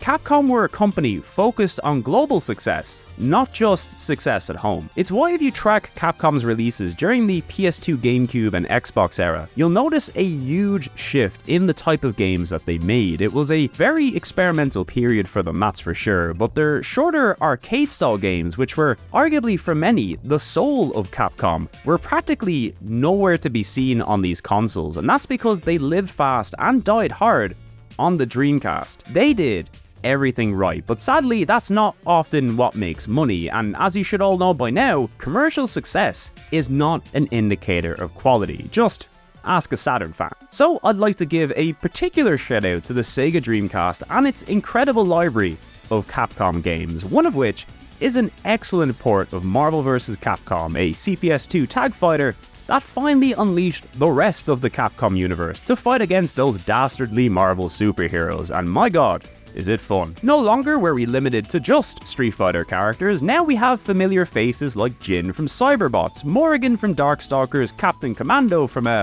Captain Commando, and also Strider Hiryu from Strider. More on him later. Also look, it's Mega Man, who has one of the coolest movesets in any fighter. It's like a greatest hits from all the Mega Man games we've seen so far. I mean, this Beat Plane Super, come on now. They also added Venom on the Marvel side, and look, everybody loves Venom. Another fun addition in this entry are the special assist characters, of which there are 20, and pull from a whole host of Marvel and Capcom classics. We've got the dude from Wonder 3, and even Saki from Quiz Nanairo Dreams. All the stars are here! It's true. Beardy Man, Claude Racine, Dax Flame, Betty Fine, You got it. and Raffi Fine, all the stars You really keep up with all that are stuff. here tonight. Oh yes. All in all, it's the craziest and coolest of the Capcom tag fighters so far, with gorgeous stages, flashy moves, an iconic soundtrack, and tons of Capcom fan service. It's an all-timer for sure. But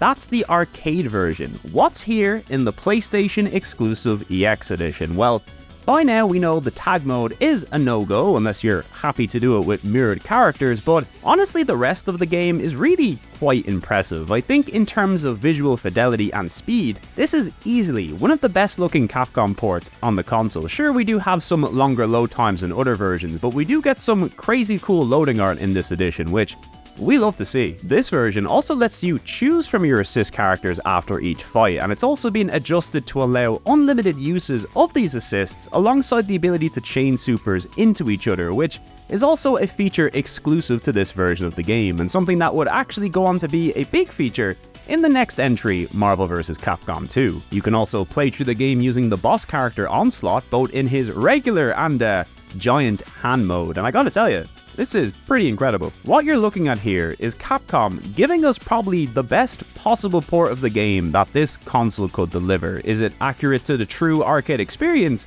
Absolutely not, but they've added enough unique features to make this a weird, fun, standout 1v1 version of Marvel vs. Capcom that both looks and plays great. Once again, not the version I'd recommend to newcomers, but for Marvel vs. Capcom diehards who are looking for something a bit new or just to play as Onslaught, well, the EX edition is well worth checking out. The series would of course go on to see many follow-ups over the years, many of which are very beloved, and one which is not so beloved, but there's no denying these Marvel Tag Fighters are some of the best games that they've ever put out, and I really hope to see a return to them someday, be it in Marvel form or not. I mean, Capcom have more than enough characters to just make a cool fan service tag fighter and spare themselves the licensing issues that plague these games for years to come. By the way, I wrote a whole bit here complaining about how we can't buy these games anymore, but clearly Capcom have fixed that, so just 2 thumbs up from me. Very happy to see it. Anyway, that's our last EX edition, but not our last weird Capcom fighter port. There's still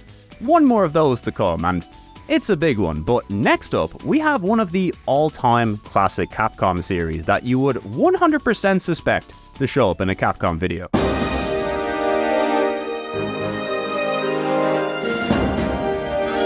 Well, here she is, the Capcom icon herself, Lara Croft, in Tomb Raider: The Last Revelation. And if the box didn't give it away, there was actually a brief period where Capcom handled the Tomb Raider publishing in Japan. Not the first 3 games, mind you, which were published by JVC, and the first one was called Tomb Raiders over there, with some nice box art too. I mean, look at the size of those skulls. Just 2 little guys. Anyway, Tomb Raider: The Last Revelation is the 4th in Core Design's incredibly popular Tomb Raider series, and while sales have been strong for the previous 3 entries in the series, there was a bit of backlash in the newer games when it came to taking Lara away from the tombs and putting her in the streets and Area 51 for some reason. So in the next game, Last Revelation, Core decided to bring the series back to its roots with a game heavily focused on raiding tombs, would you believe? Last Revelation has always been one of my favorites in the series. It is a particularly dark entry in the Tomb Raider franchise, and a lot more of the claustrophobic and spooky elements that made the first game's environment so memorable make a return here. It feels like a team that is pooling all its experience from the original trilogy and putting it together for one big send-off to the character, as this was meant to be the final game for Lara Croft. Obviously that didn't happen, but we'll get to that in time. All in all, I think it's one of the best Tomb Raider games, and it's probably my second favorite on the console, next to the original. Just be prepared, it's a very long game, which I think is also kind of to its detriment, but if you like Tomb Raider and haven't played this 4th entry, it's well worth checking out, be it the weird Japanese Capcom version or otherwise.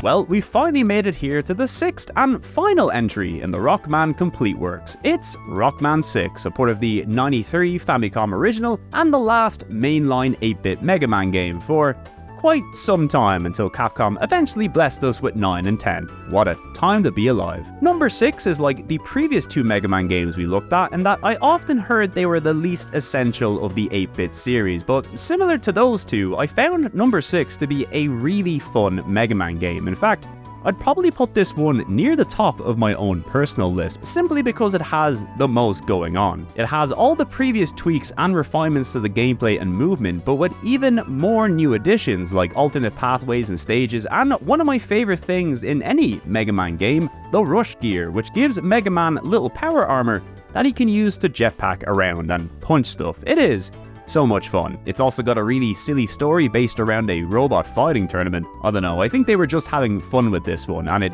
certainly shows. Of course, all the usual PS1 bonuses are here, and yes, we've got some lovely arranged music too, and it is as good as ever.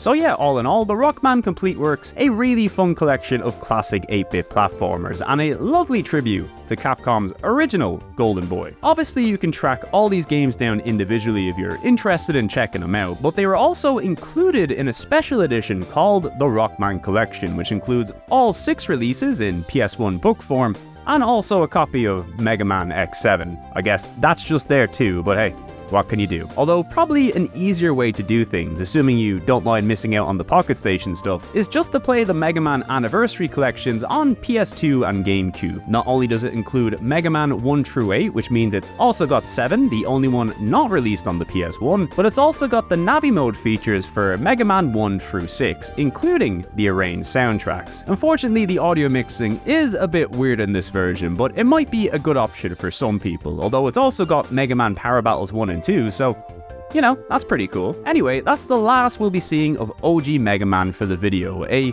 pretty good run, all things considered, especially since his games were appearing on literally everything during this time. I still can't believe Capcom released a Super Famicom game in 1998. Absolute mad lads. Of course, we've still got plenty Mega Man games left to go, but before then, we gotta check in with another series experiencing its final entry on the console, and believe me, it was going out in style.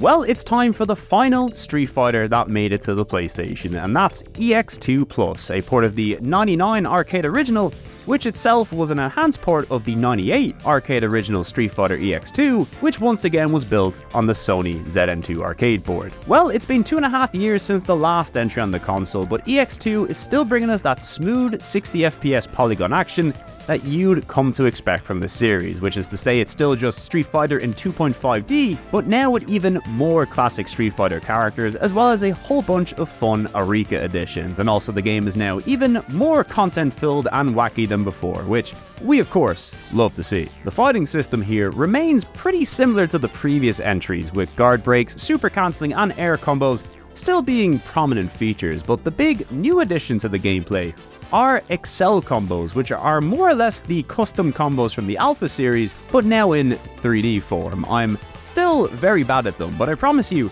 they look pretty cool if you can nail them down. Really, if you liked what was going on in the previous entry of this series, this is just a bigger, more fleshed out version of that game. It's got a huge roster of characters and stages, some nice throwbacks and takes on classic Street Fighter minigames, and it's got a whole director mode, which allows you to edit replays and create fun little clips of yourself pulling off some sick combos. And the training mode here is easily the best we've seen in a fighting game since Rival Schools, with a nice little mission mode added to help teach you the basics of any character, at least enough to head into arcade mode and start taking some names. Also, some of the characters in this entry are particularly unusual for a Street Fighter game, but look, if you give me a rollerblading girl with a cannon on her arm, I'm gonna play as her. Also, the sampling masters are back once again to give us yet another banger soundtrack on the console. Seriously, the music in these games is so unique from the rest of the Street Fighter series. Easily one of the #1 reasons to check out these games.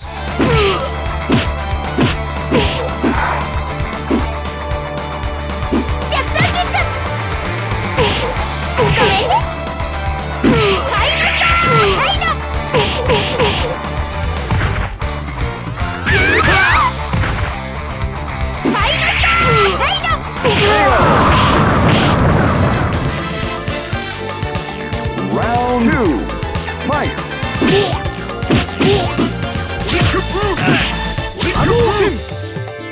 Hadouken!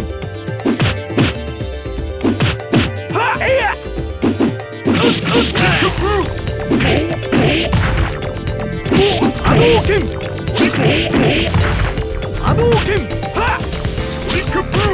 Hadouken!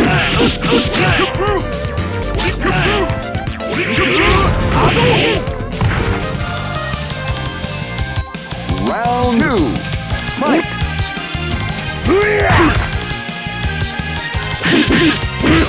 Gladiator!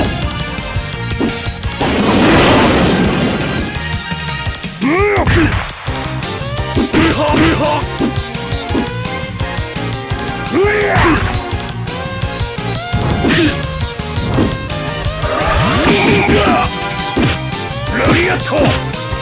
元日 D ゲート all in all, another great entry in the series, although sadly it is missing a few characters from the original, and also the ending screens are now static images, which is always a bummer. So it's one of those fighters where you might get a little something out of the original EX as well as this follow-up. In particular, I'm a bit more fond of the blocky polygonal look used in the earlier EX game, but you can't deny the smoother models in EX2 also look pretty great. Anyway, that's the end of the only 3D Street Fighter series on the console, and look, it's low poly Street Fighter, so what more could you want? Now, this series would see a follow-up early on in the PlayStation 2's life cycle with 2000's Street Fighter EX3, a game that caught a bit of flack over the years for its visuals more than anything, which are certainly a bit odd, but I've always loved how weird it is, and above all else, it's a fun fighting game, and one that people are really starting to appreciate more and more as years go by. It's crazy to think that this would be the last 3D Street Fighter for nearly 8 years, until Street Fighter 4 finally came out. Seriously, Capcom really didn't want to make a 3D Street Fighter, did they? But hey, at least when they did, they knocked it out of the park. As for Eureka, well, they would go on to live a very long and successful life in the industry, where they are thankfully still making games today. They also made their own series of fighting games called Fighting Lair, which is pretty much Street Fighter EX with a few new gimmicks and also without the Street Fighter characters. This first entry was published exclusively in arcades in '98, but it did see a return nearly 20 years later with Fighting EX Lair, which is luckily available on pretty much anything these days. Anyway, that's the end of the year '99, and while in 2000 Capcom would be busy putting out games on both the Dreamcast and PS2, I'd say their PS1 output during the beginning of the new millennium was some of their very, very best, assuming you ignore this first release, that is.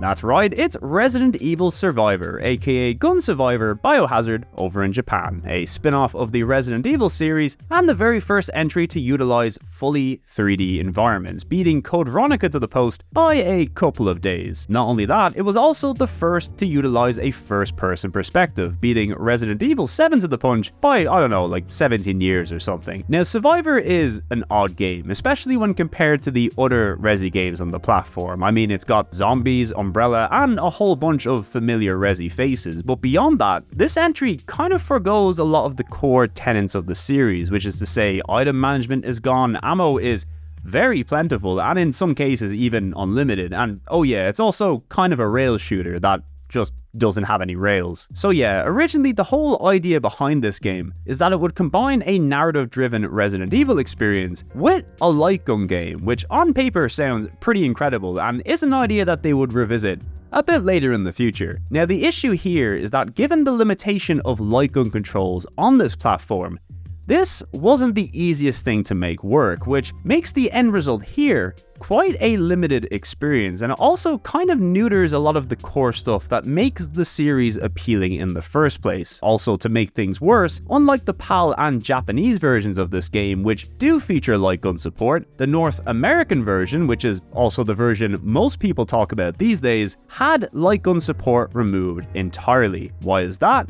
Well, there was a pretty prominent shooting incident in the States around this time, and the classic American reaction to this was of course to ban fake video game guns for a bit. Now, this also hit the Dreamcast quite hard, and it's why there was never a release of the official Dreamcast light gun in the States. Seriously, Sega was a very unlucky company, but at least they had a fun new playing combat game on the horizon, and I'm sure nothing would happen to ruin its September 2001 release. So yeah, in other words, the whole big gimmick of this game wasn't part of the North American version. It did have mouse support at least, but let's be fair, it's not quite the same. Now, truthfully, I don't think light gun support would have done much to change this game's perception. It's still a pretty basic and stripped back version of Resident Evil, now just with a focus on shooting stuff instead of surviving. It's 100% not a great game, and it's most certainly on the lower rung of Resident Evil titles, but personally, I've always got a kick out of this thing. The idea of a story-driven light gun game in the Resident Evil universe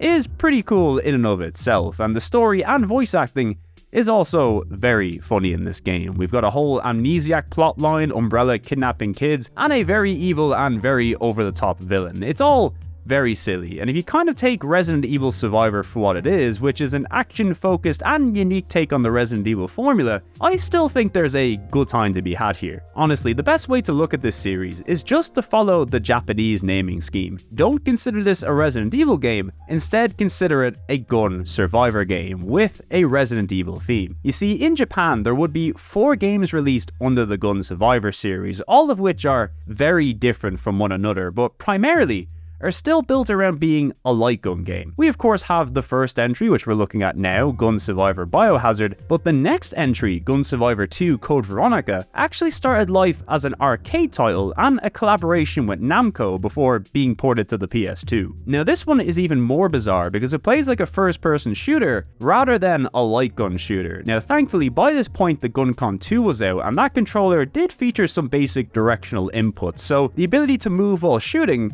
was greatly appreciated. After this we got Gun Survivor 3 Dino Crisis, aka just Dino Stalker over in the West. Now this one is probably the craziest of them all since it involves a World War II fighter pilot being transported through time into the future where dinosaurs have now also been brought back. It's very stupid but also pretty fun. And probably the best and most loved entry in the series is Gun Survivor 4 Heroes Never Die, aka Resident Evil Dead Aim over in the West, which is not only the best hybrid of classic Resi with light gun formula so far, but it was also developed by Cavia, who you might know for their work on the Drakengard games and this little title called Nier. There's also Bullet Witch. Everybody loves Bullet Witch. So at least from my perspective, I view these spin-offs as weird little Resi and sometimes Dino Crisis games if you like, but as a concept, I've always been quite fond of the Gun Survivor games, and if you treat them as a fun little hybrid of arcadey light gun action and story-driven console experience, you're probably gonna have a good time with them. Does this mean the original Survivor comes anywhere near close to the other Resi games on the console? Absolutely not, but it is definitely not the abomination people will have you think it is. Sure, it's a formula that will be improved upon greatly both in future Gun Survivor and Resi light gun games, but if you take it for what it is, there's certainly a bit of fun to be had here. Maybe just avoid the North American version, if you have the choice. And with that, we've reached the end of Resident Evil's time on the console, which realistically is probably the most important period for the entire franchise, not only because it started here of course, but it also became the big hit that Capcom needed during this generation, and in many ways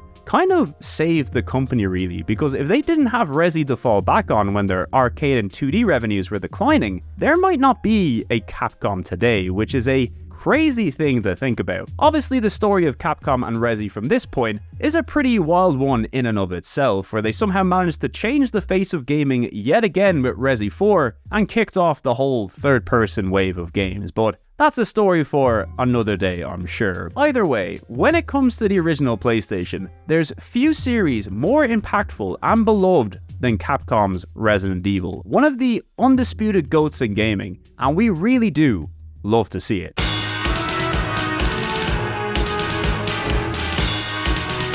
Next up, we have one of my favorite Capcom releases on the platform, and that's Strider 2, a PlayStation exclusive port of the 99 ZN2 arcade original. If you're wondering if this has any relation to the other Strider 2 that came out, no it doesn't, and let's never speak of this game again. Now, Strider 2 is a pretty cool game for a lot of reasons, but one big benefit of this PlayStation release was that it also came packaged with an additional disc that includes a port of the original Strider that came out all the way back in '89 on the CPS1 hardware. So before we dig into Strider 2, we might as well talk a little about Strider 1. In this game, we play as Strider Hiryu, a ninja taking out Soviet robots in a dystopian future. That's really all you need to know. The main draw of this game, and I suppose the series really, is just how fun it is to play as this dude. Like, I don't think there was a ninja game out there letting you do cartwheels and climbing up walls like Strider, let alone the fact you had robot animal companions and a laser sword that could come out at an incredible speed. Like, there is no other game where it is this fun to spam sword attacks. You're literally like, ha, ha, throughout the whole game. It is so much fun. It's quite short and certainly a little basic by today's standards, but it is a great port of the arcade original, and it's still a blast to play through nowadays. Just a pure adrenaline rush of a game, and the Mega Drive port is also one of the best games on that console in my opinion, so no matter where you decide to play the original Strider, you're definitely in for a good time. Now, fun fact, while Strider 1 would be included in every version of Strider 2 released around the globe, most obviously in the Japanese release, which is straight up called Strider 1 and 2 and also has some of the best box art ever, Strider 1 would in fact see a standalone release exclusively in Japan much later in 2006 under, you guessed it, the Capcom Book line of releases. Now, this was actually the last release in the Capcom Book series and is often erroneously credited as the final official PS1 game to make it out on the console, but since it's quite literally the exact same disc included in Strider 2, I personally wouldn't consider it the final release since it's really just a reissue of a disc that has been available on the console for quite some time. I mean, if we're going by that logic, I think they were making Metal Gear Solid and Final Fantasy discs all the way into the early 2010s, so there you go. But if you're wondering what the final releases actually are, I believe it's Black Matrix 00 in Japan, FIFA Soccer 2005 in North America, and likely either Schnappy the Crocodile or Morhun X over in PAL regions. Seriously, never underestimate the power of German shovelware releases. They'll outlast us all. Anyway, that's enough of that. Let's move on to Strider 2, the true follow-up to the original, which not only features a hybrid of 2D and 3D graphics, but also a complete redesign for the character, which you might have already seen back in Marvel vs. Capcom. And I don't know what it is about this redesign, but I feel like it is precision engineered to be the coolest thing you've ever seen if you're a teenage boy. I mean, I'm a grown man and I still think this is the coolest the guy has ever looked. Well, as it turns out, the game he's in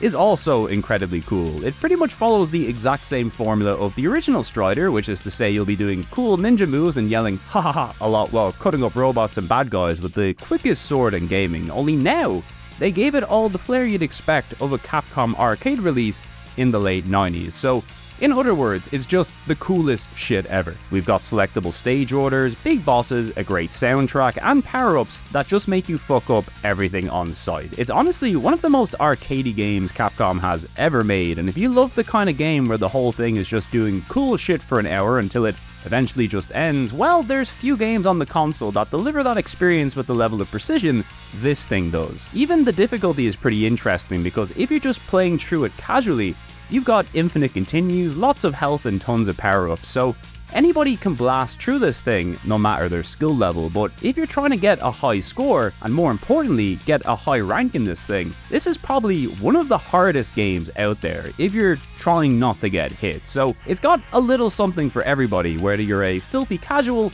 or a savant from the 80s with insane reflexes. Simply put, it's a game that is as fun to play as it looks, so it sells itself really. It's also got some of the coolest cutscenes and loading screen images we've seen in the video so far, wireframe level intros, and there's even some unlockable characters if you need even more cool ninjas to play as. Sadly, like many arcadey Capcom games, this release is quite pricey to pick up nowadays, and considering the length of the two games included here, it's really only something you should seek out physically if you're a Strider or PlayStation diehard, but trust me, you should go out of your way to play this thing, some way or somehow. It's just non-stop future ninja action condensed into a PlayStation disc, and we love to see it. You can even fight Kadikarus.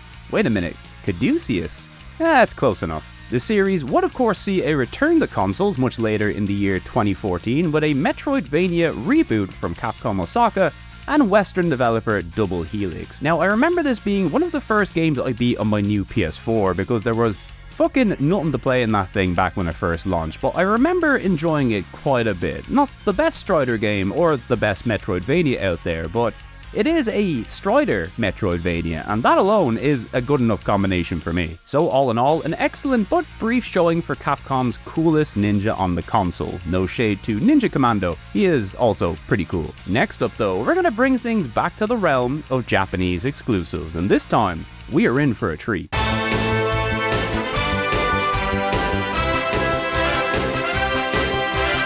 Say hello to Gaia Master Kamigami no Board Game, a March 2000 release for the console, and sadly one that was exclusive to Japan. And if the name didn't give it away, we have another board game on our hands. And look, board games and Japanese exclusives are not a great combination if you're an illiterate jackass like me, but in the Squaresoft video, I was really caught off guard by how much I enjoyed the Japan-exclusive Chocobo-themed board game Dice Day Chocobo, especially considering it was all in Japanese, kinda complicated, and I was playing it by myself. But guess what? Gaia Master, despite featuring all the same traits as Dice Day Chocobo, all the way down to it also kind of being a Monopoly clone, might be one of the coolest video game board games I have ever played, and I am deadly serious. The goal of this game is quite simple. You've got to have more money than your opponents at the end of the game, and you can do this by buying facilities and buildings to place on spaces across the map. It's, you know, Monopoly. But the real cool part about this game is that it also features a card battling system, which is used to resolve disputes between players, meaning not only do we have a Capcom Monopoly here, but we also have a Capcom card battler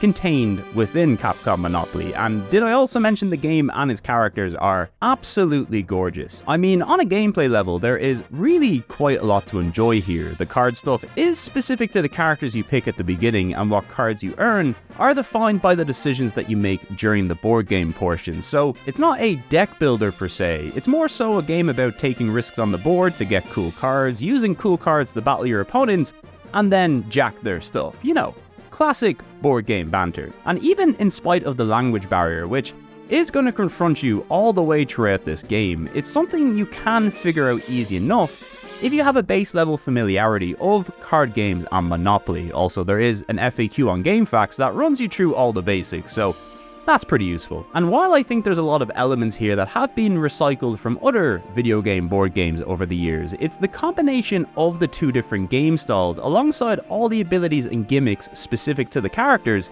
that gives this game so many fun options and strategies when playing. And that's just with the AI. I mean, if you could get 4 people playing this thing and having fun little card battles between each other mid-game, you are in for a really good time. Also, the visuals. I mean, this has to be one of the nicest 2D titles that we've seen on the console. I mean, it's not eye-popping or flashy in the way that you'd expect a 2000 PS1 game to be, but there's such an incredible level of detail and, I don't know, classiness to some of these sprites and backgrounds, especially during the card battles, which take place on this little game board surrounded by these super detailed and regal figures. It's such an incredible look and vibe for the game. Also, there's all the fun little interactions between the characters, the cutie honey references, the witch and her tiny cute cat that I would absolutely die for, and this other witch who I'm sure a lot of you will love. It's just a well-made, interesting take on the board game formula with some of the coolest 2D visuals Capcom would put on the console. And as somebody who didn't get to play a lot of Coldcept over the years, seeing as I'm a European, this game just kind of blew my mind, I gotta say. Now, interestingly, this game would also see a release on the Dreamcast, but with a completely different visual style. As far as I can tell, the gameplay is more or less the exact same. It's just the PlayStation version has 2D sprites, and the Dreamcast version has some, let's just say, charming 3D visuals. I bet you didn't think the PS1 would be clearing a Sega console in the 2D department, but hey, there's a first for everything. Also, the game did see a Game Boy Color iteration as well, and I know for a fact if this launched in the West, I would have spent thousands of hours on this thing as a kid, so it's probably for the best that it never came out here. So yeah, that's Gaia Master, and if I had to put any Japanese exclusive PlayStation game on the top of my list for a fan translation, it would most certainly be this one. I know it's kind of a niche market for these types of games, but it's hard to come away from a sprite-based Capcom board and card game that looks like this and not feel like you missed out on something special, you know? Anyway, we've still got a few more Japanese exclusives to get through in what would be a particularly experimental time for Capcom games on the console, but next up, we have the final entry in one of Capcom's most beloved series, and also one of the finest games they would ever put on the console.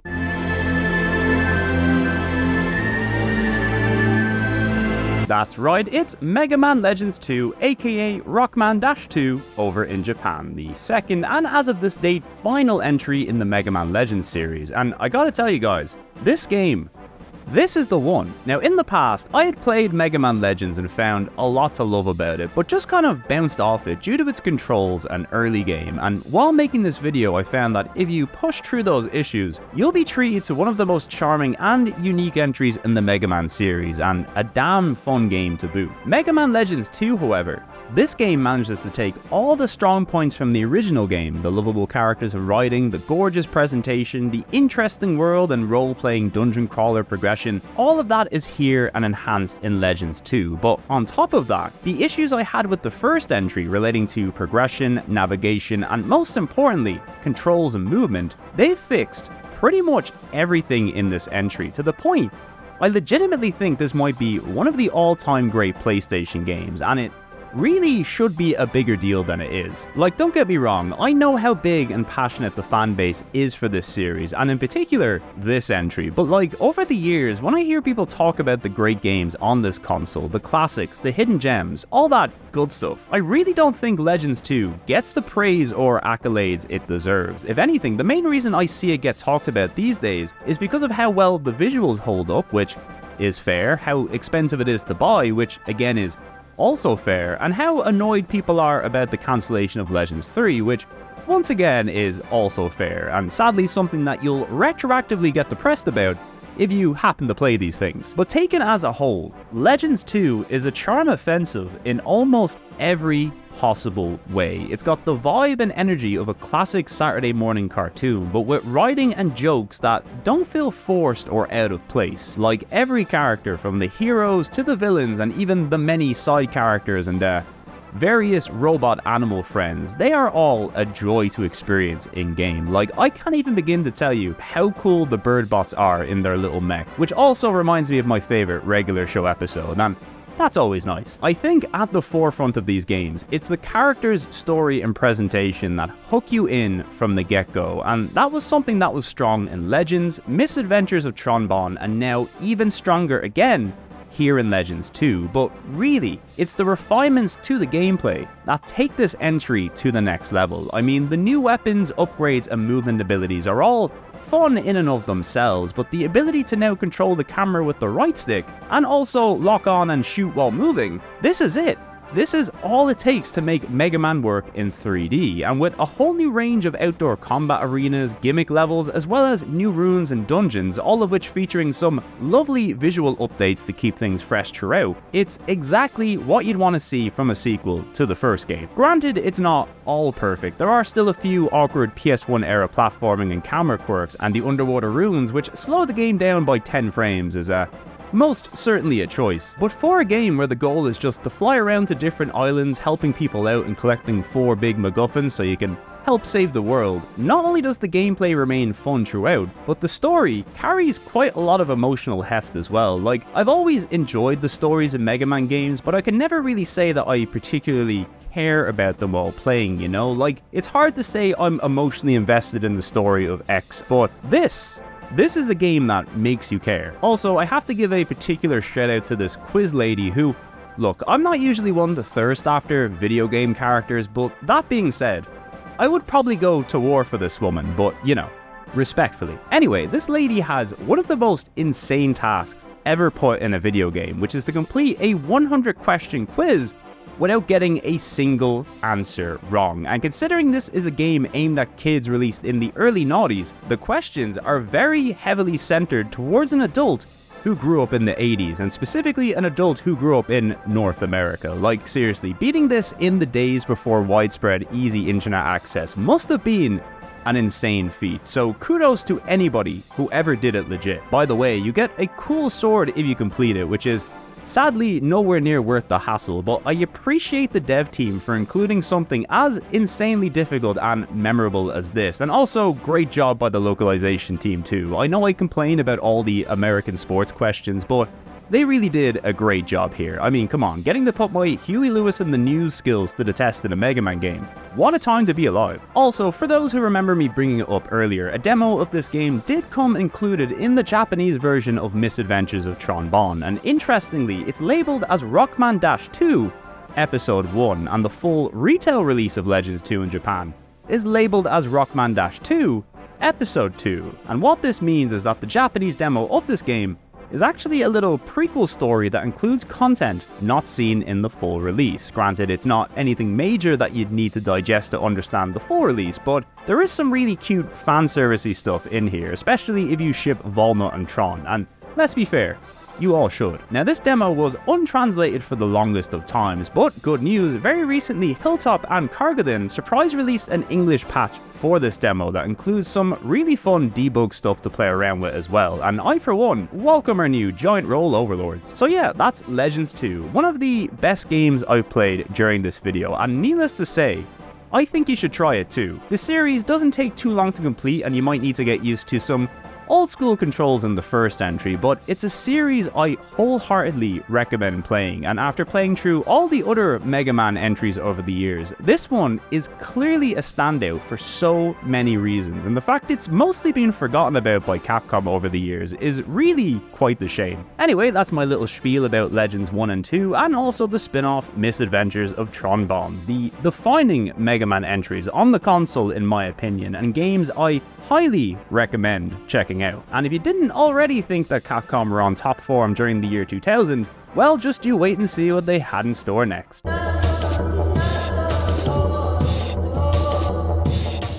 Coming in at the funny number, it's Breath of Fire 4, the follow-up to the much-loved Breath of Fire 3, and the final entry in the series to make it onto the PlayStation, and my god, is it something. I mean, I was already kind of on a high at this point in the video. I have played a lot of Capcom games by now, and as you've seen, they're pretty damn good, but Legends 2 felt like a special game, one that really makes doing these videos worthwhile because you feel like you found a game that could have defined a big part of your youth had you have picked it up back when it first came out. Well, Breath of Fire 4 was like that all over again because this whole thing is just so fucking cool. Now, I already knew that Breath of Fire 3 was good. I've played it in the past and I've got a lot of love for it. And in many ways, everything that made that game excellent, the impactful story and characters, the complex battle system and progression, the excellent soundtrack, and the lovely blend of 2D and 3D visuals, it's all present here again in Breath of Fire 4, but just the look and vibe of this entry, it's on another level. The game sticks to the usual Ryu, Nina, and Dragons formula, but this time it adds a dual protag system, with the game switching occasionally to you playing as the game's main antagonist, a man named Fo Lu, the leader of a centuries-old empire who is mysteriously linked to Ryu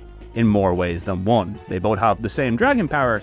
I'm sure it's probably got something to do with that. As always, this is a series where the characters and story are one of its biggest strengths, and with this one being one of the darker and more mature tales that you'll find on the console, it's also often very funny and very weird. It's easily one of the most memorable adventures you will find in a role-playing game on the console, and for the PlayStation, that is really saying something. Trust me, you won't forget Urshin anytime soon. The battle system also sees some fun additions like combo attacks, which can provide for some very flashy abilities, and that's on top of some already very flashy abilities and cool dragon attacks and Akuma-based abilities. Beyond the environments, the bosses and abilities also make up the bulk of the 3D in this game, and while we're not talking square levels of planet-ending attacks, some of the stuff here in Breath of Fire 4 is amazing to see in action, and there are so many goddamn abilities and skills to learn through the Master and Abilities system. I mean, it's good enough that you get a samurai dog in your party, but when he's doing all this shit, I mean, come on now. But really the thing that seals the deal for me is the incredible soundtrack from Yoshino Aoki, which has gotta be one of the most original soundtracks in role-playing games. It kind of floats between these very triumphant and traditional fantasy tracks for our protags, but it also has this incredible traditional sitar music that permeates throughout the game, in particular when the game focuses on Fo Lu, who has some of the coolest battle music I have ever heard. It's this intense mix of PlayStation-era breaks and drum and bass, combined with the sitar and other traditional instruments. I've always had a soft spot for JRPGs that really give you music that sounds unique and distinct for the genre. It's why games like Shadow Hearts and Shin Megami Tensei have always stood out to me so much growing up, because the music in those games cultivates such a powerful vibe that adds tremendously to the experience, and the tracks here in Breath of Fire 4 have that kind of power, and when you get absorbed into the visuals and music, there's really nothing else like it.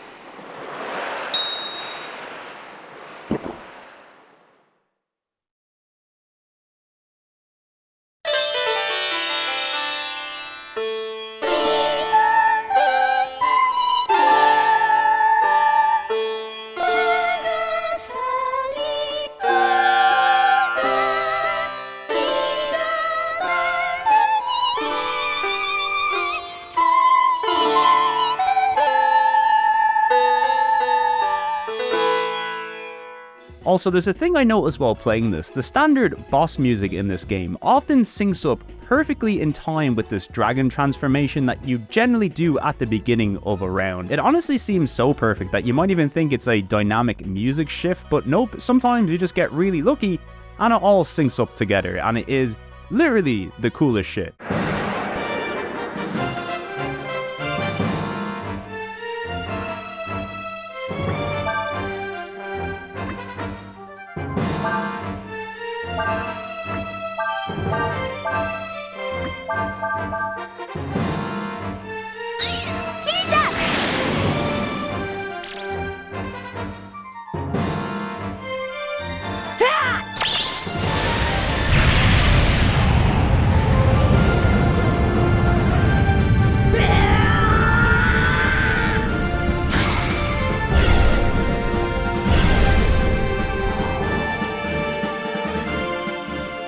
Now, in spite of all the praise that I just lathered on this game, I will say it does have its issues. I found navigation with the isometric camera a little trickier in this entry versus the third game, especially in the more narrow locations, and truthfully the dragon system is a little less fleshed out in this entry as well. I believe the developers ran out of time during this game's development and had to cut some of the planned scenarios later in the game, which really sucks if true, but to be honest, a lot of the problems that I have with this game is mostly just nitpicking, and I wouldn't say any of my issues are enough to really not wholeheartedly recommend this game and its older sibling Breath of Fire 3 as well. These are really some of the best and most beautiful role-playing games on the console, and like I said, there's a reason these games are darlings in the role-playing game community. It is hard to be a standout role-playing game on the console of standout role-playing games, but Capcom, as usual, were showing that they could rise to any occasion. As for the rest of the series, well, Capcom would decide to release the rather controversial Breath of Fire 5 Dragon Quarter on the PS2, after a lot of criticism was levied at 4 for not doing enough to innovate on the usual role-playing game formula. And as such, Capcom decided to make the boldest and most experimental Breath of Fire game yet, turning it into a sci-fi dystopian dungeon crawler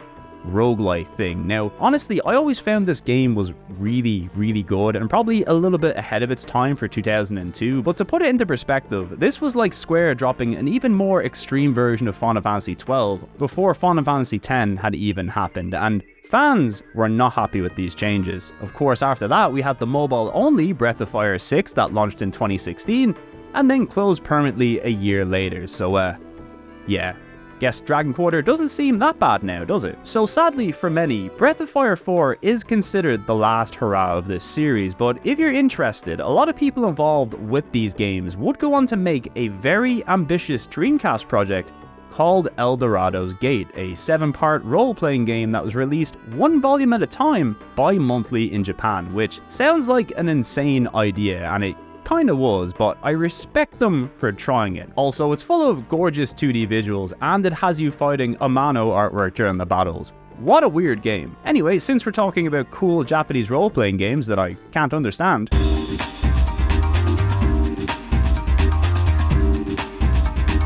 next up, we have a fun little entry called Suzu Monogatari, which made its way to the PlayStation exclusively in Japan in the summer of 2000. Towards the end years of the PlayStation's lifecycle, Capcom would release a number of smaller, more experimental games that were sadly mostly limited to Japan. One did manage to make it out over here, but we'll get to that in time. For now, here's the first of these games, Suzu Monogatari, a card battling role-playing game where you play as a little god who has to collect bells that have fallen to Earth, or at least that's the basic gist of things. It's both quite obscure and full of Japanese text, so I'm working with what I can here. Now sadly, while I'd say the language barrier does kind of prevent people from getting into this game, since it's very text heavy, there is still quite a lot to like in this thing, namely the environments and character sprites. Now I know this isn't the most flashy or detailed 2D game that we've seen, especially right after Breath of Fire 4, but there's something really nice about how full of life these environments are. Like, there's so many characters just bumbling around going about their day that it's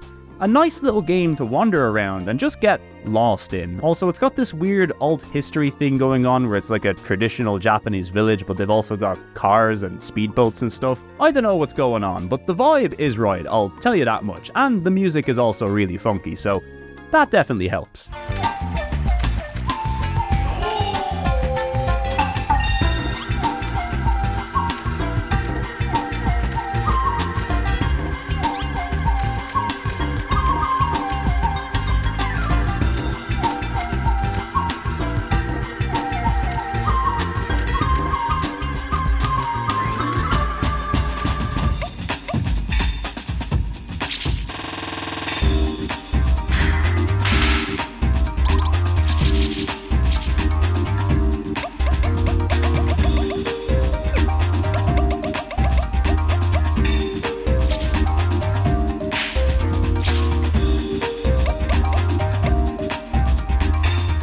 As for the card battles, thankfully they're quite simple to grasp, although I think one of the negatives of this game is how simple it all is, but I guess that's kind of the point really. The card battles here revolve around a rock, paper, scissors element system where fire beats grass, grass beats water, and water beats fire, and since you can see your opponent's elements but not the strength of their cards, you kind of have to try predict what move they're gonna play. I mean, you don't want to go all in on a high level snake just to have it be beaten by a level 1 snake of a stronger element. Of course you don't, it's all mind games, baby. It is fun for what it is, and there is some slight deck customization with items and buffs, but it's certainly a lot more simple and traditional compared to your Pokemons and your Yu-Gi-Ohs, although the music does slap pretty hard during the battles, so you gotta give them that. All in all, this is a cute little Japanese curio from Capcom with some lovely visuals, great music, and a whole bunch of cute cats and dogs, and even a tiny frog. Shame it's locked behind the language barrier, but hey, what are you gonna do? Well, I guess you could learn Japanese, but yeah. Hey look, dinosaurs!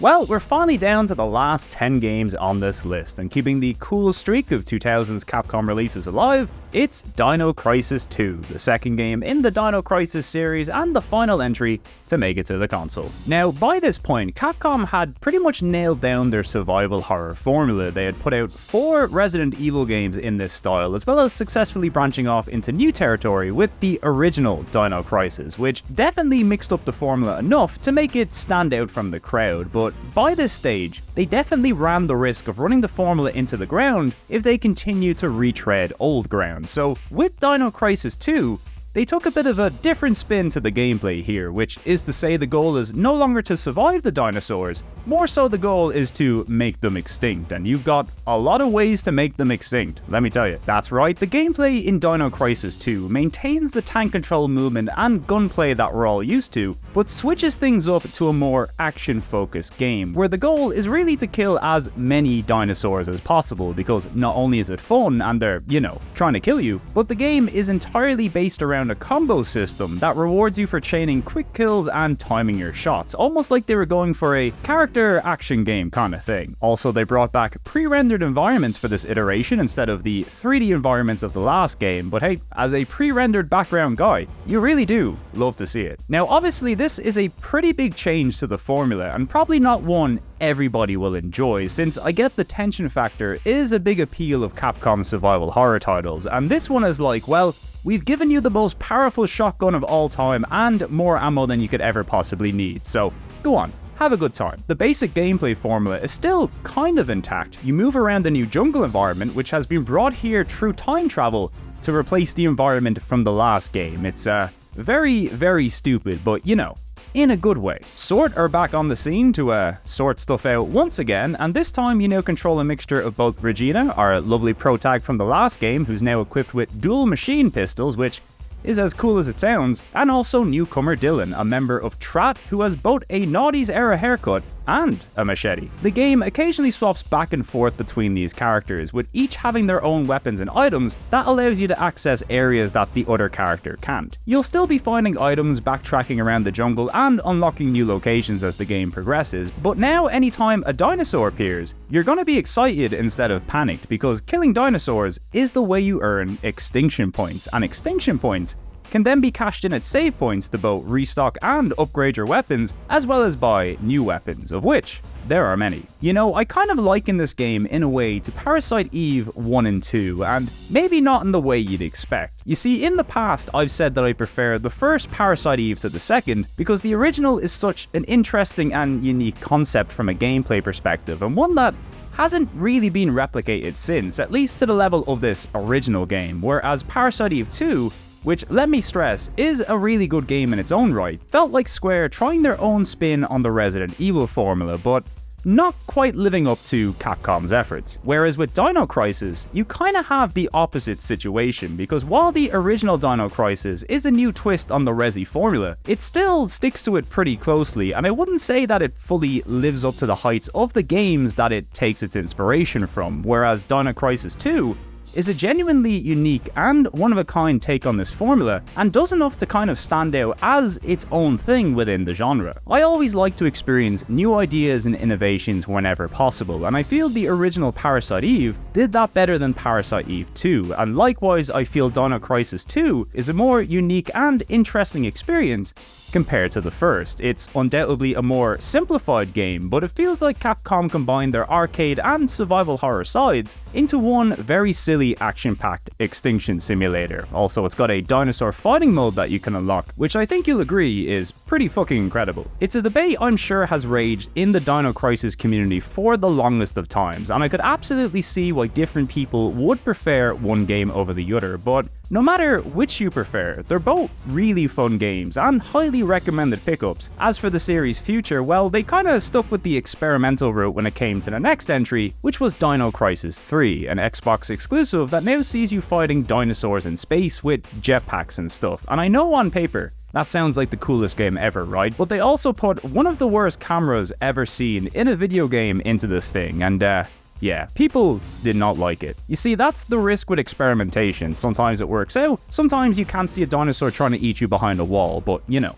in space. And yeah, since then, Dino Crisis has kind of been in limbo, I guess, and while the series was a very big seller for its time, Capcom have mostly been radio silent on Dino Crisis for nearly 2 decades now, and while there's been a very recent upswell of vocal fan support for this series, one that Capcom has finally taken notice of, I still can't see it making a return anytime soon, even as much as I think a Resident Evil style remake of the first game would be an absolute blockbuster hit. I mean, people really like dinosaurs, and Capcom knows that too. I mean, they made Exo Primal for Christ's sake. That game is legit pretty fun, by the way, but they had to know they were going to piss off Dino Crisis fans when they made a different dinosaur game and also put a redhead in it. I mean, that just felt personal. But look, whether or not Regina ever makes a return, we still got a pretty good run out of the series, and whether you're a survival horror fan, appreciate some arcade action, or just really hate dinosaurs, you can't go wrong with this series, although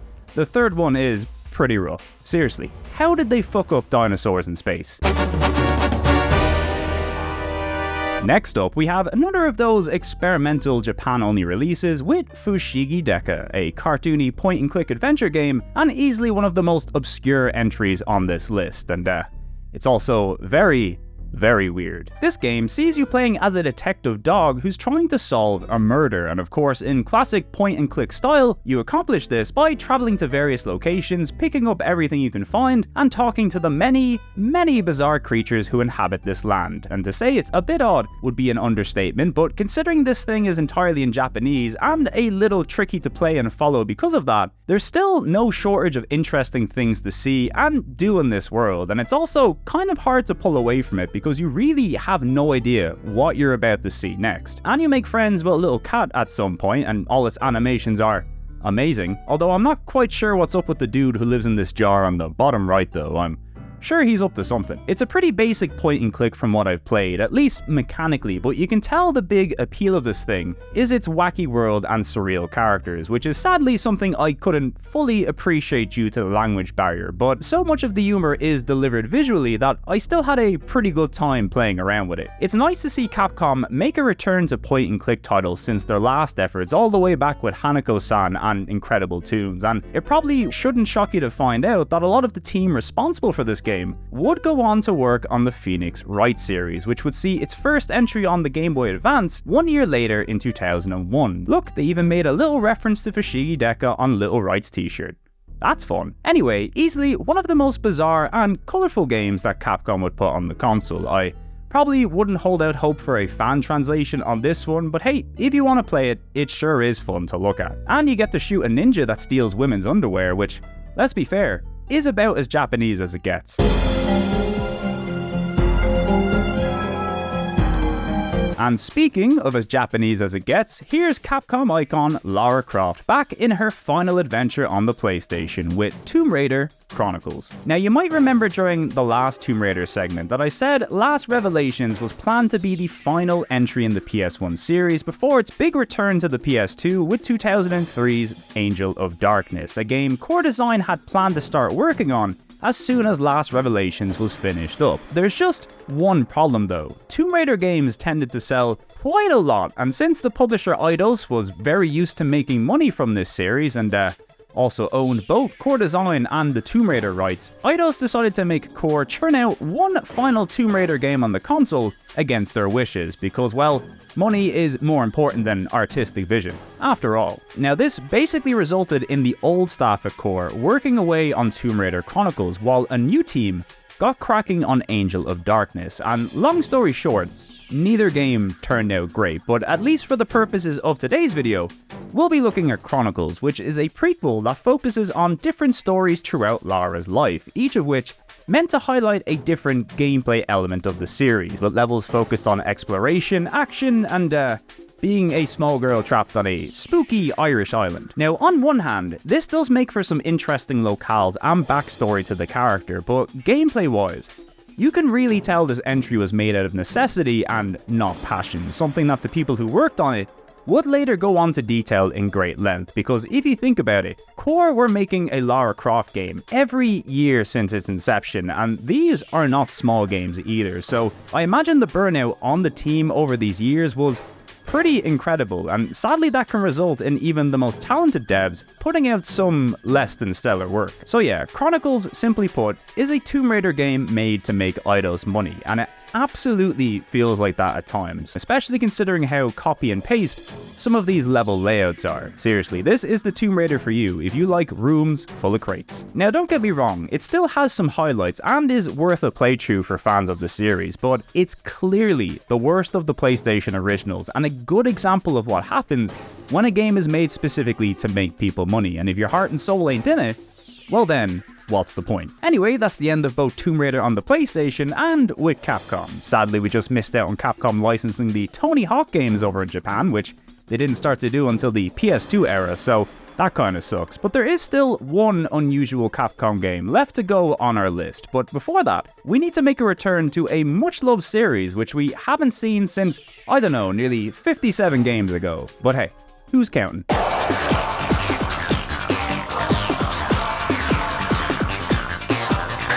That's right, nearly 4 years after the previous entry, which at the time felt like a century in Mega Man years, it's Mega Man X5, the long-awaited follow-up to X4, and another one of my favourites in the series, because once again Zero is here, and playing as him fucking rules. Although X is pretty cool too, to be fair. They even give him fun armor from the very start in this game, so that's pretty nice. Now, even though I say this is one of my favorites in the series, I recall when playing this entry for the first time that you could tell the budget for these things wasn't quite what it used to be, which is to say fancy features we've seen in the previous side-scrolling Mega Man games like fully animated cutscenes and voice acting, well, that stuff was gone. But on top of that, the quality of the 2D elements and sprites has also taken a bit of a hit here. Well, not so much the sprites themselves, which still look incredible as you'd expect, but a lot of the enemies and stage elements in this game now use a kind of computer-generated pre-rendered style, which is a style admittedly I'm quite fond of, but it certainly doesn't hold up as well compared to some of the stuff we've seen in Mega Man 8 and X4. Now obviously these changes are made both to reduce costs and to speed up development time, and in a lot of cases it's very likely that these games wouldn't even exist if these cost-cutting measures weren't implemented, but in this entry, and more specifically the next entry, well, you could definitely tell something was up. Now luckily, when it comes to the gameplay, everything is still as fast-paced and satisfying as ever, and some of the new level gimmicks in this one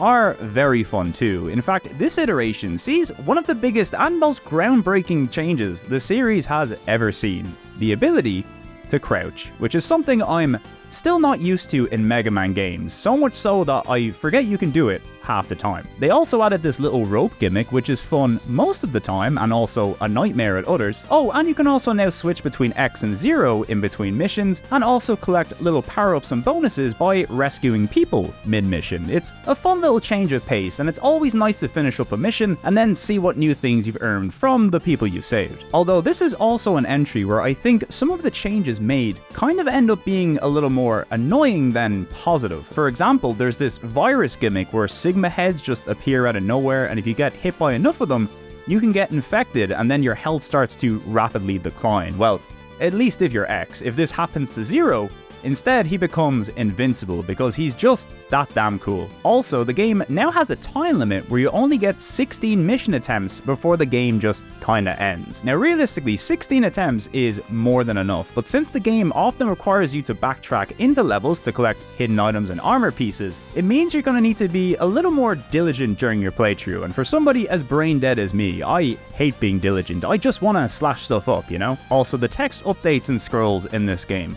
might be the worst in the entire series. I'm sorry, Alia, but this is the 7th time you've stopped me in this level to tell me my ass is popping. I'm well aware by now. All in all, while it's got some flaws, I don't think they really take away from the experience too much, and when this game is at its best, it's some of the very best Mega Man action you can find. Also, this is the one where the North American localization has all the Mavericks named after Guns N' Roses characters, and the soundtrack is goated. It might even be the best one of all the X games, and considering the quality levels this series is known for on the music front, that's really saying something.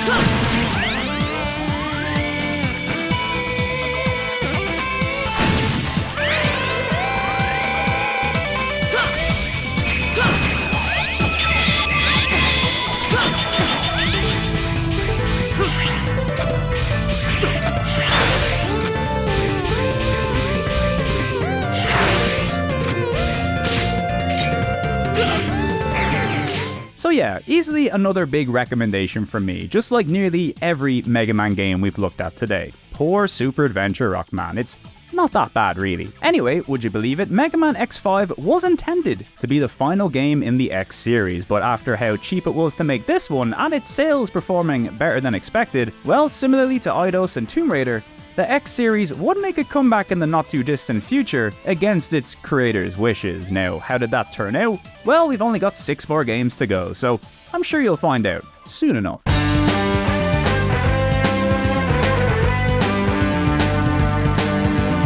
Well, it's finally here, both the final game of the year 2000 and the last of our weird games that Capcom only published in Japan, and it's none other than Ultimate Fighting Championship, aka the very first UFC game. Now, if you've watched the Squaresoft version of this video, there was a part in there that alluded to Capcom being the publisher of UFC games over in Japan, which they did for quite some time, and honestly, when you consider how big the market for mixed martial arts is over in Japan, which is to say it's fucking ginormous, well, it was actually a pretty smart bet from Capcom to get in on some UFC action. Now, this first entry is a pretty interesting game. Essentially, it was developed primarily for the Dreamcast by a Japanese company called Anchor Entertainment, who would also go on to develop the Raw games over on Xbox, and nowadays are a renewable energy company.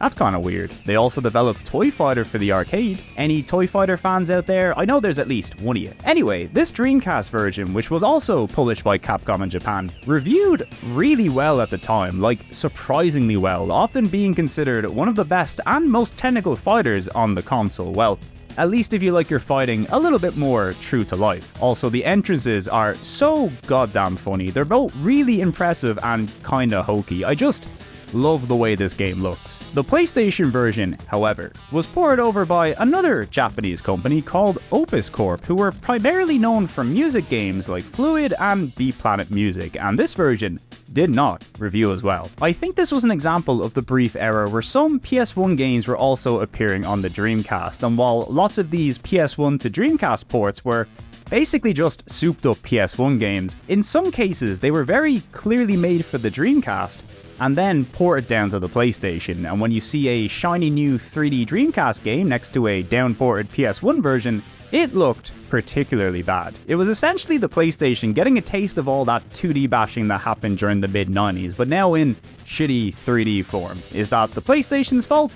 Nah, gamers are just fickle, man. Always have been, always will be. So how does the PS1 version of UFC hold up all these years later? Well, Honestly, better than expected, but it is still a severe downgrade from the Dreamcast version. The core combat is still the same, which is probably the most important part. It's a rather simple mix of punches and kicks with a bunch of grapples and movement related counters to play around with. It's certainly not as fleshed out as a modern UFC game, but for the time, there was really little else like it on the market, although the big change in the PS1 version is the move to a simpler 2D plane of movement over the Dreamcast version's full 3D movement, which does kinda suck if you're comparing the two, but nowadays, it at least gives this version a unique trait to make it stand out from the superior Dreamcast release, and the graphics, while not exactly terrible for the PS1, aren't the best either. It's pretty much what you'd expect from a mid to low tier licensed sports game of the era, which is to say it's serviceable, but not all that exciting. Still though, if you take the PS1 version for what it is, it's one of the more unique and technical fighters on the console, and it's got a decent amount of content and some iconic licensed fighters too. I mean, you should have seen the pop when Tito Ortiz showed up. It was crazy. All in all, even though there's a clearly superior Dreamcast version, which seriously, you should try, this PS1 port of UFC is still one of the most unique fighters on the console, and if you manage to stumble across it real cheap on a Japanese auction site like I did, there's certainly worse things you can pick up, or just, find the English release. I'm sure that's significantly less hassle.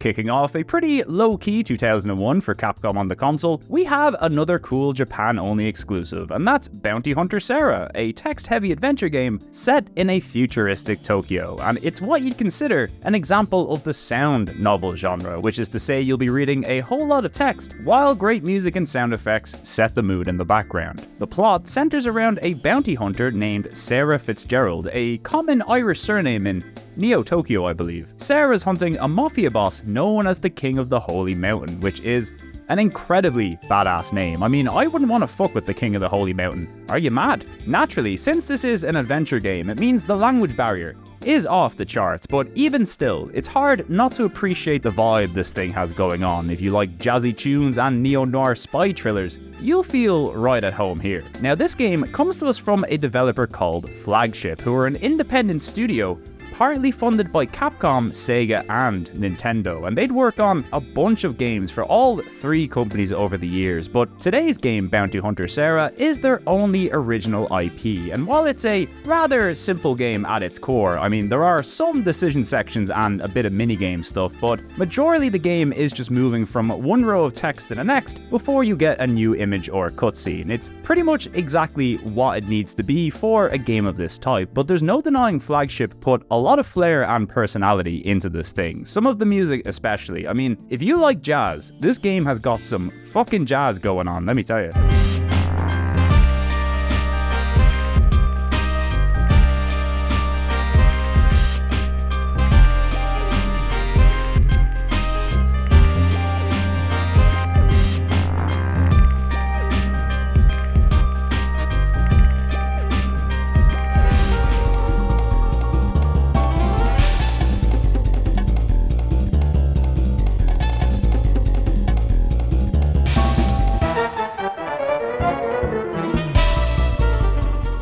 So yeah, a cool little game all things considered. It also came out on the Dreamcast, and it even got a follow-up on the PS2 called Critical Bullet 7 Target, which, from what I can tell, is more of the same. But hey, at the very least, that probably means the music is amazing. Anyway, we've only got one more Japan exclusive left to go, and not only is it coming up right away, it might also be the coolest one we've seen yet. Mostly because it has Rainbow Mika in space.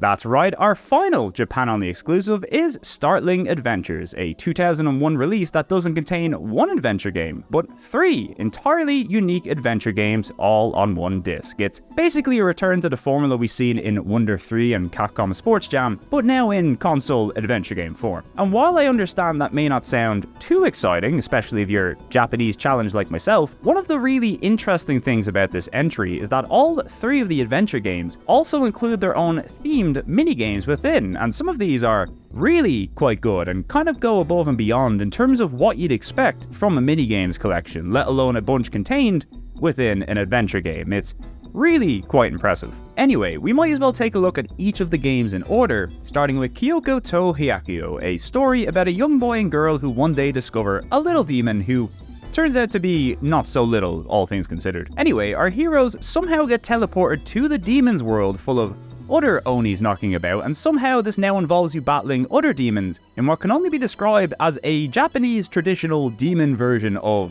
billiards, and also this board game, which sadly is not as cool, but still pretty cool. The billiards game simply requires you to pot the demon balls into the holes using the white balls. It's kind of a mixture of a timed and skilled puzzle game, and honestly, while aesthetically it's quite simple, I would easily play a whole game of this. It is really quite addictive. The board game, however, not so much, and that's really just because it's a game of chasing after your opponent by using various cards and dice to do so. There's nothing particularly wrong with it, but when you get a taste of demon billiards, you kinda just want to play that instead, you know? Anyway, the second game in this collection is called Princess Knights, which takes place in a fictional version of what looks like Europe during World War II, only it's a little more Japanese flavored. Basically, what I'm trying to say is that this is Proto-Valkyria Chronicles, which is really cool. The plot follows the princess of a small nation and the soldiers who have pledged their lives to protect it. And how do you protect it? Well, I certainly wasn't expecting Capcom to pump out a little RTS hidden within an adventure game, but hey,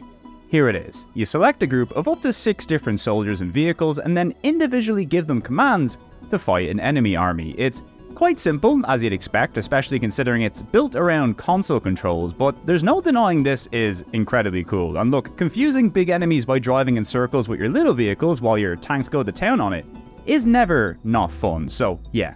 2 big thumbs up from me. As for the final entry, this one is by far the most fleshed out of the 3 stories, and that's Space Rescue Joe, which follows our hero Joe as he rescues stuff in space. It's very cute. This one is actually split into a number of smaller stories, each with their own plotline and minigames to play. It's definitely the most lighthearted of the collections, and it even has a sub-story that sees you going to wrestling school with Rainbow Mika. And look, the inclusion of Rainbow Mika in anything is a huge plus. A lot of the minigames here are definitely a bit more minigamey and less fleshed out than what we've seen in the previous entries, but there's certainly a lot to play around with here, and they're also pretty fun too, so it's a win-win. On the whole, Startling Adventures is a collection of 3 really pretty adventure games, each with unique stories, characters, art styles, and minigames, all contained within one disc. And even though this is still very much a product of Capcom's lower budget experimental phase, this is easily one of the most inventive titles they put out on the console. Shame about the language barrier, of course, but even still, you gotta admire the ambition. Anyway, we're on to the home stretch now, with only 3 games left to go, and the next title is another rather experimental entry, but one that thankfully did manage to make it out everywhere in the world, and despite what the name says, I assure you, this is not a One Piece game. That's right, it's One Piece Mansion, a 2001 release for the console, and a game I had just assumed for the longest time was related to the other One Piece series for obvious reasons. But no, this isn't some weird Capcom pirate offshoot. I'm looking at you, Zack and Wiki. Instead, it's a puzzle game about managing apartment blocks and keeping residents happy. You also get to banish crime lords.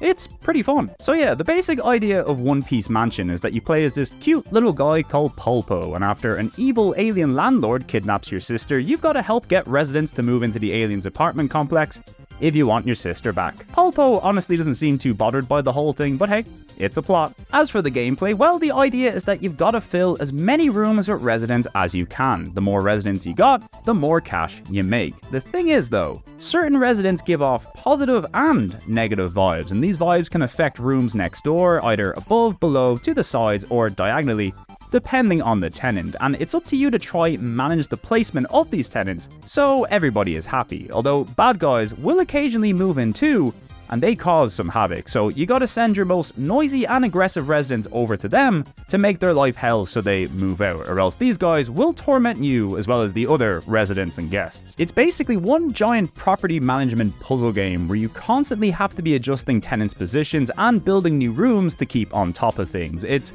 a little overwhelming at first, but once you get it down, it's a really interesting and unique little puzzler. As for modes, you've got a story mode with cutscenes and some smaller challenge levels with individual goals to meet, which is a great way of learning the game, but if you prefer, there's also an endless mode, which I'd imagine gets out of hand pretty quickly. Throw in some fun character designs, a cool aesthetic running throughout the entire thing, and some fun music, and yeah, I think One Piece Mansion is a cool little curio both in the PlayStation and Capcom library of releases. Interestingly, this would also be the final game on the console that would be led up by Hideaki Itsuno, and the reason I've brought this guy up a bunch during this video is because Capcom naturally have a lot of high-profile staff members, but one of the things this company is also famous for is losing its high-profile staff members. Like, the amount of influential game creators who would make their name at Capcom and then leave to form their own companies is insane. I mean, the amount of Capcom DNA in the Japanese video game scene is staggering at this point, but when researching for this video, Itsuno not only stood out to me because it's a name I don't really hear about as often, but when I looked at the games this guy directed and was responsible for overseeing, it was a list of banger after banger. Now keep in mind, Itsuno joined as a novice to the industry, started work on Street Fighter Alpha, and then impressed people so much that he basically led Capcom's 3D gaming division during the 90s, directing not only Star Gladiator and Rival Schools, but also being responsible for the Power Stone games. Would then go on to direct One Piece Mansion here, then Capcom vs SNK 2, then Auto fucking Modelista, and then would take over the Devil May Cry series from the second entry, and was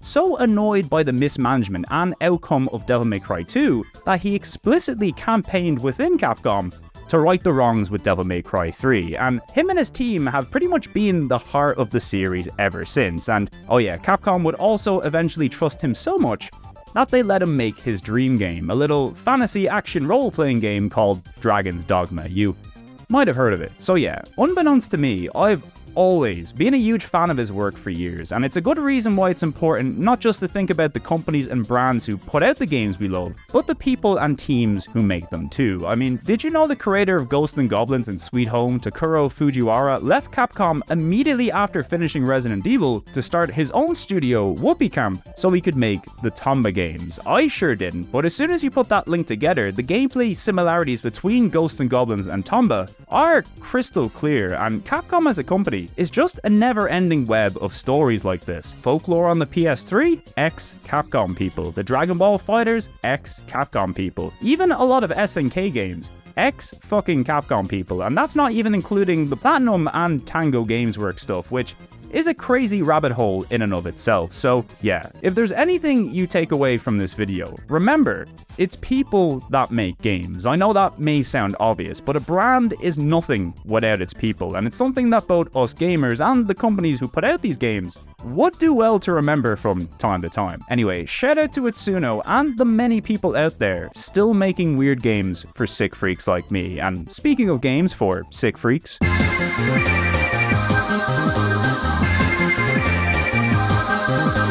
well, here it is, our final game of 2001, and it's also the final Mega Man to make it to the console, Mega Man X6, the follow-up to last year's X5, a game that, if you recall, was supposed to be the final entry in the series, but since it sold quite well and was easy enough to put together, we got another one, and this one right here, easily the worst of the 2D X games, and I don't think that's a controversial statement to make. I mean, the game certainly has a lot of high points in terms of story, presentation, and gameplay, which look, at its core is still a 2D Mega Man game, and when it's rocking pretty damn hard. But this entry adds some of the most annoying gimmicks ever seen in a game that, while kinda cool on paper, just serve to detract and distract at almost every opportunity. So long story short, the virus from the previous game has gotten stronger and mutated into something called the Nightmare virus after it combined with Zero's DNA. Now, I know that sounds mental, but it's actually quite straightforward for an X game. Anyway, this virus can alter reality around you, and it can manifest itself in two ways. Sometimes you'll experience nightmare versions of levels which have more enemies and new hazards added in, and the most common occurrence are these little virus enemies that pop up out of nowhere in every single level at an almost constant rate, and also at the worst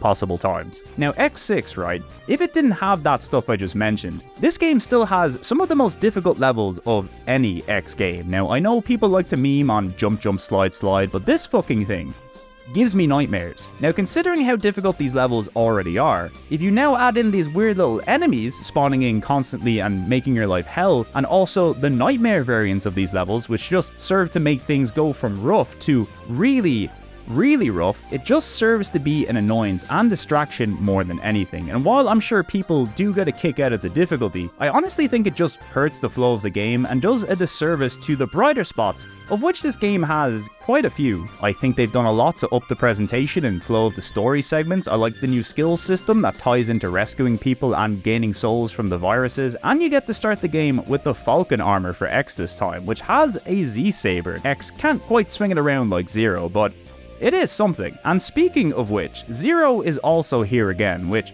we love to see, although you gotta unlock them in-game this time, and they'll make you work for it too. I'm also quite fond of the presentation in this entry as well. Now, the game does continue with the 3D rendered elements of X5, but there's a cool cyber vibe prevalent throughout this entry, which I think helps it stand out from others in the series. Also, the music, once again, some of the best in the entire series. They were really cooking with the music during X5 and X6, and I know the music from the first X especially is really iconic, but I think they just nailed the vibes of the series with these later PlayStation entries. It's just so good.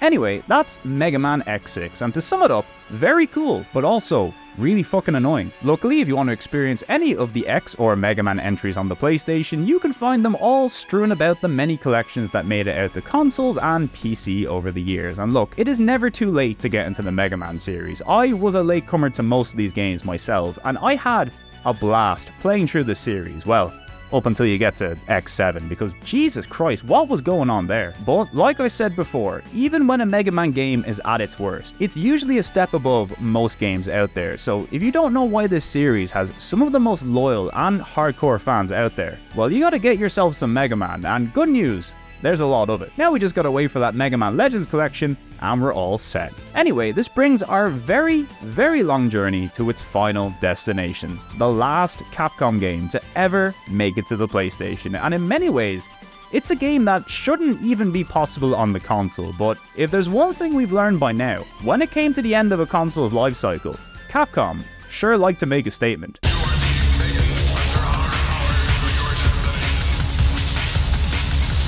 The 80th and final game on our list is, of course, Capcom vs SNK Millennium Fight 2000 Pro, which, despite the year 2000 in its name, made it to the PlayStation in April of the year 2002. And look, what better way to close out this episode with one of, if not the biggest crossovers in fighting game history. Capcom and SNK, the undisputed kings of 2D fighting games, together at last in one big, beautiful 2D bonanza, and we abso-fucking-lutely love to see it. Now, there's a lot of interesting things to talk about when it comes to this game, one of which is, of course, SNK, a company I've mentioned briefly throughout the video, but probably not enough considering their storied history with Capcom, not only in terms of their arcade rivalry, but the staff links between them as well. I mean, their run during the 90s is one of the all-time greats, just banger after banger after banger in almost every genre they tried, and realistically, these guys were the only company who were keeping Capcom on their toes in the 2D fighting world, so naturally, if there was ever a dream crossover you'd want to see in fighting games, it was Capcom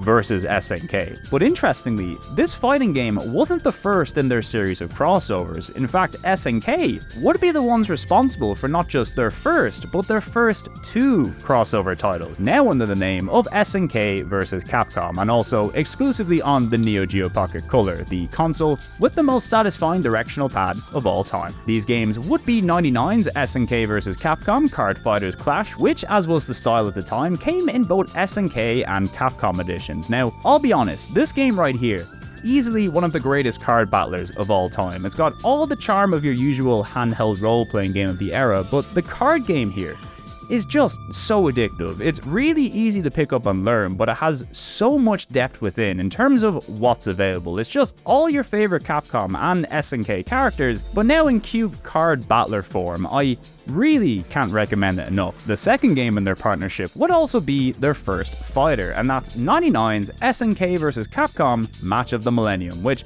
honestly is another really good game. Like, for a 2-button handheld fighting game on a console the power of the Neo Geo Pocket Color, this is way better than you'd expect it to be. And also keep in mind, at the time, this was the first taste anybody had of an SNK vs Capcom fighter, so it was a big deal, but you know, on a little console. Anyway, Capcom and SNK would continue to collab with more games on the Neo Geo Pocket Color, and good news, most of these games are also available to play nowadays via the Pocket Color Collections Volume 1 and Volume 2. 2 is the one that has Card Fighters Clash, by the way, and seriously, you should try it. So yeah, now that we know Capcom and SNK were in cahoots a little while before this game, here's the third entry in the SNK vs Capcom series, or now Capcom vs SNK series, since this is the first one that Capcom made, Millennium Fight 2000. Now, this game wasn't the first 2D fighter to be built using Sega's Naomi hardware. I believe that was Marvel vs Capcom 2, but that game notably blended a mixture of 2D and 3D backgrounds, whereas Capcom vs SNK aimed for a more traditional 2D look across both its characters and backgrounds, and it's a real showpiece for how good the hardware was at doing 2D. I mean, you could probably already tell thanks to the Street Fighter 3 ports, but seeing a game that's actually built with the hardware in mind, it is beautiful, easily one of the nicest looking 2D fighters of its generation. Now, the first iteration of this game came to both arcades and the Dreamcast as a console exclusive worldwide, which, you know, considering the Naomi connection, was a no-brainer and realistically a huge exclusive for the console. Although, in 2001, both the arcades and Dreamcast would see an update to this game called Millennium Fight 2000 Pro, which added new moves and modes, as well as Dan and Joe to the roster. Now, this version did also come to the Dreamcast, but exclusively in Japan. However, 1 year later, Millennium Fight 2000 Pro would see its one and only international release, with a port to the original PlayStation. Now, I know what you're thinking. The original PlayStation, kind of notorious for having a hard time with 2D Capcom fighters, and we're talking about fighters built on arcade hardware from the early 90s. Capcom vs SNK, however, was a Naomi game, and a good-looking Naomi game at that, being ported over to the PlayStation. I mean, you'd think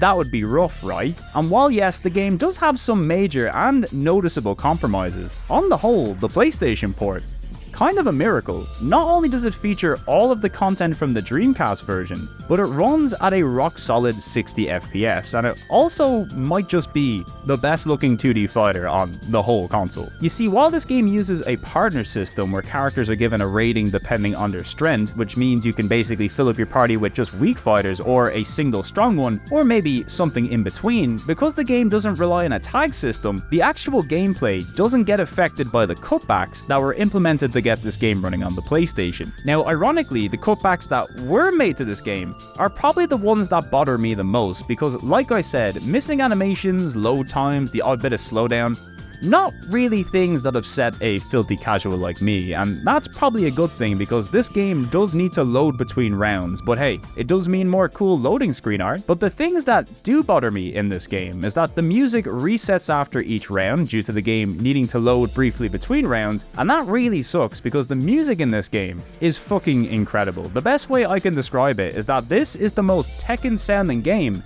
Capcom has ever put out, which is ironic considering this is a Capcom vs SNK game, but seriously, the music here is just so good. Probably my favorite of any fighter we've looked at today. Round 1, fight.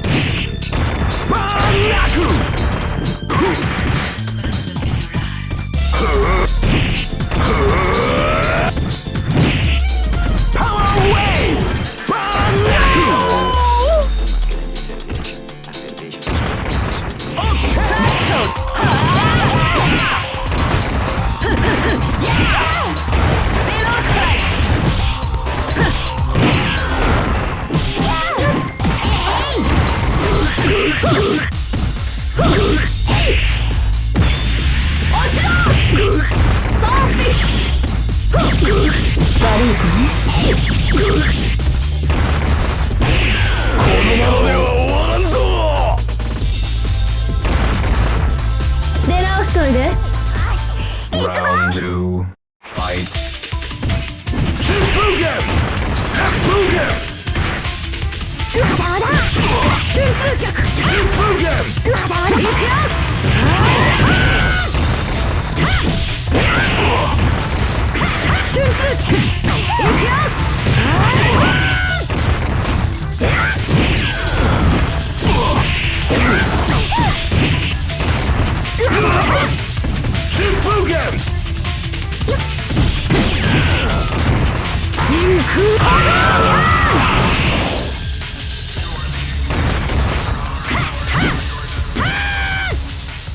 Although, the biggest downgrade in this version, at least in my opinion, is the removal of the iconic stage openings. You see, in the arcade and Dreamcast release, every fight starts with this little cutscene that introduces the stage, and these are so goddamn good. Not only are they really cool visually, but in terms of setting the mood, it's one of the coolest additions I've seen in any fighter, and it makes every battle feel like a big deal.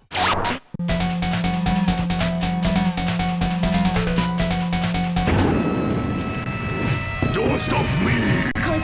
Round 1, fight. See? That's pretty cool, right? Well, sadly the PS1 version does not have these at all, because I think there is a legitimate risk of the console exploding if any of these played on screen. So yeah, the two things that bother me impact the gameplay in no way whatsoever, but since presentation and music is such an important part of why I personally play video games, this stuff is a bigger deal to me than, say, the integrity of the gameplay and animations. And you can say that's crazy, but like, it just goes to show different people out there, they value different things in their games, you know? But seriously though, ignoring all my silly issues, this port as a whole really is quite incredible. I mean, you can tell they were struggling to make it work, and the presentation and clarity of the menus and icons sure do take a hit, but the fact they got this working as well as it does on a piece of hardware from 1994 is absolutely incredible, and in my opinion, makes it one of the most impressive ports on the entire console. It's basically the PlayStation's version of Alpha 2 on the Super Nintendo, and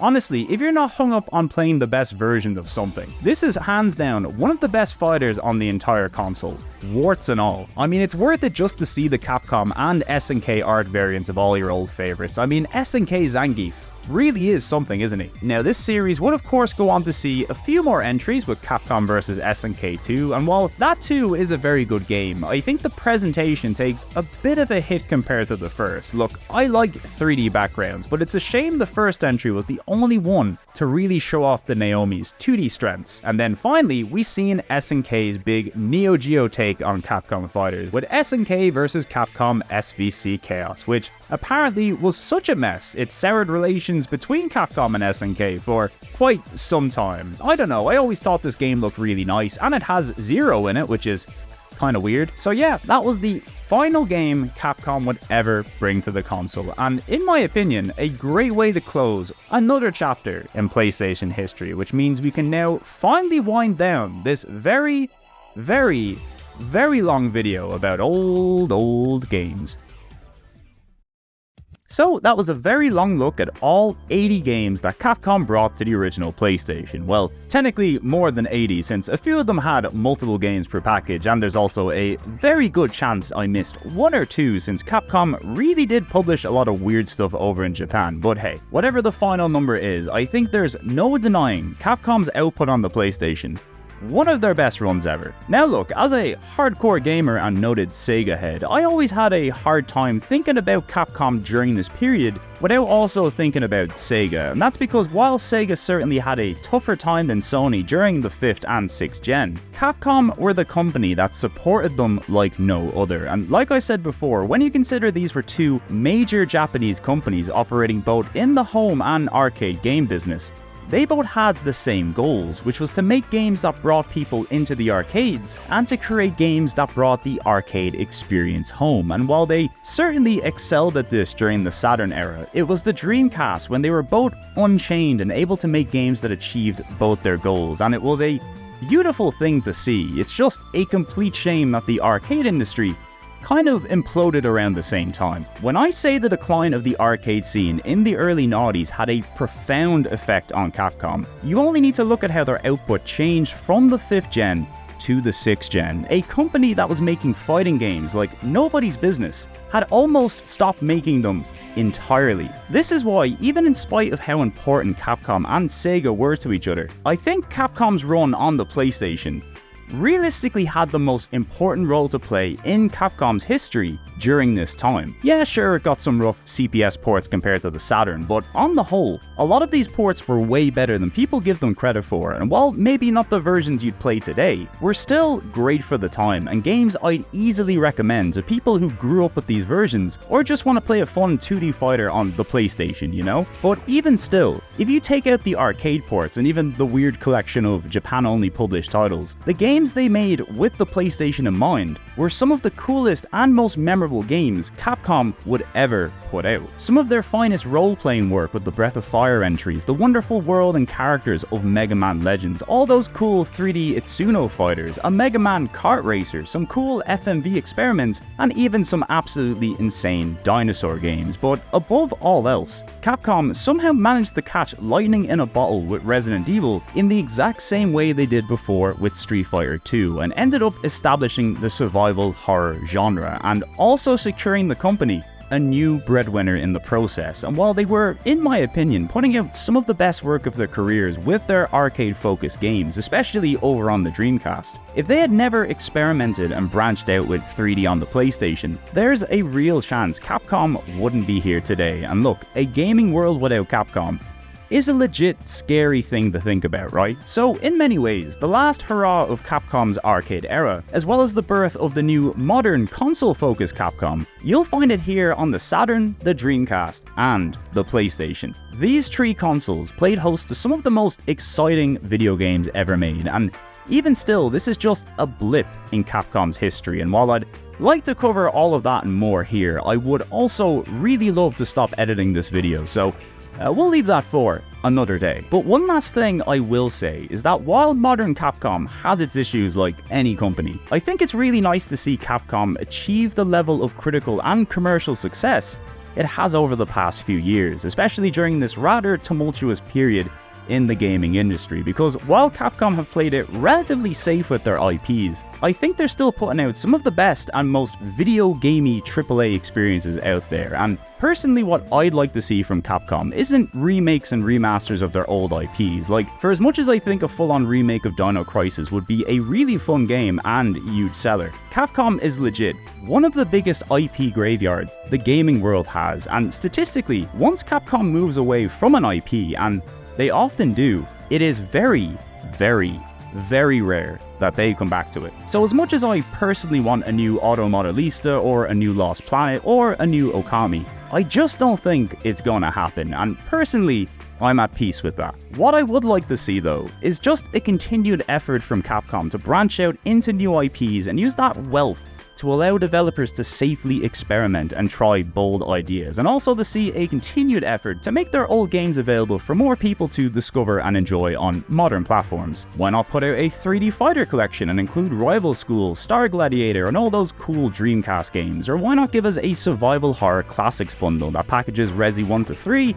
and the first 2 Dino Crisis games? I mean, it's crazy those original titles don't have a modern port, right? Well, cool new GOG releases withstanding. Why not a Breath of Fire collection? Or come on, even a Mega Man Legends collection? Like, I cannot stress enough how much this game's fanbase has grown over the years. Like, if you want to test the public's response for Legends 3, literally just give us the ability to pay for 3 games you've already made. I mean, that sounds like good business sense to me. Although that being said, of all of the Capcom IPs out there, Mega Man is the only one I'm kind of worried for, because while this series has always been a consistent seller with a very, very loyal fanbase, it's never really been a big seller. And considering his rightful place as a true icon of the industry, Mega Man has never been a moneymaker on par with Mario, Sonic, or even Crash and Spyro. I mean, a crazy fact that I often think about is that no Mega Man game has ever sold more than Croc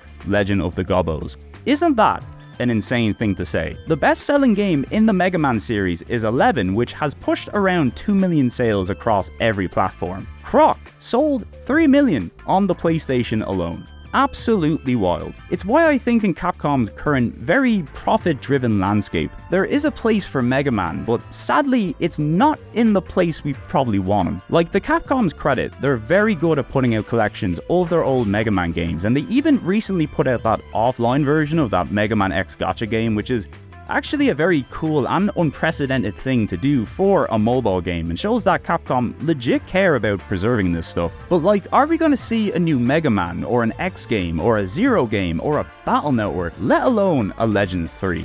I'm not so sure. I mean, I hope so, but it's not looking great. Either way, whether Capcom decides to revisit these games in the future or not, shout out to the fans keeping the memories of these games alive. The insane Mega Man community, the Breath of Fire diehards, the Dino Crisis faithful, the survival horror girlies, and the incredible fighting game community running these games at locals and tournaments and introducing new eyes to the classics. Capcom fans are some of the most dedicated in the world, and that's because Capcom is the kind of company that makes you fall in love with gaming. And if you ever wondered why so many people are clamoring to see their games return, it's because this shit makes you feel something, and once you've got the feeling, you can't help but crave more. Anyway, apologies for this rather long ramble at the end. It's just, look, not only have I been writing for a very long time, but I've also spent a few months only playing Capcom games, and that shit is like a spiritual experience. So, you know, even in spite of my questionable mental state, I sure do hope you got something out of this video, whether it was getting to rekindle some memories with an old game from your youth, or maybe discovering something new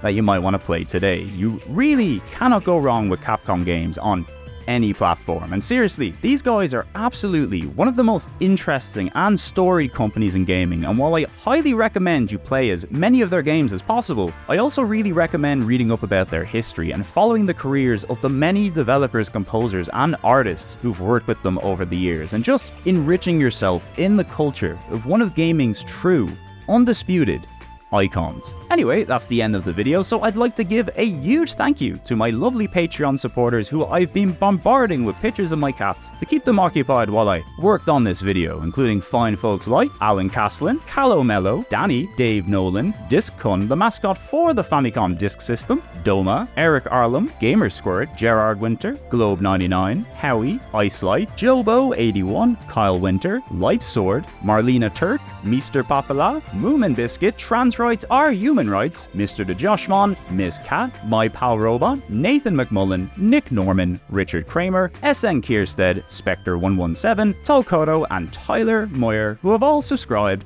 at the Fan++ tier. And as always, I'd like to give a huge thank you to you at home or wherever you are for watching the video. I appreciate you giving me a good chunk of your time, and I sure do hope you had a good time too. I'll be back real soon with some more PlayStation content, but until then, be good to yourselves, and more importantly, be good to one another. And please, for the love of God, play Mega Man Legends. Thank you, and good night.